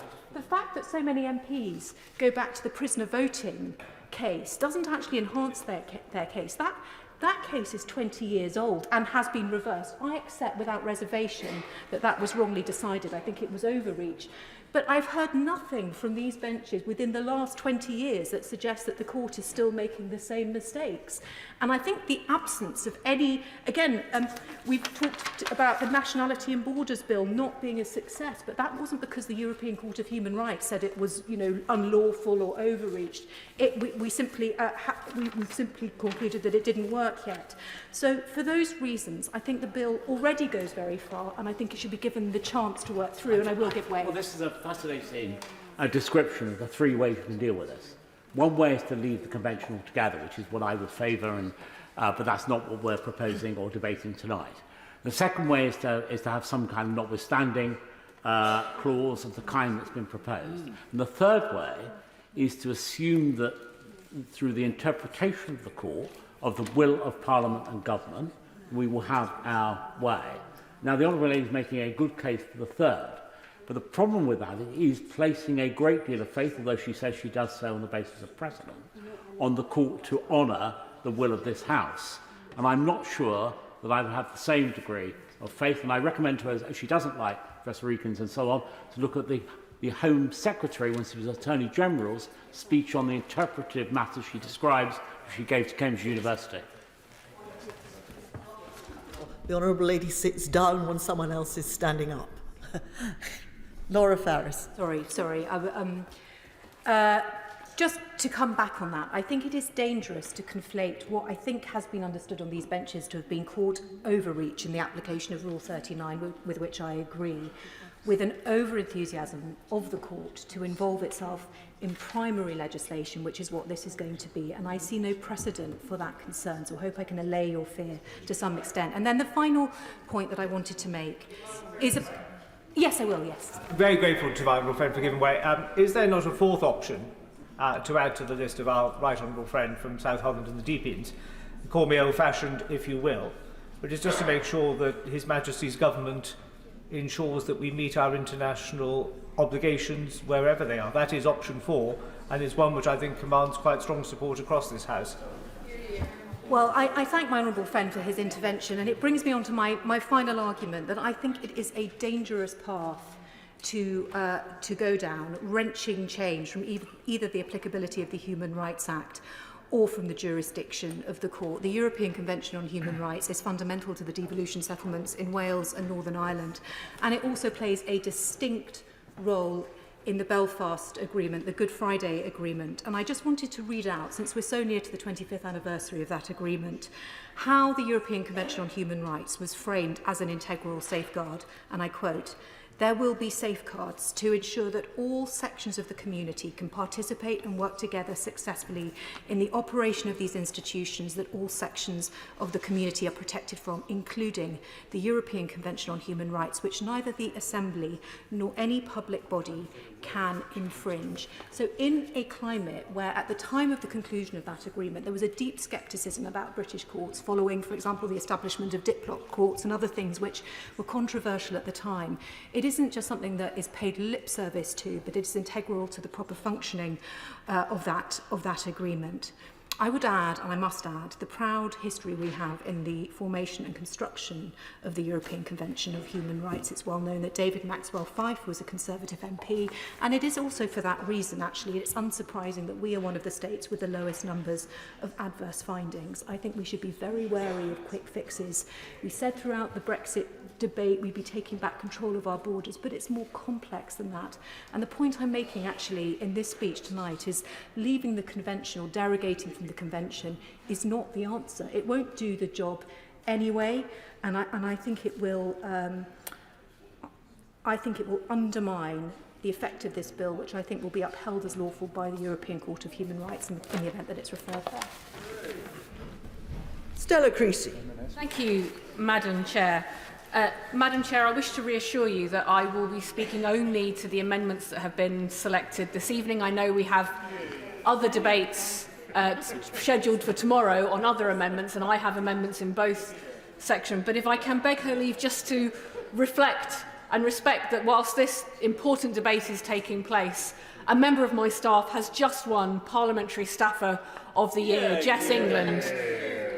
Jess is somebody who has first-hand knowledge of the things that we are discussing this evening, because she has helped me for years work with people seeking asylum, refugees from around the world who've come to the UK and have a connection to Walthamstow. And I want to put on record my gratitude. Her award is long overdue.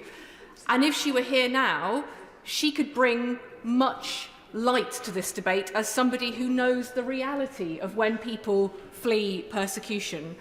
I also want to say it is a genuine honour to follow the previous speaker. We may be in different political parties, but I recognise how brave she has just been to make that speech and to speak up for something which increasingly has become an extreme view in the Conservative movement about the importance of human rights. So I want to recognise how powerful her speech was and the many points and her expertise that she put on the record there. And I think the House benefits, again, from light, not heat, in these debates.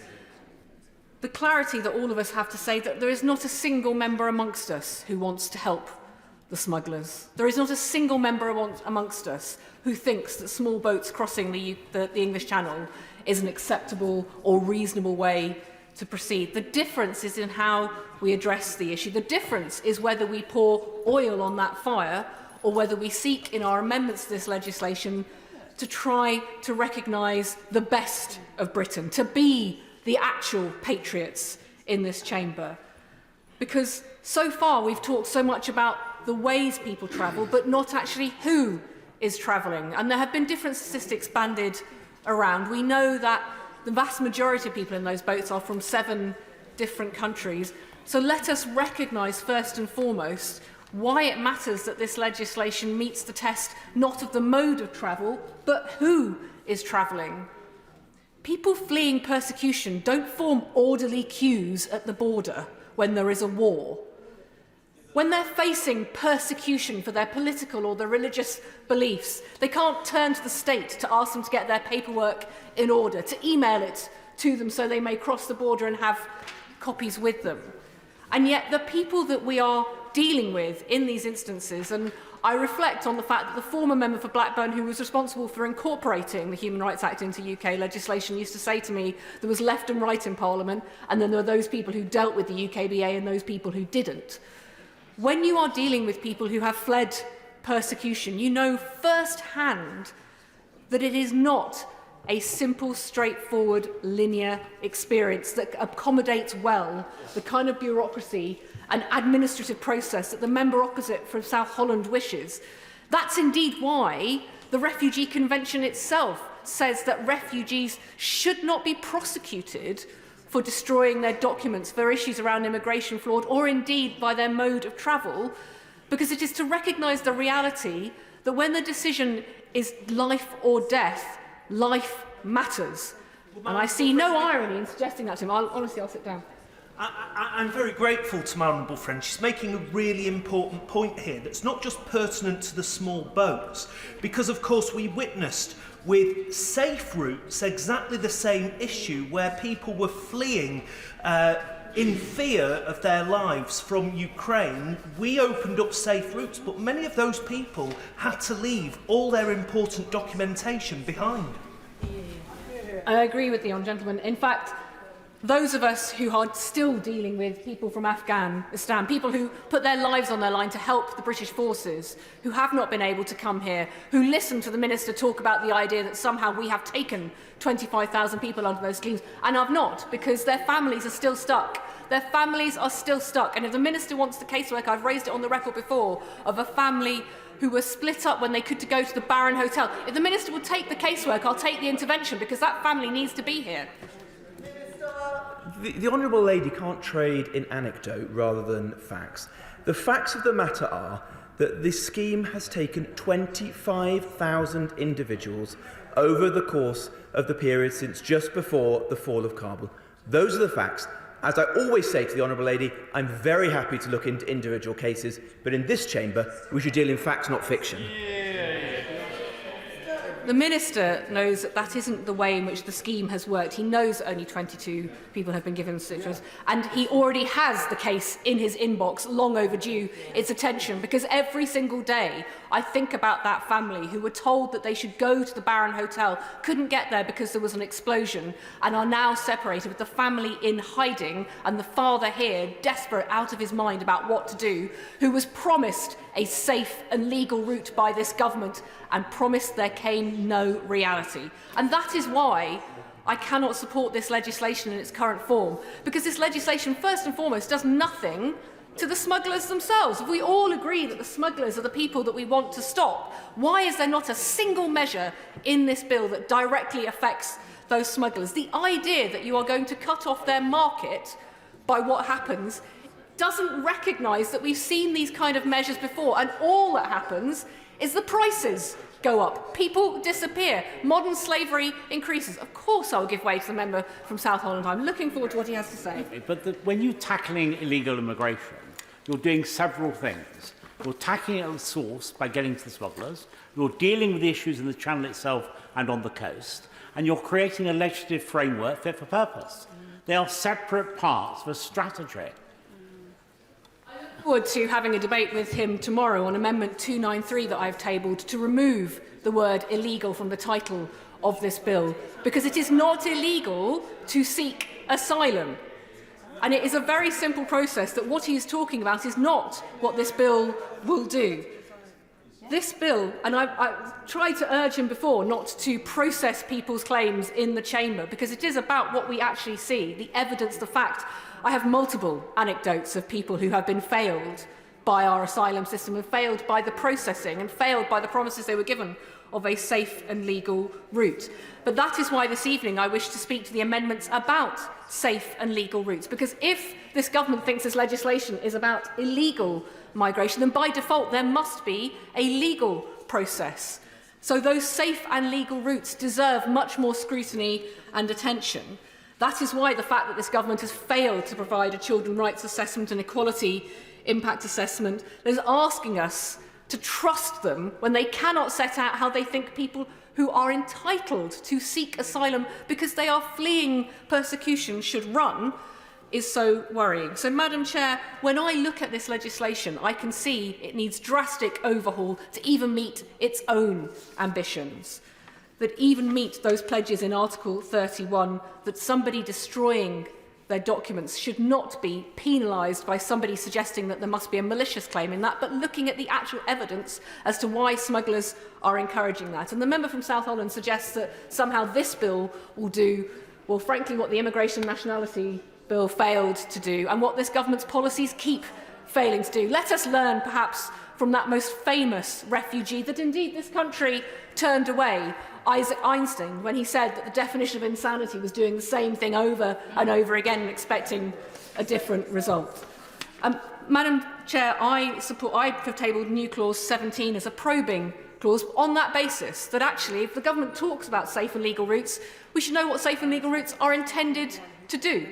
Now, it's a very simple amendment. It simply says the government should set out what a safe and legal route is, and then which countries are therefore unsafe and require a legal route. After all, the bill does set out those countries it considers to be safe, ergo there must be all the countries not on it as unsafe, and to tell us in Parliament how people should be able to access those routes and therefore not make these dangerous journeys.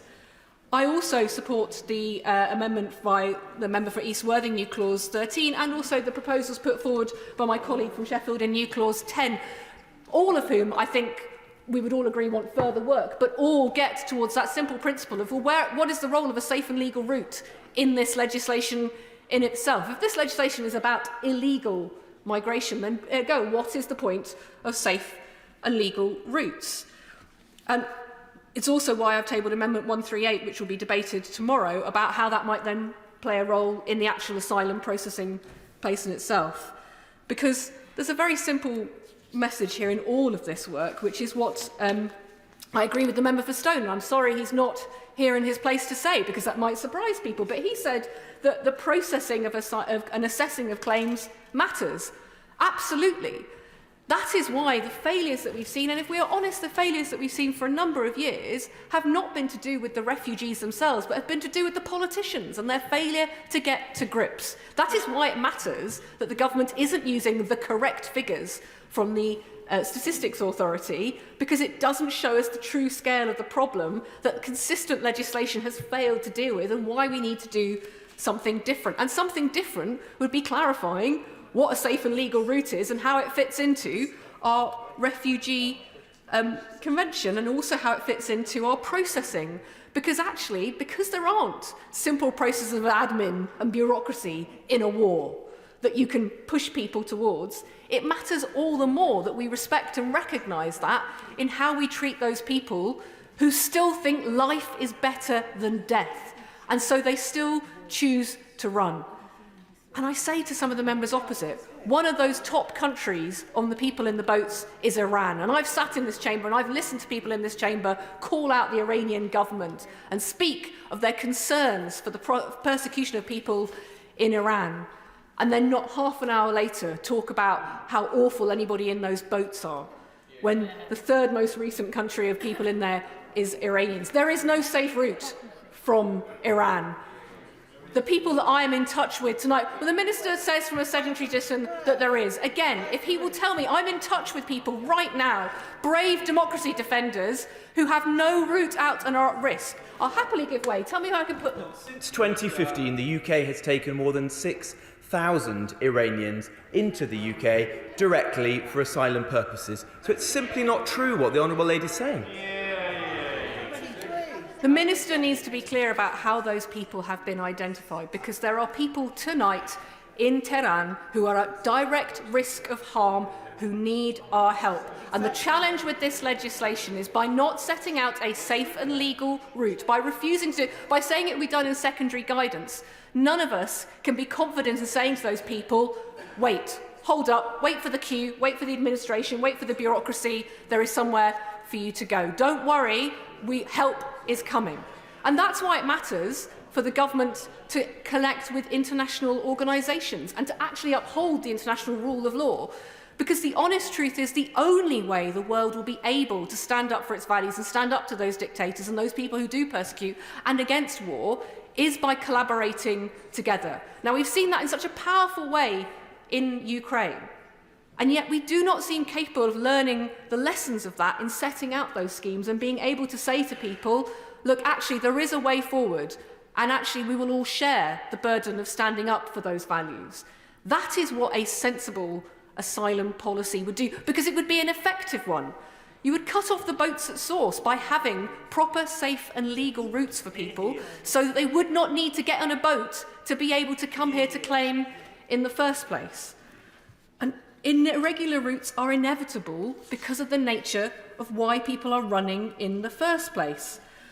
I also want to speak briefly to Amendments 131 and 132, which, again, I pay testament to the member who spoke to me previously about, because they're about our role in the European Court of Human Rights. Now, I'm sorry that the member for Devizes isn't here, because I was hoping he might want a chance to clarify his earlier remarks when he genuinely tried to suggest that Winston Churchill opposed us being part of the European Court of Human Rights.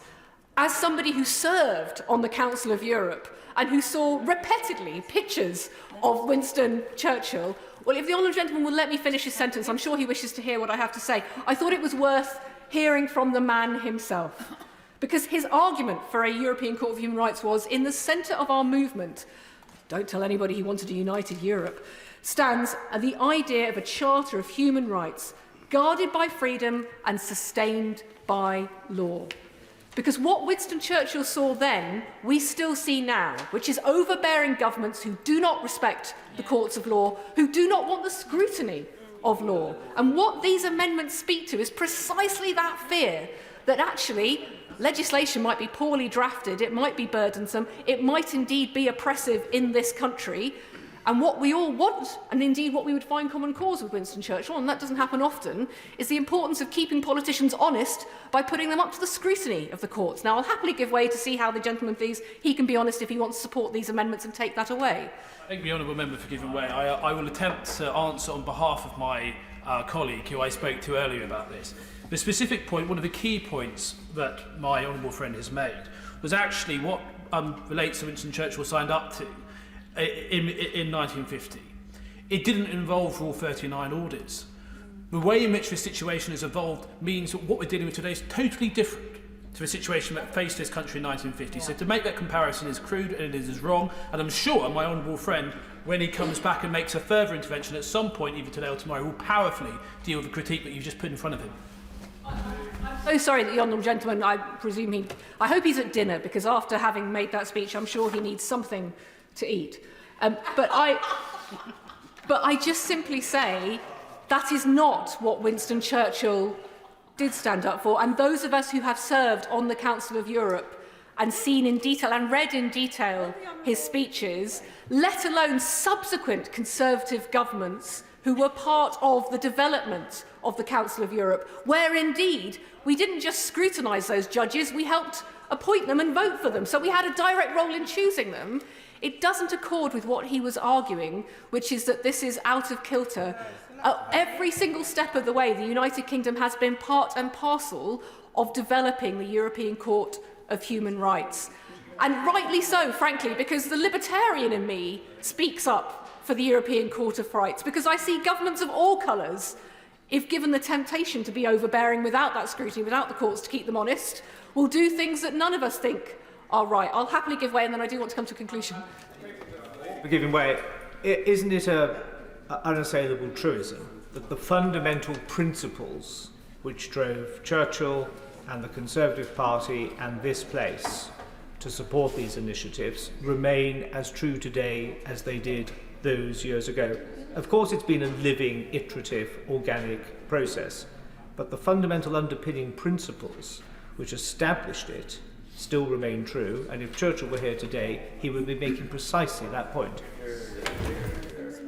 I think we've all expanded quite clearly that perhaps the interpretation of what Churchill thought that the member from Devizes sought to set out may not be an entirely complete advocate for what a gentleman who made sure that we were the first signatories to the European Court of Human Rights, who continued to campaign for it and lobby for it up until his death and its development and evolution, would have thought, I'll happily give way, then I really do want to come to an end. I thank the Honourable Lady for giving way.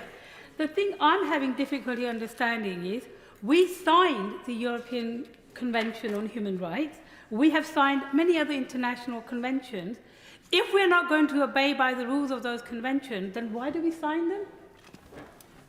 What I think my colleague sets out, which is the other more pragmatic point that I would like to make on the record, which is actually, it doesn't matter what Churchill thought. If you want to resolve how people are travelling around the world to seek safety and sanctuary because they're fleeing persecution, then not upholding international law is not the best way to make sure you're in the room when decisions are made about how to share that burden. If we want to be a grown-up on the world stage, and I'm pleased that the Prime Minister himself has said he has no plans for us to leave the European Court of Human Rights, because I think that does reflect that recognition that you need to uphold international law and you need to be part of those conversations. So the answer to the government's concerns is not this legislation, it's to go to the Council of Europe and be part of those debates and those discussions about the role of the court and how the court would operate, to show that we are prepared to fight for our values, not just here, but internationally as well, so that we can then arrange those kind of schemes that will be inevitable to make sure that we as a world can deal with the conflict and disruption that means that there are more people fleeing persecution.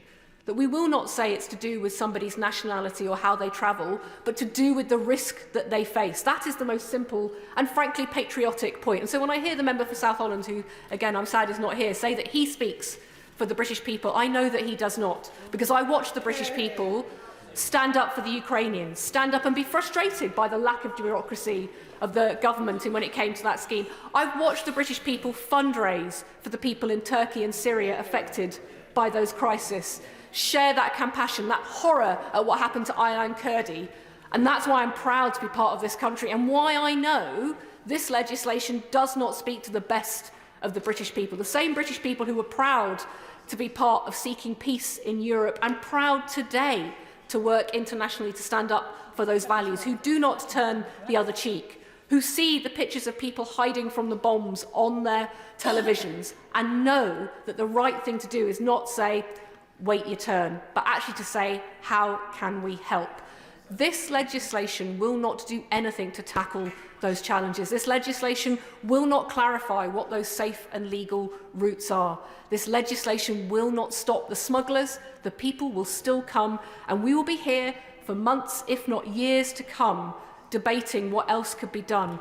Einstein was right. This country turned Einstein away. Maybe if we'd had a modicum more of that dignity that he had about being a refugee and that intelligence, we might now not be in this position today. Certainly, it is insanity to continue doing the same thing and not seek to make this legislation actually reflect those values that all of us in this House say we do care about refugees. I hope that the ministers will recognise the concern that the safe routes just simply aren't there in this legislation and that our experience of the safe routes to date this government has set out has been found wanting. And rather than shaking his head or dismissing those concerns, look at why those people are still at risk, because if we can crack that, then maybe we'll be onto something. As it stands, this legislation will make that harder, not easier. I fear for the people who are now waiting and being told by the smugglers, nobody is coming to help you, because look at what the UK is doing now. That is not to be proud of. Order. There are 14 people trying to catch my eye, and the last two speakers went 22 minutes and 19 minutes. Now, that means not everybody's going to get in if everybody contributes that far. It's up to you. Davy Jones. Mr Evans, I'm pleased to follow the honourable member for Walthamstow. I've heard your strictures and I shall try to be as brief as I possibly can. I rise to speak in support of the amendments to which I'm a signatory, and I would like to focus in particular on Amendment 131, which has been the subject of so much of the debate this evening. Illegal migration is a severe problem, and it's one that is causing increasing concern to constituents of most, if not all, honourable members. Speaking from my own experience as the Member of Parliament for a semi-rural constituency in North Wales, many hundreds of miles away from the Channel beaches, I can say that I receive more correspondence about this issue than virtually any other national issue.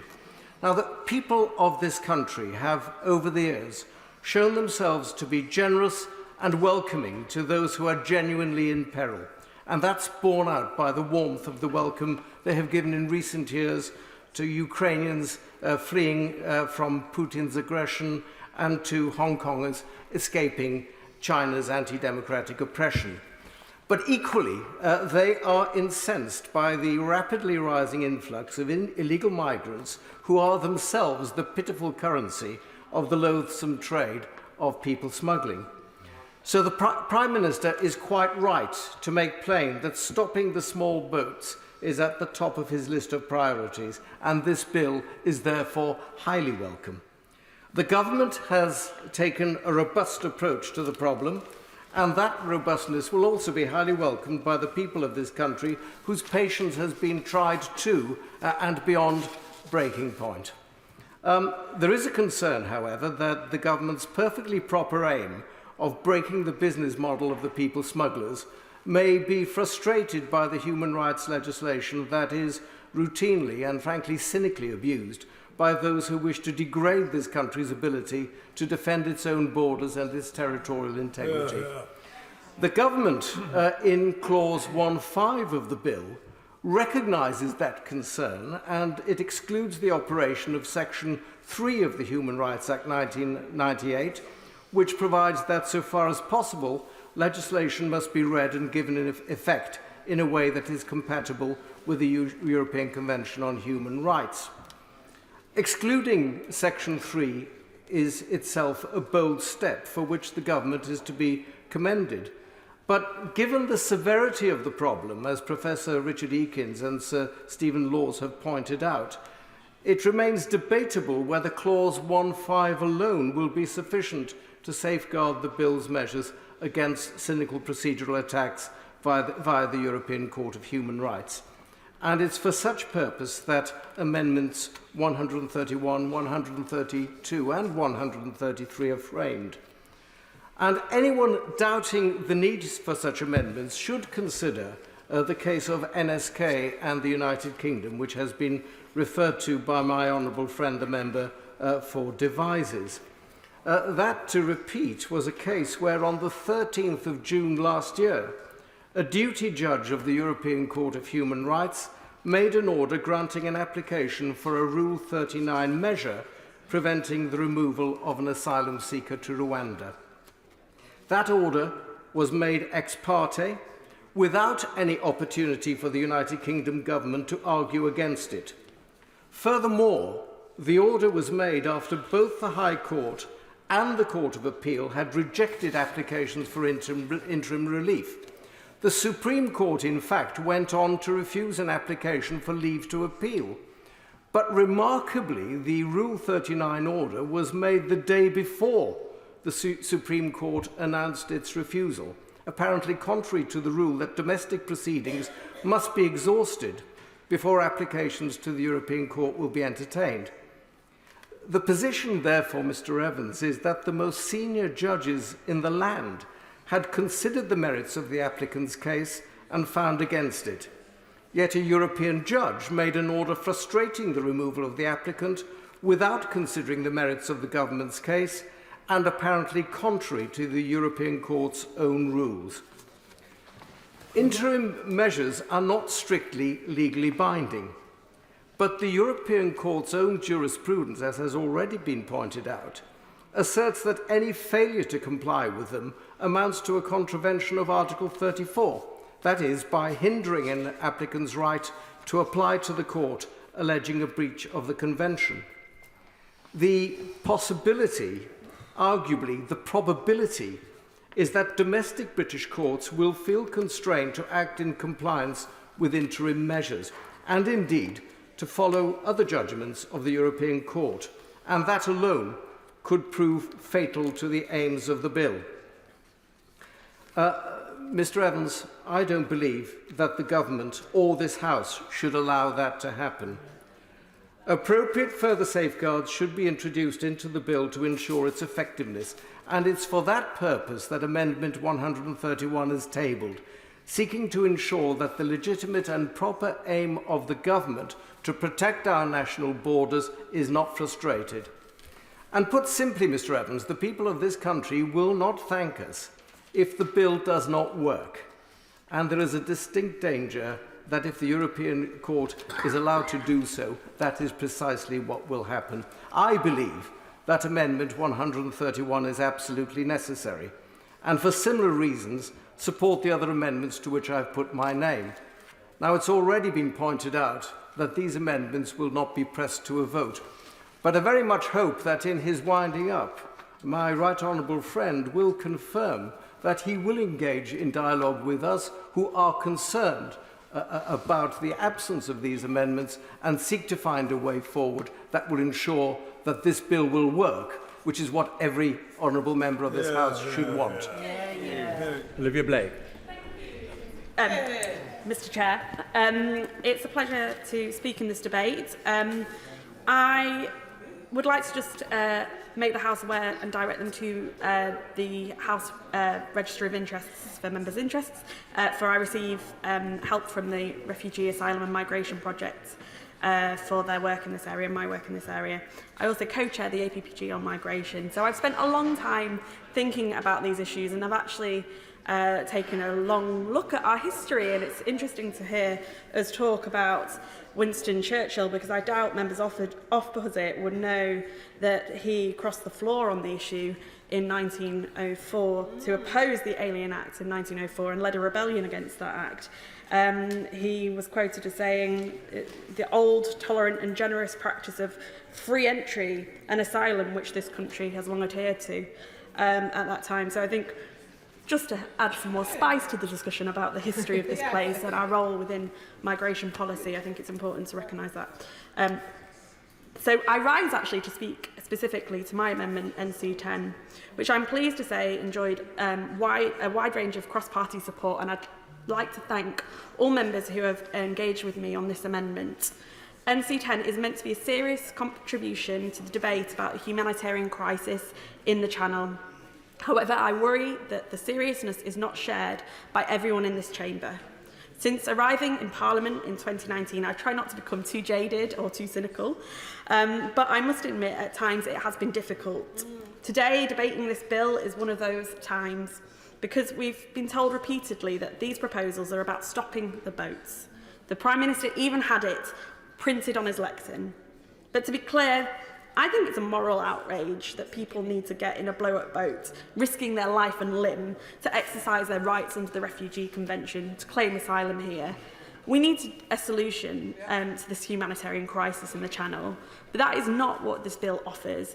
Instead, it doubles down on the same failed, hostile environment framework that has characterised the government's approach to asylum and migration. It's simply not working. And since 2018, 56 people have tragically drowned in the Channel. Brothers, sisters, uncles, aunts, cousins, to many, many families already in the UK. Yet the number of dangerous crossings has risen, even after the government's Rwanda policy was announced, and that announcement in itself was deemed to be a deterrent. The National Alien Borders Act has become law, and people continue to make these journeys. And I'm proud that my city, Sheffield, calls itself a city of sanctuary. The people I meet who support refugee rights often quote the lines of the poem called Home by the Somali-British writer Warsan Shire. No one puts their children in a boat unless the water is safer than the land. And no one leaves home unless home is the mouth of a shark. These lines are important because they explain why people attempt these crossings. And we've heard a lot of talk about families today. I regularly engage and talk to asylum seekers and refugees in the system whose family members are being persecuted because of them leaving the country. They've got brothers who have been arrested by police on spurious grounds, or they've sadly had their parents murdered as a result of their identity. And I think that we really must shine a light on the way the government strategy is doomed to fail. And perhaps more importantly, why the success of that strategy would be a horror. Because the only way that deterrence framework can work is if the hostile environment it creates is worse than what people are running from. That's why I feel jaded. Because I don't think this is really about stopping the crossings and saving lives. These proposals aren't about how people come here to claim asylum. They're about stopping people from claiming asylum at all. This isn't about fairness. It's about populist electoral politics, throwing red meat to a section of hardline anti-refugee opinion. What better example than the cruelty of stripping away the modern slavery provisions of asylum seekers who have survived human trafficking? This legislation, as it stands, would persecute the persecuted. It would criminalise the victims of crime. To be frank, too, I suspect that there are some on the other side of the House who think it's a good thing the bill violates the UN Conventions of International Human Rights Law. And the government's credibility is so shredded that they believe the only route to future electoral success is to wage a culture war, gleefully reciting pre-rehearsed lines about lefty lawyers, while the situation for some of the most vulnerable people in the world gets worse and worse. But the government could perhaps prove me wrong, and I give them that opportunity. A start would be supporting and looking into the proposals of NC10. The amendment builds on the proposals of the PCS Union and Care for Calais, two organisations working at the front line of the crisis. It offers a practical solution to a humanitarian crisis in the Channel by creating a safe passage visa. The visa would give entry clearance to those already in Europe who wish to come to the UK to make an asylum claim. I think one of the disconnects and the paradoxes of the government's policy as it stands is that there is no way for the many thousands of people who have already started their journey to get onto a safe and legal route. That is a paradox. You can't reduce the number of boats if the people who are going to try and make that journey are already on their journey and have no alternatives to come to the UK. That's why a safe passage visa is so important, because those journeys are so dangerous. The proposals also draw inspiration from the successful Ukrainian settlement schemes. And by no means those asylum schemes are perfect, and we've held debates on that, but equally, no Ukrainian refugees have needed to make the dangerous crossing in the boats to get here. I think we have to ask the question, why is that the case? And I think we know the answer, because there was a safe route that was available to them. They didn't need to make an application it could be made online, actually, the application that they wanted for safe passage beforehand. They got permission to travel here. The safe passage visa would work in a very similar way, with documents and any biometric information being uploaded on an online portal, for example, as in the Ukraine scheme, or where there needs to be further checks being done in person. And to be clear, this is tightly focused on on granting someone safe and legal access to the UK from Europe, because they would have a valid asylum claim as set out in the current immigration rules when they arrive. Once they've arrived in the UK, they would then go on to asylum processing centres to submit their applications as normal, meaning that most of the screening and processing would happen as normal in the UK, meaning that we wouldn't have to look into costly measures of arrangements with other countries, that we would take ownership of our responsibilities to these people who are going to make these journeys anyway. Alone, this won't fix the asylum system, but it does provide a humane response to the issue of small boats. It focuses on that group of people who have already made that journey and are already making their way across, one that will often get forgotten in this, and one that will continue to contribute to the small boats as they have no alternative. And the vast majority of people who come here irregularly make asylum claims, and overwhelmingly those applications are accepted, 70, 80, 90%, depending on what country they come from. And they make that dangerous crossing not because they're more likely to be refused or they're more likely to not have a valid claim. They make that journey because there is no other way for them to enter the UK. By providing them with an alternative, we can remove the need to risk life and limb. Ministers have a choice. They can go on demonising refugees, genuine asylum seekers, talking up this threat that billions of people are coming here, when that is just an absolute falsehood. And daubing stop the boats on government lecterns. But that might generate headlines for a short while, but it won't help anyone, and it won't stop anyone from making that crossing. Or there's another option. Prove they're serious about ending the life-threatening crossings. Drop the securitised Fortress Britain rhetoric. Uphold international law and embrace a humane approach that tackles the underlying causes of the dangerous boat journeys. In doing that, we can save lives. In doing that, we can meet the obligations that we have. And doing that, we can be a fairer country, one that I know my hundreds of constituents who have emailed me against this bill truly believes that we should remain and continue to be. Jack Brereton. Thank you, Mr Evans. I'm pleased to contribute further to this debate on the vital illegal migration bill, which promises tangible action to address the frustrations of my constituents in Stoke-on-Trent South.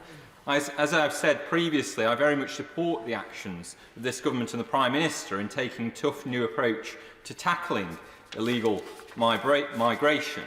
And I wanted to challenge some of the things that the honourable members have said opposite, particularly the honourable member for Westmoreland and Lonsdale, who isn't currently in his place. He said about there not being any safe and legal routes beyond those country-specific schemes.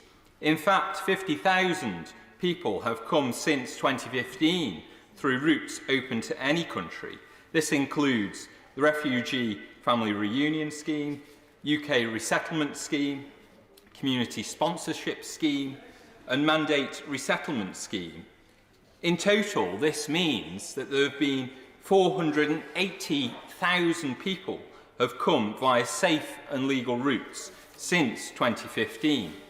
Stoke-on-Trent has been more generous than most other places in the country, and many feel that their generosity has been taken for granted, and that their genuine concerns about irregular migration have been ignored or even held in contempt, particularly by the party opposite and the lefty activist lawyers determined to frustrate the democratic will of the people. And because their determination to frustrate the will of this elected House is so strong, I do think that we need, at this committee stage, to close all potential loopholes. Indeed, the amendments to which I have attached my own name are those which I felt would make a belt and braces bill against scurrilous actions. The amendments in the name of my honourable friend and neighbour, the member for Stone, will ensure that a successful suspensive claim will be the only way to prevent removal. No ifs, no buts, no tying it all up in challenges to circumvent the intended will of this Parliament. We have been shown time and again that any lack of crystal clarity will be exploited by activist lefty lawyers. The danger is that people will lose faith in the democratic process and mainstream parties if democratic mandates and acts of Parliament are constantly frustrated by loopholes that we have left. Unprecedented pressure necessitates unprecedented actions, and it is actions in this bill that will actually break the people smugglers' model of taking money to get people illegally into Britain with what has been a relatively small chance of ever being removed under the overwhelmed legacy system that this Home Secretary is having to reform radically. I do hope these actions will be properly resourced, not just financially, but in terms of the available skills and workforce professional, including some of those that will be based at the Home Office hub in Stoke-on-Trent. But our job today is to make this bill unambiguous in its confirming its intent to enable the removal of illegal migrants and ensure the primacy of this House in delivering on the democratic will. Small boat people smuggling is a dangerous and unacceptable trade in human lives, and only by smashing the trader's business model can we really bring an end to this. And that means we must also frustrate the business model of the activist Labour lawyers who look for any loophole or ambiguity for their own political ends to making borders irrelevant and impossible to protect. So in addition to supporting the amendment in the name of my honourable friend, the member for Stone. I support the amendments from my honourable friend, the member for Devizes, and my honourable friend, the member for Middlesbrough South and East Cleveland. The Human Rights Act should not be misused to remove control of our national border, and the same applies to the European Court.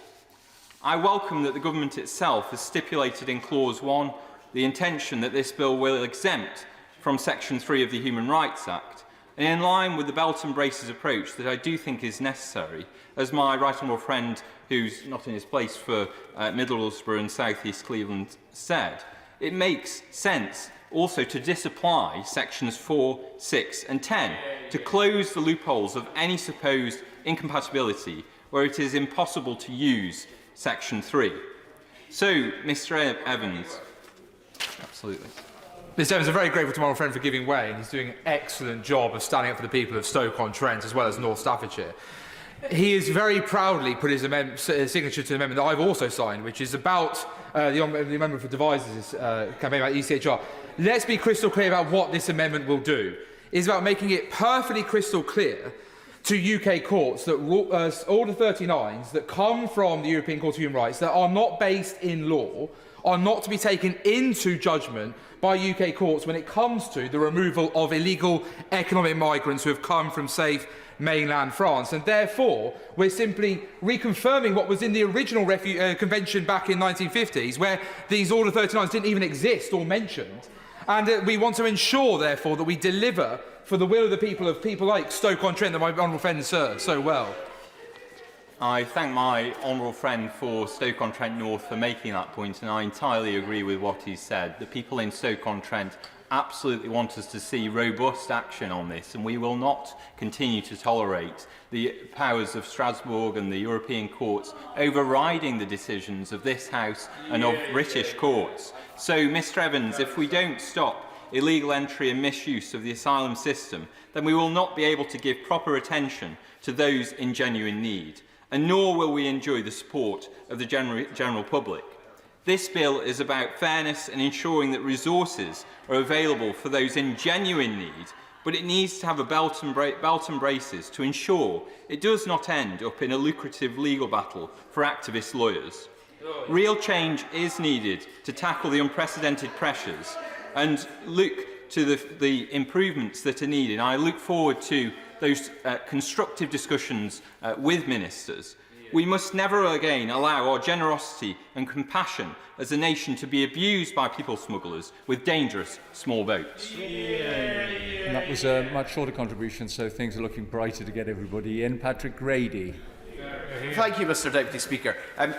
Bills of major constitutional significance are usually treated about on the floor of the House, in committee of the whole House. But the government refused to send the elections bill or the retained EU law bill to committee of the whole House. It sent them upstairs to public bill committees. And yet it finds time for this bill, which stretches any claim to reflect what was even in the Tory manifesto, to have its committee stage here in the House. And I wonder why that is.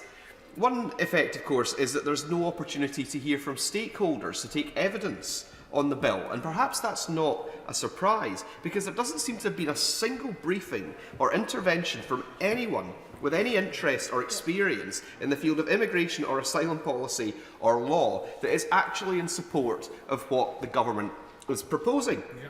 The only people cheering this on are the populist, hard-right elements of the Conservative backbenches and, I suppose, the Cabinet, and their friends in equally right-wing media outlets. And even then, it seems that this is a bill that pleases no one, because the range of amendments that have been tabled from the backbenches from all sides of the House shows the risk that the government is taking and the damage that it's doing by pursuing wedge issue and dog whistle politics. The Brexiteers, and seemingly with the tacit support of the Home Secretary, are seeking to use their amendments to expunge any last vestige of what they see as European influence in the United Kingdom by taking us out of the ECHR.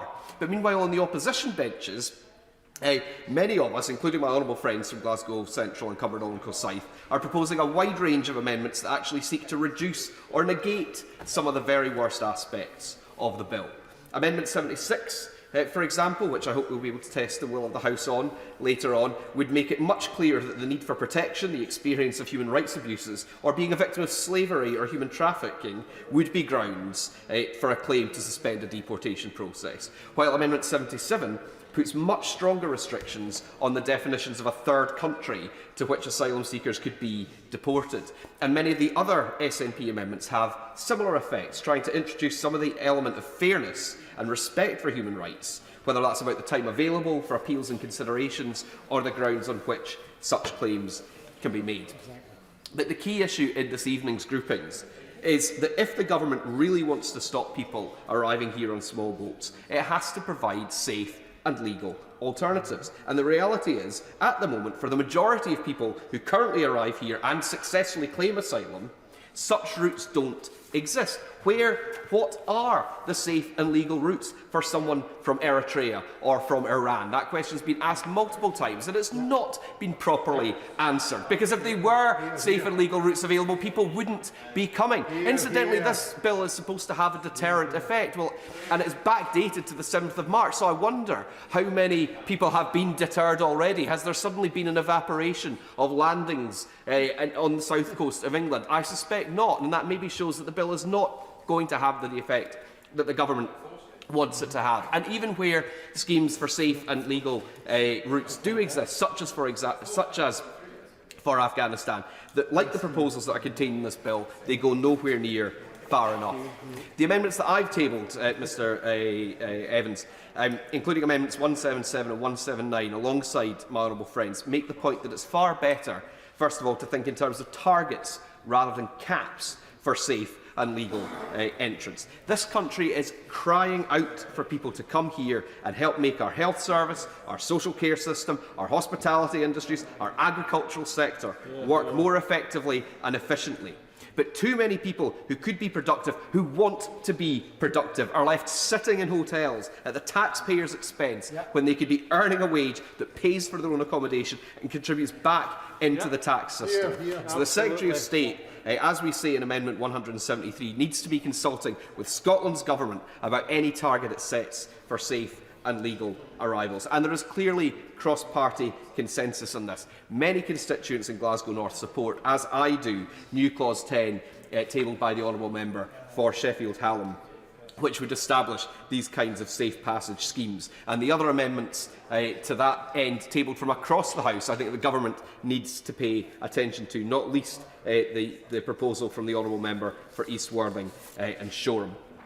But, Mr Chair, the House would be within its rights to push every single clause in this bill to a vote over the next 2 days. If the Tories really want this bill to become law, they should be made to work for it. Staying up late in this place to walk through the lobbies is barely a minor inconvenience compared to the hardship and horror that most people seeking asylum in the UK have already faced and do continue to face before and after they reach these shores.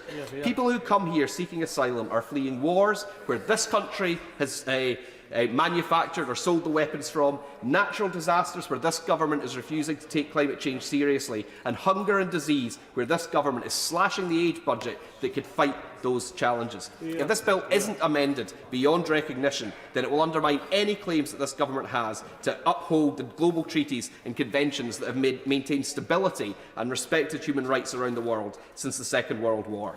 The vast majority of these people on these islands, and certainly among the residents of Glasgow North, want to live in an inclusive, diverse and welcoming society. And if this government is going to undermine that, then they will find and build that society themselves in an independent Scotland. Miriam Cates. Thank you, Mr Chairman, and I rise to speak in support of the principle of Amendments 131 to 134, which seek to strengthen the illegal migration bill by preventing spurious claims, whatever they may be, from being used to resist the removal of those arriving in Britain illegally. Now, these amendments aim to close any potential loopholes in the bill that would limit its effectiveness. Now, I've listened carefully to many thoughtful and technically excellent speeches from honourable friends and honourable members across the House, for whom I have the greatest respect. And of course, I cannot match their legal expertise and detailed understanding of the legal complexities of this bill. But I do want to argue for the principle of strengthening the bill, which I think the government has accepted, to make sure that it is effective. And of course it's essential that the bill is effective, because more than 40,000 people arriving illegally on small boats in a year is a serious safety issue. It's a national security issue. Yep. It's an economic issue, with £6 million a day being spent on hotels to house migrants. It's a crime issue, with many illegal immigrants engaging in illegal activity or being drawn into slavery and exploitation. And it's also a sovereignty issue. And many ask, who is really in control of British borders, our elected parliaments or foreign courts? Now, if this bill does not work, if it does not result in the swift deportation of those who arrive here illegally, then it will not have a deterrent effect, and we will not stop the boats. Yep. The objective of these amendments is therefore to strengthen the legislation, to significantly reduce the likelihood of unjustified legal challenges using human rights legislation that was never meant to provide cover to international gangs. Now, I thank ministers for their consideration of the intention of these amendments. But some who oppose these amendments and this bill will cite compassion. And I wholeheartedly agree that those who are genuinely fleeing war and persecution deserve our compassion. And many should be, and are, offered a home here in the UK. But our compassion should be directed at those who are genuinely helpless and without agency. And of course that includes children, but not those who do have a choice about whether or not they leave their home country, or indeed those who choose to exploit others through international human trafficking. And in many ways, this debate epitomises the great arguments of our time, between those whose understanding of human rights is that anyone should more or less be able to do whatever and go wherever they want, and those who believe that strong boundaries and firm rules and proportionate restrictions are essential for strong families, communities and nations. It's an argument between those who think that as a wealthy country we somehow have unlimited resources and don't acknowledge that population growth over recent years has put serious limits and stretch on our capacity, for example, housing, and those who realise that even though we are in a wealthy and fortunate position, there are serious limits on our resources. Many of those who argue against strong borders and strong action against illegal immigration are not themselves personally affected by illegal immigration. Their wages are not threatened by the black market economy. They don't rely on essential local resources that are taken up with housing migrants. Their children are not sent to school with young men who are clearly not children. And their sense of agency and national identity does not rest on the integrity of our borders or the sovereignty of our parliament. For those whose lives and culture are not negatively impacted by thousands of people arriving here on small boats, it makes sense to argue for open borders in the name of compassion. But for many people, for many of my constituents, these are luxury beliefs. And the reality is that high and clearly visible levels of illegal immigration are a threat to ordinary people's safety, security, identity and sense of fair play. Believing in and upholding strong borders and firm boundaries is not uncompassionate or bigoted. It is a prerequisite for a fair, safe and cohesive nation. Ultimately, when boundaries are not upheld or laws are not enforced, it's always the vulnerable that suffer, as criminals exploit loopholes and drain much-needed finite resources away from those in genuine need. Now, I'm not going to give way because I've been given a 5-minute limit by the chair. Now, we all want those genuine asylum seekers to be able to find safety here in the UK. And as the Minister has said, this country is surpassed by only 3 other nations in our acceptance of refugees from the UNHCR schemes. But the exploitation of our borders and laws by those who are not in genuine need, and worse, by abhorrent international people smuggling gangs, is neither fair nor compassionate, and it must end. So a strengthened illegal migration bill will deter people from making the treacherous journey in small boats and give us the resources and focus to go after those more safe legal routes that I think everybody in this House agrees should be there. Senator Bagan. Thank you, Mr. Chair, and I rise to speak against the government clauses before the House today and in favour of several amendments seeking to limit their horror and inhumanity. The changes made by clauses 37 to 48 to the legal and human rights of asylum seekers breach the UK's human rights obligations. The proposed timescales and tests, combined with the lack of judicial oversight, build in unfairness and undermine access to justice. It's difficult to see how a vulnerable and traumatised person will be able to engage with the process, especially as the provisions do not set out any right to legal advice and representation. This is one of the many reasons why I'm supporting new clause 26 in the name of the Honourable Member for Streatham, which would require an equality impact assessment of how people with protected characteristics under the Equality Act 2010 will be particularly impacted by the bill. Indeed, protections for vulnerable people, pregnant women and children are being tossed aside in favour of new powers to indefinitely detain people at greater risk of harm, including survivors of torture, trafficking and modern slavery. The new and sweeping powers of arbitrary detention are nothing short of spine-chilling. This bill will increase the number of people detained, whilst removing the bulk of the essential safeguards put in place to protect people and adding to the inherent harm caused by indefinite detention. And this is despite the UK's immigration detention system being plagued by mismanagement, profiteering of private companies and incidents of systemic and direct abuse and neglect, including scandals reported at Brook House Immigration Removal Centre, Manston Short-Term Holding Facility, Harmondsworth IRC and many others. And what is the purpose of this sweeping and illegitimate restriction of people's liberties?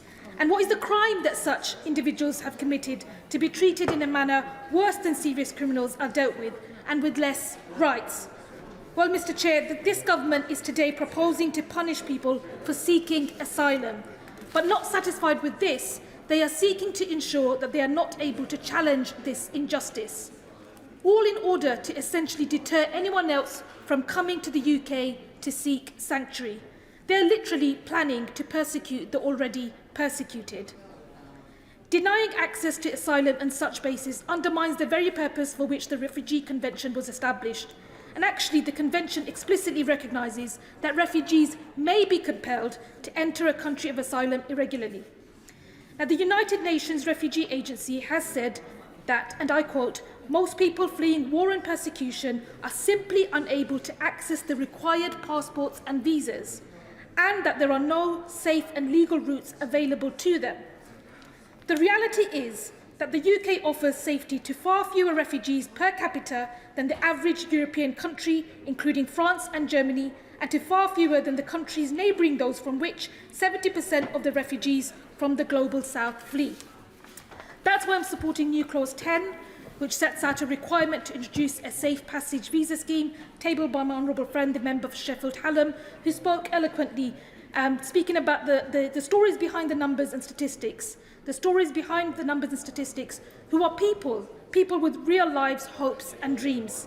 Now, if the government seriously wanted to protect the lives at risk from small boat crossings, they would back having more generous family reunification rights and support safe, functioning routes. Instead, the bill before the House tonight is the latest in a long line of measures that form its hostile environment and toxic, racist and xenophobic narrative that is taking hold in many parts of the world based on fear and the manipulation of that fear. It's immoral, deeply cruel and divisive, it breaks international law, crushes human rights and it is shameful. Thank you very much. Tom Hunt. Thank you very much, Mr. Evans. I think I've waited a very long time to speak on this bill. In the second reading, I think I waited for 4 hours and didn't get called, and I've waited a good amount of time here today. So all it's done is made me more determined to get my points across. And I have to. I didn't sign any of the amendments that are in front of us today. I had some sympathy with many of the amendments. Particularly 131, Amendment 131, my honourable friend and member for Devizes, and also my right honourable friend, the member for Middlesbrough and South East Cleveland, which is Amendment 132, and of course my very senior colleague, the honourable member for Stone, 133 and 134, and actually something might surprise some people, but I had a little bit of sympathy with my honourable friend, the member for East Wortham and Shoreham, actually, with his amendments 72, 73, 74 and 75. However, I don't think now is the right time to pursue such amendments until we've sorted out the scourge of illegal immigration that currently impacts this country. And so, of course, in a general sense, it wouldn't surprise people to know that I welcome the illegal migration bill. I think having a situation where we have 45,000 people a year illegally entering the country, mostly men, mostly young men, statistically proven, many from safe countries, safe origin countries, and of course every single one of them has gone through France and multiple other safe European countries where they've refused to claim asylum and they've decided to shop between different safe European countries, and they've come here and, you know what, actually having a dream of moving to the UK because of job opportunities and wanting to be, you know, an economic migrant is a very noble dream. But of course my advice to them would be to engage with our legal migration points-based system, and we will make a determination and whether your dream and our needs meet. Because of course we are the party that believes in controlling our borders. We are the party that believes in strong border controls.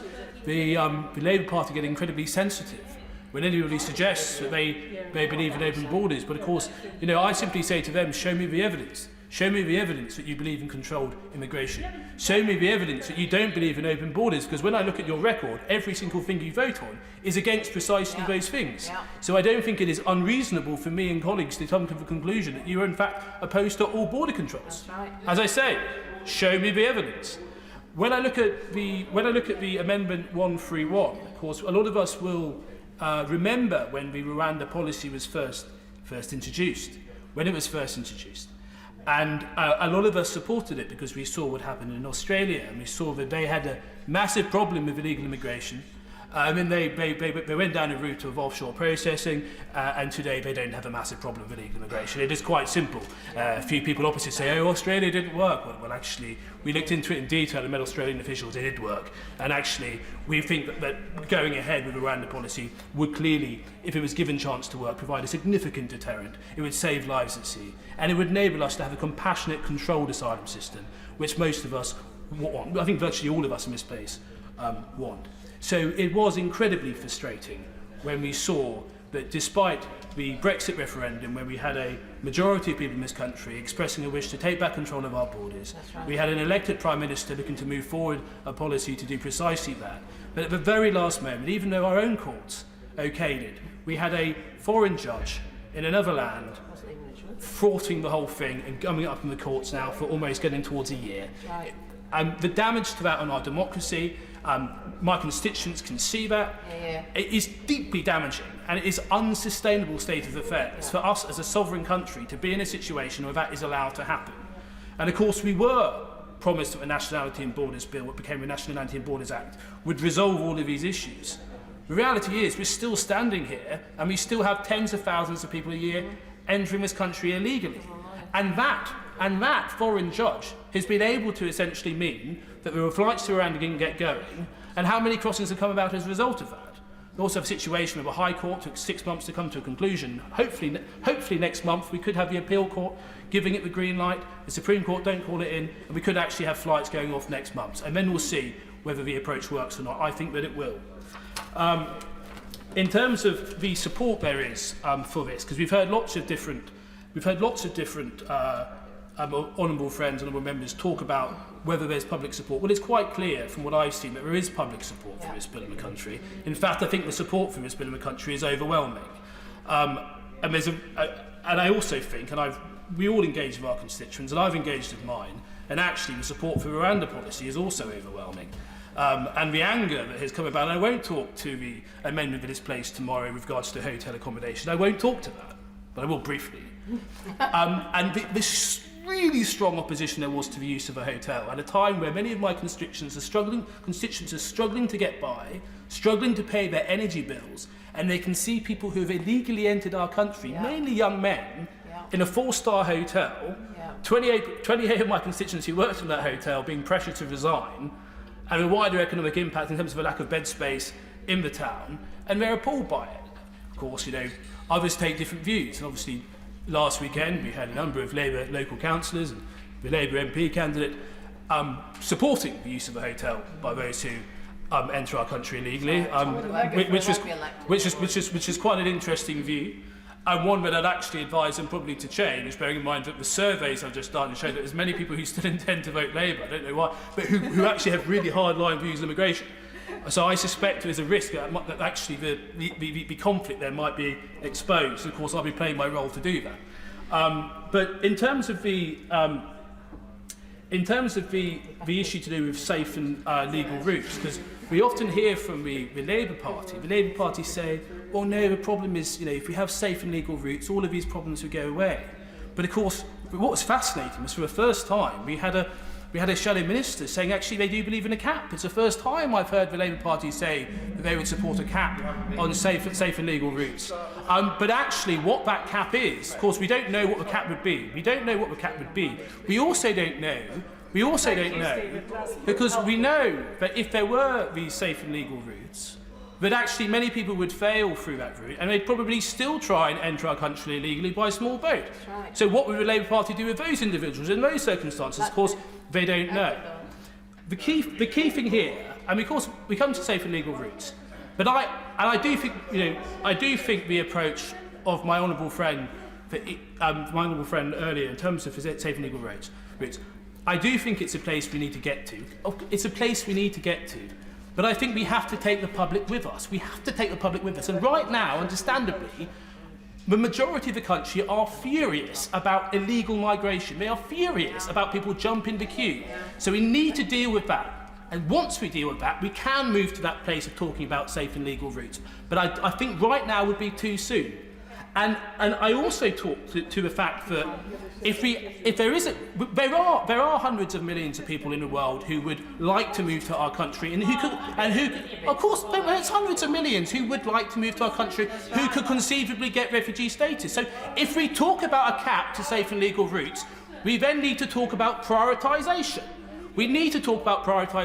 And the question, which is it right that we prioritise young single men from Albania over, for example, some of the refugees I met 2 weekends ago. Where was I 2 weekends ago? I was at the Rohingya camp in Bangladesh. It was the third time I've been there. And you know who I spoke to? Overwhelmingly women and children who had fled directly from Myanmar. Some of the women had been raped. Some of their dads have been killed. Their brothers have been killed. And when I asked them what they wanted, all they said is they want to go home safely. They don't have a choice about shopping between different European countries about where they go. They don't have that choice. And the reality is, I want us to have compassion as a country. I want us to have a cap. I want us to have safe and legal routes. And you know what? Once we get control of the system, I might be happy with that cap being quite high. And actually, I might want us to play our role. But the reality is right now, for every person who comes in illegally from somewhere such as Albania, realistically, because of limited resources, that's one less person from somewhere like the Rohingya camp that we can support. They are working directly against the interests of some of the most vulnerable in the world. That is a fact. So the idea so I'm incredibly pro genuine refugees, and this argument, another argument we heard earlier, which is that I think once we get the small boat situation sorted out, once we tackle illegal migration, we can put in place a cap driven by compassion, and if that cap, if there's an unforeseen disaster somewhere and there's a huge earthquake in another country, then I'm sure we'll be able to come back to this place to ask for this place, via our elected chamber, to extend that cap. And you know what? I think most people in the country would support that. But where do we want to get to? We want to get to a place where we take a large number of some of the world's most desperate people. But to get there, we've got to get control of the system. We've got to go over people smugglers. And I know that this bill seems tough, but it is the only way. It is the only plan. So I'm proud to speak in favour of the amendments, particularly from my honourable friend, Amendment 131. We've talked, Winston Churchill has been brought up by the opposition. The idea that if he was around today, he would support a situation where our democratic chamber was thwarted by foreign judges undermining a law brought forward by our elected government is for the birds. Would not be the case. And I rest what I've said. Thank you very much. Look Whitley. Very much, Mr. Chairman. I rise to speak in support of the new clause 10, table in the name of my honourable friend, a member for Sheffield, Hallam. But before I do, I just want to reflect on the unusual circumstances in which we once again find ourselves. This is the second time in only a few weeks that we've assembled to scrutinise a bill in the committee of the whole House. Both this and the minimum service level bills are truly extraordinary pieces of legislation that threaten to break with international law and long-standing human rights conventions, which this nation once took great pride in championing, as the Home Secretary herself admits on the face of this bill. Indeed, the bill before us today is perhaps unprecedented in the scale and ferocity of the criticism that is attracted not just in the UK, but for the wider international community as well. The UNHCR itself has said that the effect on this bill undermines the very purpose for which the 1951 Refugee Convention was established. And yet, the government has given members just 12 hours to consider the bill at this stage without any opportunity to take evidence over the kind of detailed and forensic scrutiny that would normally be found in committee. By contrast, the 2016 Immigration Act, which my party rightly opposed, but which represented a far less dramatic departure from international norms than this bill, went through 15 committee sittings and received 55 pieces of written evidence. As the Director of the Institute for Governments has rightly observed, the Committee of the Whole House is a useful mechanism to legislate on the most sensitive of matters, particularly those relating to the Northern Ireland Executive.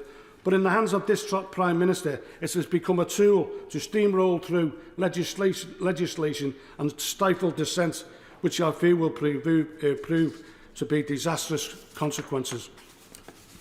Members of this House have the right to be afforded the time that we need to properly scrutinise legislation, but that right counts for little when we compare to the rights of refugees fleeing unimaginable horrors in the pursuit of safety. And I would not wish to give the House the impression that I believe that this bill is in any way reformable. Far from it. This is an utterly hateful piece of legislation, the central purpose of which is to criminalise and demonise desperate men, women and children fleeing conflict and persecution. As the Bishop of York has rightly said, these proposals represent cruelty without purpose. We are entering the endgame of a dying government that's devoid of any plan for the future of our country, and which long ago lost the trust of the British people, and which now believes that its only hope of clinging to power is by stoking division, fear and xenophobic hatred, and laying the blame for its own failings on innocent refugees.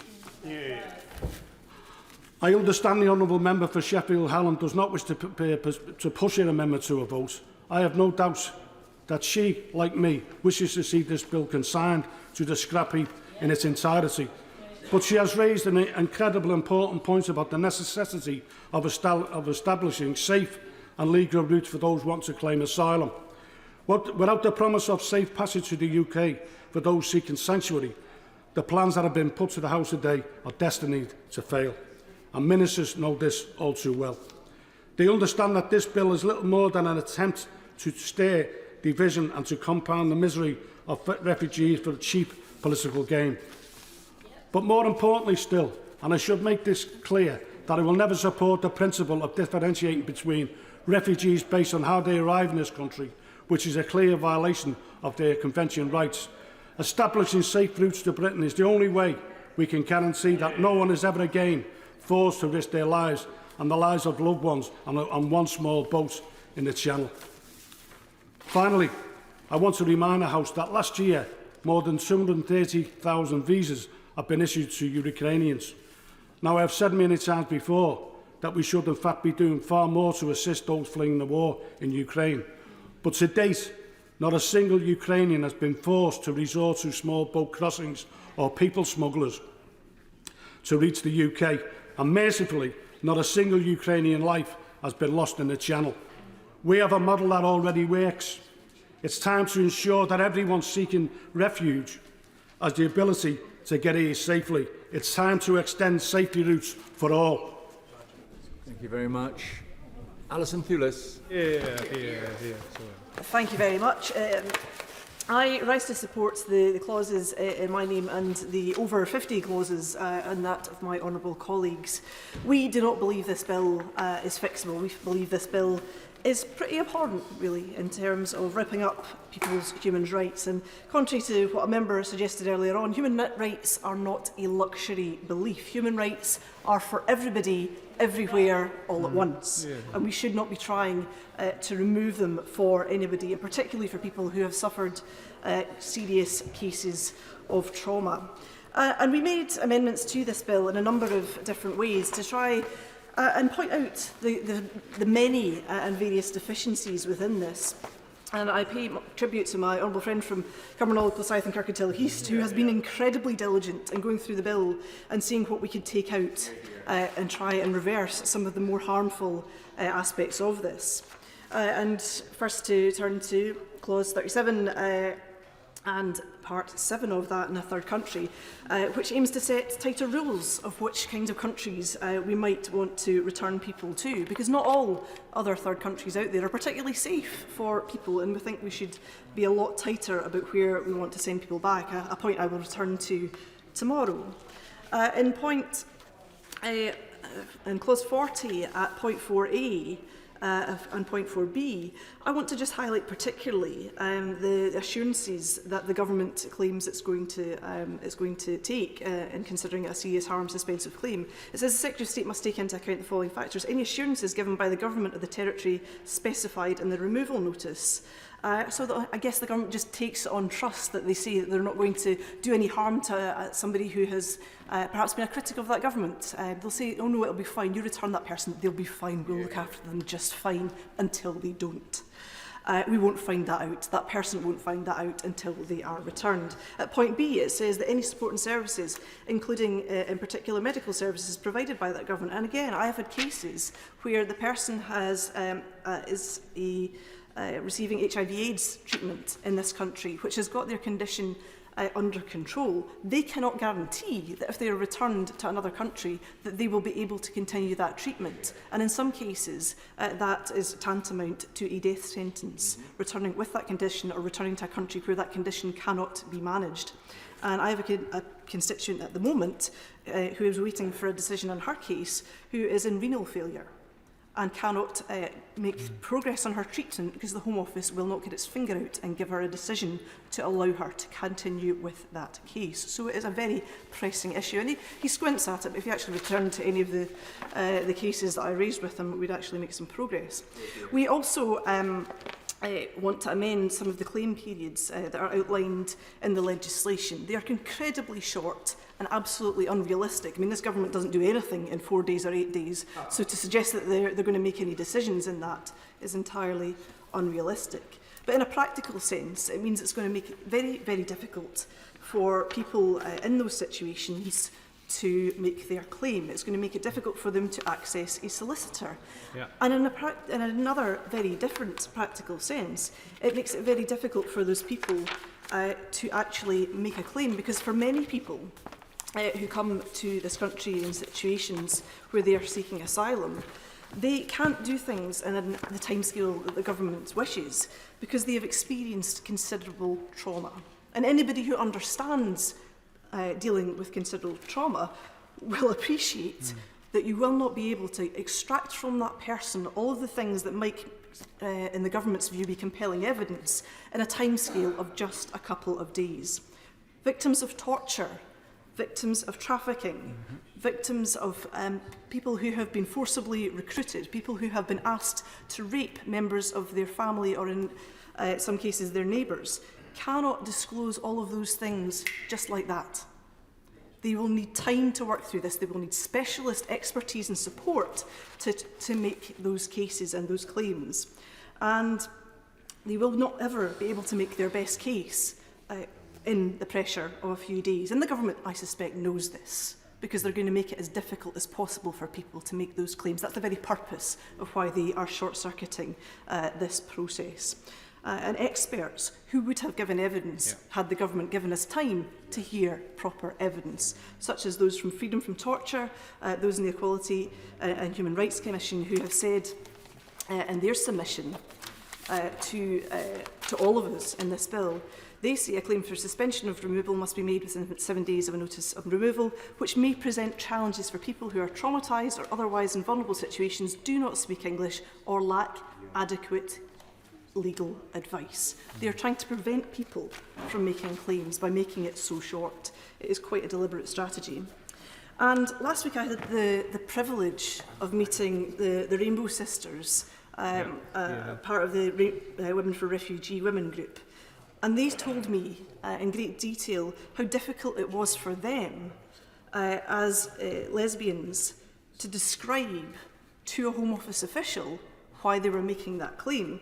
Because in the countries that they had come from, countries which I will return again to tomorrow, outlined at the back of this bill, such as Ghana, such as Kenya, such as Nigeria, they were not allowed in those countries to describe the feelings that they held, because they could be prosecuted, they could be imprisoned, they could be whipped for being gay. So to expect those people to come here when they don't have the language to describe their experiences, they don't have any evidence to describe their sexuality, that they have to do that in order to make a claim with compelling evidence that sending them back to those countries would put them at risk, it is really quite impossible in those circumstances for those women to describe their situations. And yet the Home Office expects this to happen. And I've sat in an immigration tribunal where a constituent of mine was asked to provide half a dozen people to testify to her sexuality. She had been here for several years, and even at that it was difficult and traumatic for her to do that. So imagine just arriving and being asked to try and provide that evidence. It would be incredibly difficult for anybody to do under any circumstances, but particularly asking women to do it in this circumstance. And the government, again, I suspect, knows this. I want to turn now to clause 49.3, I believe, right at the end here, page 52. And it says here that the Secretary of State may add a state to the list, which they've described above that, only if satisfied that there is in general in that state no serious risk of persecution of nationals of that state. Now this is a list to which the Secretary of State can add whenever she so feels that she wants to. And I would say that in general is doing a lot of heavy lifting in that particular clause, because in general there may be no risk. Specifically, there might be a significant risk to that person, to somebody of that sexuality, to somebody with a particular protected characteristic. And again, it overlooks really in this bill the protections that the government ought to be giving to people who are coming here to seek asylum. Moving to the cap on the numbers that has been described, and members over there have been quite excitable about the idea of a cap. I mean, there's no cap number in this bill. It's for the Secretary of State to decide at some other point. The Secretary of State could set that cap at 0 if she wanted to, because it's to be set, as he well knows, in regulations which this Parliament cannot amend. So it is not for the Parliament, it's for the Secretary of State, as he well knows. He knows how statutory instruments work in this place, as do we, and he knows that it's not something this House can amend. He is absolutely being a bit expedient with the truth if he's suggesting that the House can amend it. It can't. He knows that. But it says, but what we are looking to do in our Amendment 179 and the amendments in the name of my honourable friend from Glasgow North is to expand those that should be consulted on this and to set a target, not a cap. Because it is not enough to set a cap. And we know that there are circumstances. Imagine you're the 100+1 person to be set by this cap. It could separate a family, it could separate siblings, it could separate a husband and wife who don't meet the threshold, who just follow the wrong side of this threshold of this cap. So the government needs to do a whole lot more, in my view, to make sure that we are actively doing our bit in the world. And setting a cap is nowhere near doing our bit in the world. And I don't want to keep the House much longer because I'll be speaking again tomorrow, but I want just to mention the issue around documents, because it's been raised by several members. It was raised by the Honourable Member for South Holland in the Deepings, who is not currently in his place, about documents. Now, when Afghanistan fell, Dame Rosie, when Afghanistan fell, I was contacted by constituents who were terrified for their family members in Afghanistan. I had in the region of 80 families in my constituency who had relatives in Afghanistan, and I'm only aware of 2 families who were able to get get reunited with their families of that 80. That is the government not doing enough by people who have family here, who could be safe, who could be out of Afghanistan, and they are not. And where it relates to documents is that people in Afghanistan had documents which, if the Taliban found those documents on them, would prove that they had worked for British forces, and it would be their death sentence. So people in Afghanistan burned those documents. That's why people will turn up here with no documents, because those documents would have been their death sentence had they been found in their possession. And members on the other side who seem to think that not having documents is some kind of admission of guilt of some kind fail to understand the very real pressures that asylum seekers face when they make these dangerous journeys, when they try to seek sanctuary here to regain relationships with people that they know. They will run and they will run and they will keep running until they find safety. And that is the reality, and that's what this bill denies people. Yasmin Qureshi. Thank you, Dame Rosie. I wish I could say that it was a pleasure to speak in this debate, as I normally do, but I'm actually incredibly sad that I'm having to speak in this debate. This bill, I think, is one of the most repugnant pieces of legislation this government is trying to pass through. And there are a number of reasons for that. Firstly, this government and the Home Secretary knows that she is breaching human rights laws, and also they know that this legislation actually will not work either. But the reason they want to go ahead with it is because it is to throw red meat to some of their voter base, some of the very hard right-wing voters in our country.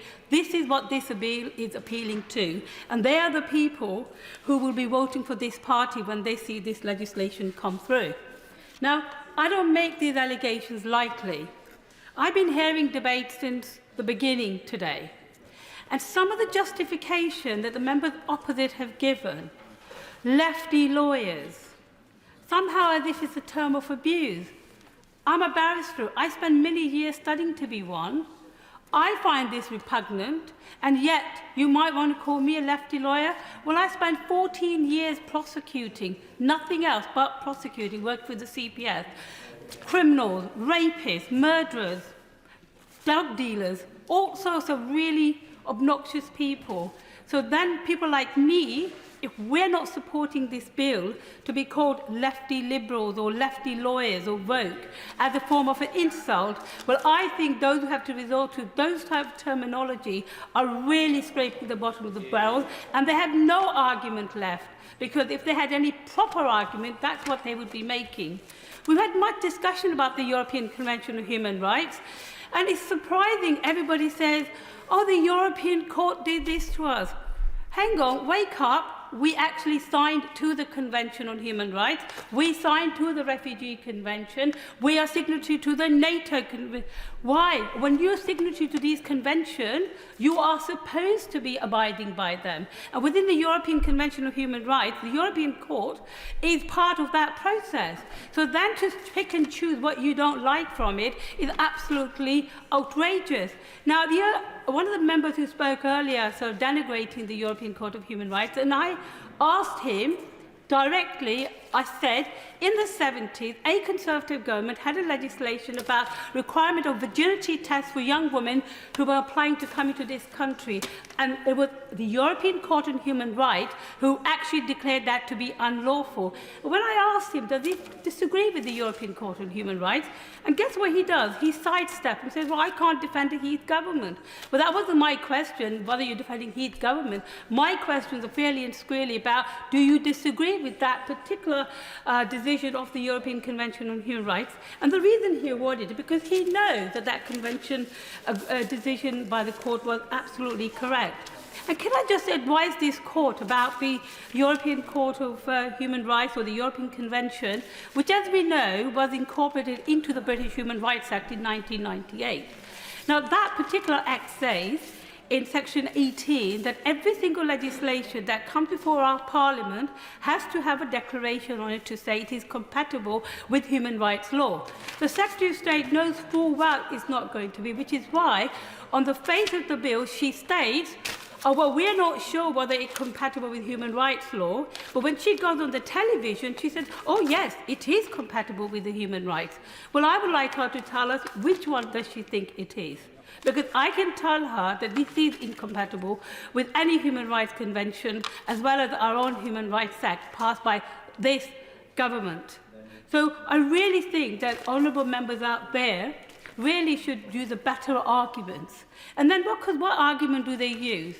I mean, one of the things I found sickening about not just this bill, but this whole debate on migration and asylum and everything for the last number of years, is not just the politicians here. So we have the Home Secretary saying we're being swamped and invaded. Others saying that we've got 100 million people coming. Or sometimes they say it's 1 billion people. Well, come off it. Everybody knows there's not 1 billion people trying to come in this country, nor 100 million refugees, because 84% of the refugees normally go to the country nearest to them. And most of the people who've been coming on the boat recently, over 75% were successful in their asylum claims. So this narrative that we have the government and the media, like the Daily Mail, the Express and the Sun, running this narrative that somehow these are all bogus asylum seekers, that's a lot of rubbish as well. Now, I expected the media to talk rubbish. I expected them to lie. But you know what? It really pains me when honourable members of Parliament who've been elected, talk in that kind of divisive language. And it is because of that sort of divisive, disgusting language that we've had incidents of people being assaulted, where people are living in asylum hostels, where people are kind of attacking them, swearing at them, protesting against them. It's because of the language that is used and is being used in the country and in discourse on immigration. And I have to say to every member here, especially on the opposition benches and the media, if they're listening, please, for God's sake, just temper your language and don't peddle untruth. And that's what they are. What we have a situation is a lot of these people are coming on board because there's no other alternative. Now, the Shadow Minister, when he started his debate, said and mentioned about at least 5 constructive proposals which would deal with the issue of the boat crisis. But guess what? This government isn't doing that. The reason being is because ever since we've had from 2010 Conservative Prime Minister, every single Conservative Prime Minister, every single Conservative Home Secretary has said, oh, we're going to control migration. Oh, we're going to reduce asylum seekers. We're going to do this. But guess what? 13 years down the road, they've been in charge. They've done zilch. Nothing. The number of people they've been able to return are abysmal. When we left office, 18,000 people were on the asylum application, but now there's 160,000. Right. 13 years of your government being in control. What have you done? Nothing. It's all rhetoric. It's all talks. Sorry. Come on. The Honourable Lady just needs to be quite careful with her language when she's talking about your government, i.e. Yes. Thank you, Dame Rosie, for reminding me of the fact that this government's had a control for the last 13 years, a Conservative government, and yet they've not been able to deal with it. The reason is because unless you take some constructive, proper proposals and not running to what's the best headline in the Daily Mail, or should I say the Daily Hate, right? They don't think that that's worth it. So this piece of legislation is absolutely horrendous, and I'm really sad that we're here again, because a few years ago we had the Nationality and Borders Bill. We had all these bills. Every time we had those bills, it was said, we're going to control migration, illegal migration. Guess what? Nothing happened. It's all hot air. It's all smokes and mirrors. It is trying to fool the people of this country that you're trying to do with something when you know that you're not doing. And if your best attack...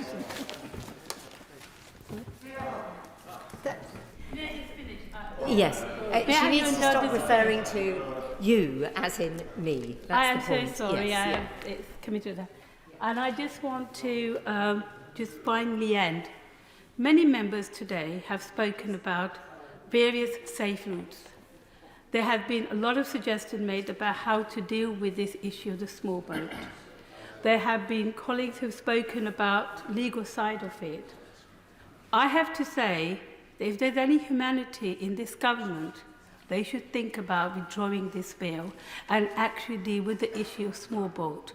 And can they please stop trying to appease to populist sentiments?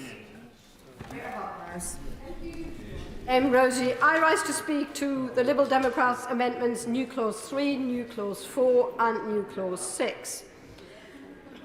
Madam Chair, I struggle to put into words my dismay about this bill. I've been listening to this debate since the very beginning and listening to the members opposite, excepting a few members who have spoken with real insight.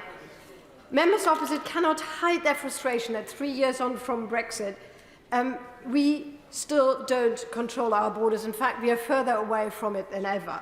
And it shows up a fundamental misunderstanding, namely that Britain is only ever part of a global community. We don't rule it, and we only get through what we want through cooperation. We will only succeed in stopping illegal immigration by cooperation and not by breaking international agreements. Nobody can be opposed to stopping people traffickers who are exploiting desperate men, women and children. But this bill is no way to go about it, and it will not be successful in stopping the boats from coming. All it will achieve is to punish those who least deserve it. Will the government finally listen to what we have said from the opposition benches for such a long time? And that is, we must create safe and legal and effective routes to immigration if we are serious about a compassionate and fair system of immigration. New Clause 6 would facilitate a safe passage pilot scheme. New Clause 4 would require the Home Secretary to set up a humanitarian travel scheme. It would allow people from specified countries or territories to enter the UK to make an asylum claim on their arrival. The only way to make sure that refugees do not risk their lives in the Channel is to make safe and effective legal routes available. My inbox, Madam Chair, has been full of constituents outraged at the government's plans to abandon some of the most vulnerable people in the world. In Bath, we have welcomed refugees from Syria, Afghanistan and Ukraine and stand ready to do more. While this government is intent on ending our country's long and proud history as a refuge for those fleeing war and persecution. The Home Secretary has been unable to confirm that this bill is compatible with the European Convention on Human Rights. Clause 49 allows the Secretary of State to make provisions about interim measures issued by the European Court of Human Rights, and the Law Society has raised its concerns that this shows an intent to disregard the court's measures and break international law. The government's promises that people fleeing war and persecution could find a home in the UK through a safe and legal route must be something that is actually true and real and does what it wants to do, rather than promising something that does not happen. Now is the time to put action behind words. So far, this bill does not even define what a safe and legal route is, and I agree with the Honourable Lady from Walthamstow. Let me name one example why it is so important that we have safe and legal routes, and that is Afghanistan.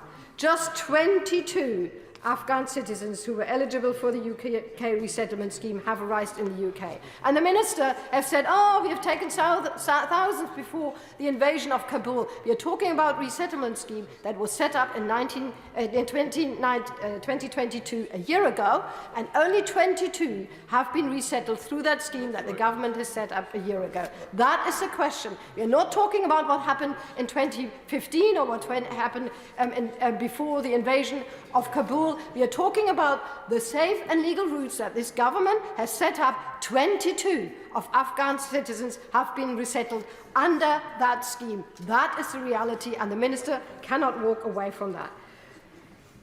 That is a shameful record. Women and girls, especially who were promised safety, have been left without a specific route to apply. We cannot leave them to their fate. Every day we hear about the cruel way that the Taliban treats women and girls who are excluded from education, who are excluded from jobs, who have to do what they want to do in hiding and who are not safe. The government has promised them safety. They cannot come. We must ensure that new promises of safe and legal routes cannot be broken. Section 8 of the bill sets out a cap on the number of refugees entering via safe routes, but it does not use a specific figure. There is also no obligation for the government to facilitate that number of people arriving. The government's current record does not inspire confidence. The UK grants less asylum application than the EU average. In 2022, only 1,185 refugees were settled to the UK. This is nearly 80% lower than in 2019. This is why the government should support new Clause 3. It requires the Secretary of State to set a resettlement target of at least 10,000 people each year. Refugees make dangerous journeys because they are in danger. If we are serious about stopping illegal people trafficking, we must provide safe routes for refugees first, not punish refugees who have the right to be here first. The bill as it stands criminalises desperate people making perilous journeys to seek safety, refugees who are coming here because they believe they will find sanctuary here. We must show them compassion. We must not show them our backs. Thank you. Here, here. Jim Shannon. Thank you, Madam Chair. It's indeed a pleasure to be called second before the end of the day for a change. But things are looking good, Johnson. There. But can I thank you very much, Madam Deputy Speaker, for calling me? And indeed, it is a pleasure to speak in this. And I want to thank the Minister for the Secretary of State for dedicating her time to being here at the beginning of the debate, and for the Minister being here now to hear our contributions. This is something that has proven incredibly contentious, either in this chamber or on social media. We have heard the views of so many, sometimes some more distasteful than others. I have to say, I say that very respectfully. The principle is still the same, that I believe we do have a very clear responsibility to protect those who are most vulnerable in their societies. But we cannot say that the invitation can be extended to everyone with no questions asked to discuss the steps we can take to perfect our asylum system. I want to speak, if I can, to new Clause 6. It's in relation to safe passage, and also to new Clause 24 and 25, which refers to Northern Ireland. The Joint Committee on Human Rights have raised significant concerns in this bill in relation to parallels between trafficking, slavery and asylum. This bill will have an unintended but nevertheless devastating impact on victims of modern slavery. They have stated that illegal immigration is often used as a weapon to exploit people for profit, and criminal gangs are often the ones luring vulnerable people onto boats into the UK. There were 5,144 modern slavery offences recorded by the police in England and Wales in the year ending March 2019, an increase of 51% from the previous year. In addition, poverty, lack of education, unstable social and political conditions, economic imbalances, climate change and war are key issues that contribute to someone's vulnerability and becoming a victim of modern slavery. We cannot close the door on genuine victims of trafficking and slavery, and we cannot allow the bill to undermine the security of victims. According to the recent Home Office statistics, nearly 550 people were potentially trafficked in Northern Ireland. I want to give a Northern Ireland perspective to this debate, if I can, Madam Chair. An increase of 50% from 2021, when the figure was 363. In the last 4 years, the number of people referred through the National Referral Mechanism in Northern Ireland increased by 1,000%. So we have an issue. Maybe not the numerical numbers that are here in the UK mainland, but for us in Northern Ireland, they are key issues. New Clause 19, which refers to the extension to Wales, Scotland and Northern Ireland, I wish to refer to as well, and also Clause 24 and 25, which also refers to Northern Ireland and takes on the three particular ones in provisions relating to Northern Ireland for trafficking, for exploitation, and I believe it's important that we have the same opportunity to respond in a way that can help. Madam Deputy Speaker, there is no doubt of the impacts that detention due to asylum are going to have an incredible impact on some migrants. We are often too quick to assign asylum seekers under the same label, but forget that a large proportion of women and young children who come here illegally do come from war-torn countries where they've been ripped away from their families and displaced with no other option but to get out and make the best of a potential life somewhere else. There are real, genuine cases out there. There are families that do need legitimate help. And as a big-hearted country, I believe that we have a duty to do this. Under this new legislation, the Home Office will be given new powers to provide accommodation for unaccompanied children, but these provisions only apply to England, and it has only been considered, and I would ask that this is extended to other areas of the United Kingdom, of Great Britain and Northern Ireland. In terms of detention, there is no doubt that we do have to compare circumstances. There is a difference between those that I have just mentioned, those people, women and children who are displaced, and those who come with no children, no family, and are usually young. They have the ability to build a new life elsewhere, if possible, because they are healthy, whereas for women and children who have been forced out, detention policies do need to be different. To conclude, Madam Deputy Chair, to keep within the time limit that others have adhered to, I am in support of some of the aspects of this needed bill. I respect its contents and the efforts by the Minister to try and come up with a solution that gets a balance. But I think we all need some assurances in relation to how it addresses the issue of modern slavery and trafficking potentials. Too many people are forced into this each year. I have no doubt that the Secretary of State and the Minister here tonight and her department will do all they can to ensure this is dealt with. But given the sheer volumes of how this is impacting on our country and our great nation, the United Kingdom of Great Britain and Northern Ireland, I would urge this is dealt with as a matter of national security and with a matter of urgency. And the quicker we get it sorted, the better. And let's ensure that those people who are genuine asylum seekers are given the opportunity to come to this country. And I would wish to see that happening as well. Madam Deputy Speaker, thank you very much. Well done. Mary Kelly-Foy. Thank you, Dame Rosie. Let me be clear, this bill is inhumane. It's not an illegal migration bill, it's an anti-refugee bill and an extension of the failed hostile environment policy introduced by the party opposite. And the anti-refugee MPs have been emboldened by the Home Secretary's rhetoric. Can I just continue? No, I'm not going to give way at this point. I've waited since 5:30 and I'm going to have my bit. Sorry, Bob. Anti-refugees have been emboldened in here today by the Home Secretary's rhetoric of hate, as we can see by the amendments and the clauses and by what we've heard by many of the members opposite. And unbelievably, the bill now has the potential to be even worse than when it came to the House on the second reading.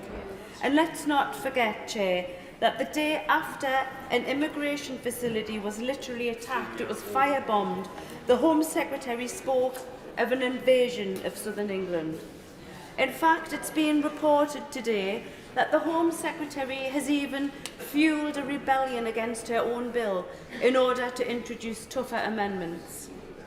And I want to put on record, Chair, that no migrant or refugee is responsible for the state our country is in right now. The crisis in our education system, in housing, in our NHS has been caused by the party opposite and 13 years of Tory failure, not those fleeing from conflict and climate change.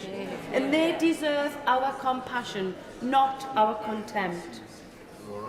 Thankfully, my honourable friends, the members for Poplar and Limehouse, Sheffield Hallam and Streatham proposed a number of new amendments and clauses that can drastically improve this bill, and they deserve the full support of this House.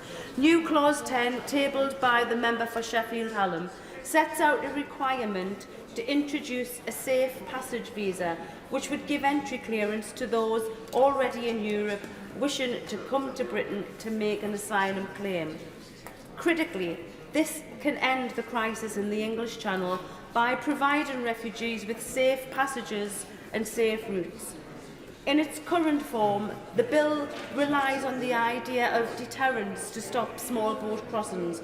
But as we've seen, time and time again, deterrence doesn't work. There's no robust evidence to support this idea.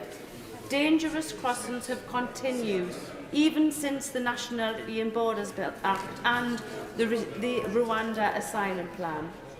And Chair, there's also an issue of parliamentary scrutiny. This bill may have significant implications for Britain's asylum system, the European Convention on Human Rights and our international legal obligations. But we only have 2 days in which to debate it, which isn't acceptable for a major piece of legislation. Detailed scrutiny is invaluable at picking up potential problems, of which this bill has many. And the members opposite have no right to speak about parliamentary sovereignty when they're rushing this piece of complicated legislation through with minimal scrutiny. Madam Chair, I think about those 27 people who tragically died in November 2021 crossing the Channel, as well as those who've lost their lives crossing the Mediterranean seeking refuge. Their deaths could have been avoided if there'd been safe passages, a humanitarian corridor in place. We've had the opportunity this evening to do that, to introduce an amendment that can provide safe passage for our fellow human beings and reject the potentially fatal elements of this bill. Thank you. Yeah. Minister Robert Jenrick. Well, thank you, Dame Rosie. And this has been an excellent debate covering the provisions of the bill relating to legal proceedings, the cap on the number of refugees to be admitted through new safe and legal routes, and safe countries of origin. Let me deal very briefly, Dame Rosie, with the substantive government amendments in this group. First, we have brought forward, if I could just finish this point, I'll happily come to the honourable gentleman in a moment. First of all, new clause 11 enables the senior president of tribunals to request first-tier tribunal judges, including employment tribunal judges, to sit as judges of the upper tribunal. This amendment extends existing deployment powers, which are an important tool for the judiciary to manage the fluctuations in demand in our courts, making best use of their time. We're also, Dame Rosie, bringing forward new clause 12, which enables appeals under the bill to be heard by the Special Immigration Appeals Commission rather than the upper tribunal in appropriate cases. And this, Dame Rosie, is necessary to safeguard the sensitive material which would cause harm to the public or individuals if it were revealed in open court. And the test for certifying suspensive claims will require that the Home Secretary certify the decision being taken relies partly or wholly on information which, in her opinion, should not be made public. So I hope that these government amendments will receive the support of the whole House, and I'll happily give way to the honourable gentleman. I thank the Minister very much for giving way. He'll recall that at the beginning of this debate, I raised a point of order about the fact that he, on the 19th of December, said that when Labour left office in 2010, the backlog was 450,000, the asylum backlog, his words. I have received a letter from the UK Statistics Authority completely debunking that claim, saying that, in fact, the backlog was 19,000 and the backlog now is 166,000. As he's at the dispatch box, I thought it would be a perfect opportunity for him to apologise to the House and to correct the record as per his duties under the ministerial code. Well, I'm grateful to the honourable gentleman for looking out for me, and it's understandable that there would be confusion on this point because, as I think my right honourable friend, the former Prime Minister, said in the second reading debate, the situation that we inherited in 2010 was a complete shambles. Indeed, the former Labour Home Secretary described the department as not fit for purpose. Now, what we were referring to was John Vine. John Vine was the Chief Inspector of Borders and Immigration.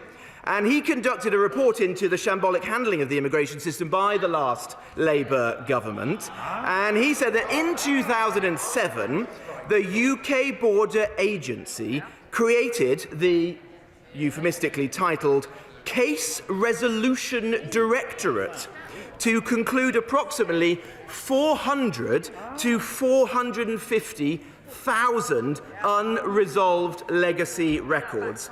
And he said such was the inefficiency of this operation that at one point over 150 boxes of post, including correspondence from applicants, from members of Parliament and their legal representatives, lay unopened in a room in Liverpool.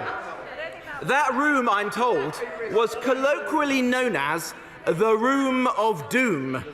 Well, Dame Rosie, we're fixing the system. And I'm pleased to say, no, I'm not going to give way again. He's had his moment. I'm pleased to say that as a result of the work that the Home Secretary, the Prime Minister and I have already done, the legacy backlog is falling rapidly, and we intend to meet our commitment to clear it over the course of the year. I won't give way to the Honourable Lady. Now, I don't want to detain the House for too long, so let me turn to the key points that have been raised tonight. Firstly, with respect to, I thought, the very powerful speeches from my honourable friends, the members for Devizes, for Middlesbrough South, for Stone, for South Holland and the Deepings and others, relating to the important question of injunctive relief, Rule 39, how we as a sovereign parliament handle ourselves and ensure that we secure our borders. I thank my honourable friends for their contributions, and I recognise the positive intention of the amendments that they have tabled. I am certainly keen to give them an undertaking to engage with them and other colleagues who are interested in these points ahead of report stage of the bill. We are united in our determination that this bill will be a robust bill, that it will be able to survive the kind of egregious and vexatious legal challenges that we've seen in the past, and that it will enable us to do the job and to remove illegal immigrants to safe third countries like Rwanda. I would add that the bill has been carefully drafted in collaboration with some of the finest legal minds, and we do believe that it enables us to do the job whilst complying with our international law obligations. But we are going to engage closely with colleagues and ensure that the final bill meets the requirements of all on our side of the House. Now, I won't give way to the honourable gentleman. Let me also speak briefly about the point made by a number of colleagues about Rule 39 in particular, and the events of last summer. And I'll only say this, that we in government share the frustration of those, certainly on this side of the House, about what happened with the Rwanda flight in June, where a case was conducted late at night, at the last minute, with no chance for us to make our case or appeal its decision. That was deeply flawed. And I thought that the Honourable Lady for Edinburgh South West was right when she said in a thoughtful contribution that that does raise concerning issues.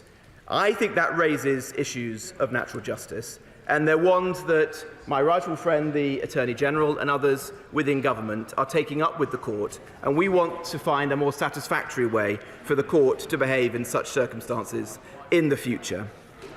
I will turn briefly to the swathe of amendments brought forward by the SNP. At this rate, there are going to be more amendments to this bill brought forward by the SNP than there are refugees that the SNP accommodate in Scotland. Instead of pruning the already excessive forest of legal challenges that we find, the Honourable Lady is proposing a Kafka-esque array of new ones. What she wants to do is turn the robust scheme that is within this bill into a sieve. We can't allow that to happen because the mandate of the British public is clear. They want us to stop the boats. That's what this bill does. That's what we intend to achieve. Now, if I could turn to my honourable friend, the honourable member for Worthing East and Shoreham. And I want to thank the honourable gentleman for his contribution. And we have listened very carefully to his arguments. As the Prime Minister has said, it is precisely because we want to help genuine refugees that we need to take full control of our borders. Safe and legal routes, like those that we have brought forward in recent years, the safe and legal routes that have enabled almost 500,000 people to come into our country for humanitarian purposes since 2015, are exactly how we will achieve that. And I can commit to engage with him and other colleagues ahead of report stage in setting up safe and legal routes, if necessary bringing forward further amendments to ensure that there are new routes in addition to the existing schemes, and accelerating the point at which they become operational, with our intention to open them next year. And in addition, I can confirm that we'll accelerate the process of launching the local authority consultation on safe and legal routes at the same time as commencement of the bill. And I hope that satisfies the honourable member. I would add, as a former local government secretary, that one provision in the bill, mentioned by a number of colleagues on this side of the House, but curiously not mentioned by those opposite, is extremely important, which is that we will not make promises on this side of the House, in this place, at the expense of local authorities and our constituents. And so for the first time, not only will we bring forward more safe and legal routes, but we will consult with local communities and with local authorities first, so that those routes are not virtue signalling, but are wedded in the genuine capacity of our communities. The ability to house people, the ability to find GP surgery appointments, the ability to find school places, and the ability for our communities to sustainably bring those individuals into the country and ensure that community tensions are not unnecessarily raised. I won't give way to the honourable gentleman. And this is a critical distinction. This is a critical distinction. Well, I will give way to the honourable gentleman because in his remarks, at one point he said he was for the cap, then he said he was against the cap. So perhaps he can explain. No, he's making some very good points on local authority consultation. Will he therefore be supporting our new clause 27 tomorrow, which makes it a legal requirement for the Home Office to consult with local authorities before deciding on hotels? Well, I think the honourable gentleman should read the bill. I mean, I thought we've been debating it for the last 5.5 hours, but he doesn't even seem to have read it. The bill says for the very first time that before we create a safe and legal route, we'll consult with local authorities. And I think that we all should see that as a good step forward, because the public are sick of their hotels being filled with illegal immigrants, and they don't want to see the well-being of illegal immigrants put above those of the British public. And that's a crucial change that we're making. So, Mr. Chairman, I shall close at that point by making a simple point, that the choice ahead of us today is this. Is it for the British Parliament to decide who enters this country, or is it for the people smuggling gangs? On this side of the House, we believe that without border controls, national security is compromised. The fabric of communities begins to fray, and public services come under intolerable pressure. We believe that whilst we should always be generous to those in need, there are limits on how much support we can provide. We believe that we should prioritise our finite resources, as in a powerful speech my honourable friend, the member for Ipswich, said, directly on those in conflict zones, not those who are fit enough and well enough and wealthy enough to get to a safe country like France and then cross the Channel. It is the members on this side of the House who are on the right side of the moral argument. And what of the party opposite, led by the member for Holborn and St Pancras? He campaigned to close removal centres. He wants to scrap our Rwanda partnership. He's the human rights lawyer who sided with foreign national offenders over the law-abiding British public. He's the prosecutor who votes against tougher sentences for the people smuggling gangs. It's clear for all to see that the British public can't rely on the Labour Party to stop the boats. They don't have a plan because they don't think there's a problem. They're too naive to understand what this country is up against and what's at stake. And they're too weak to take the tough but necessary measures to deter the crossings and fix our broken asylum system.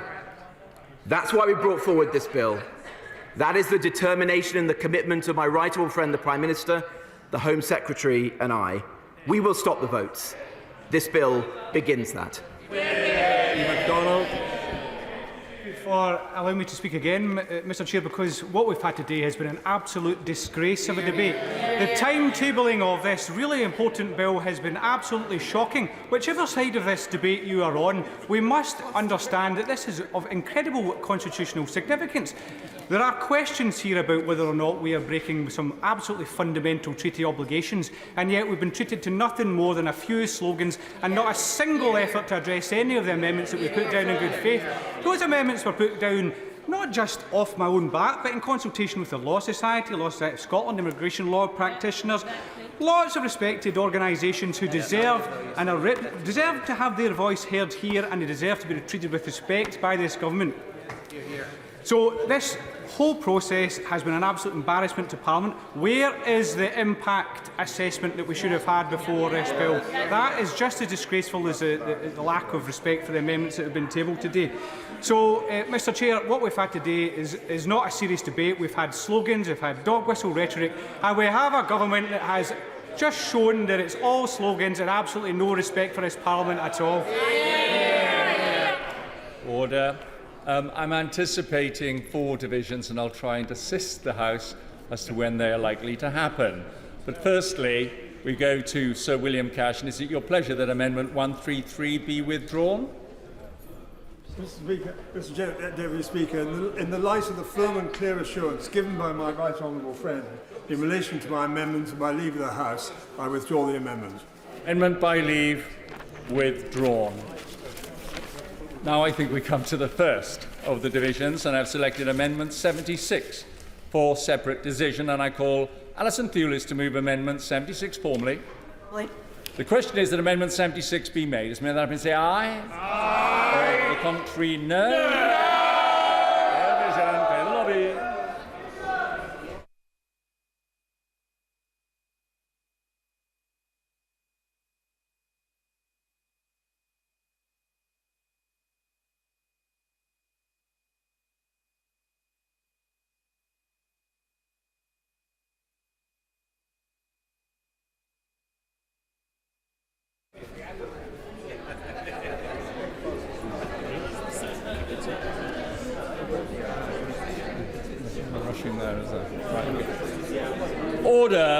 Order. The question is, Amendment 76 be made. Does many of that opinion say aye? Aye. Contrary, no? No. Tell us for the ayes, Peter Grant and Marion Fellows. Tell us for the noes, Julie Marsden and Mike Wood.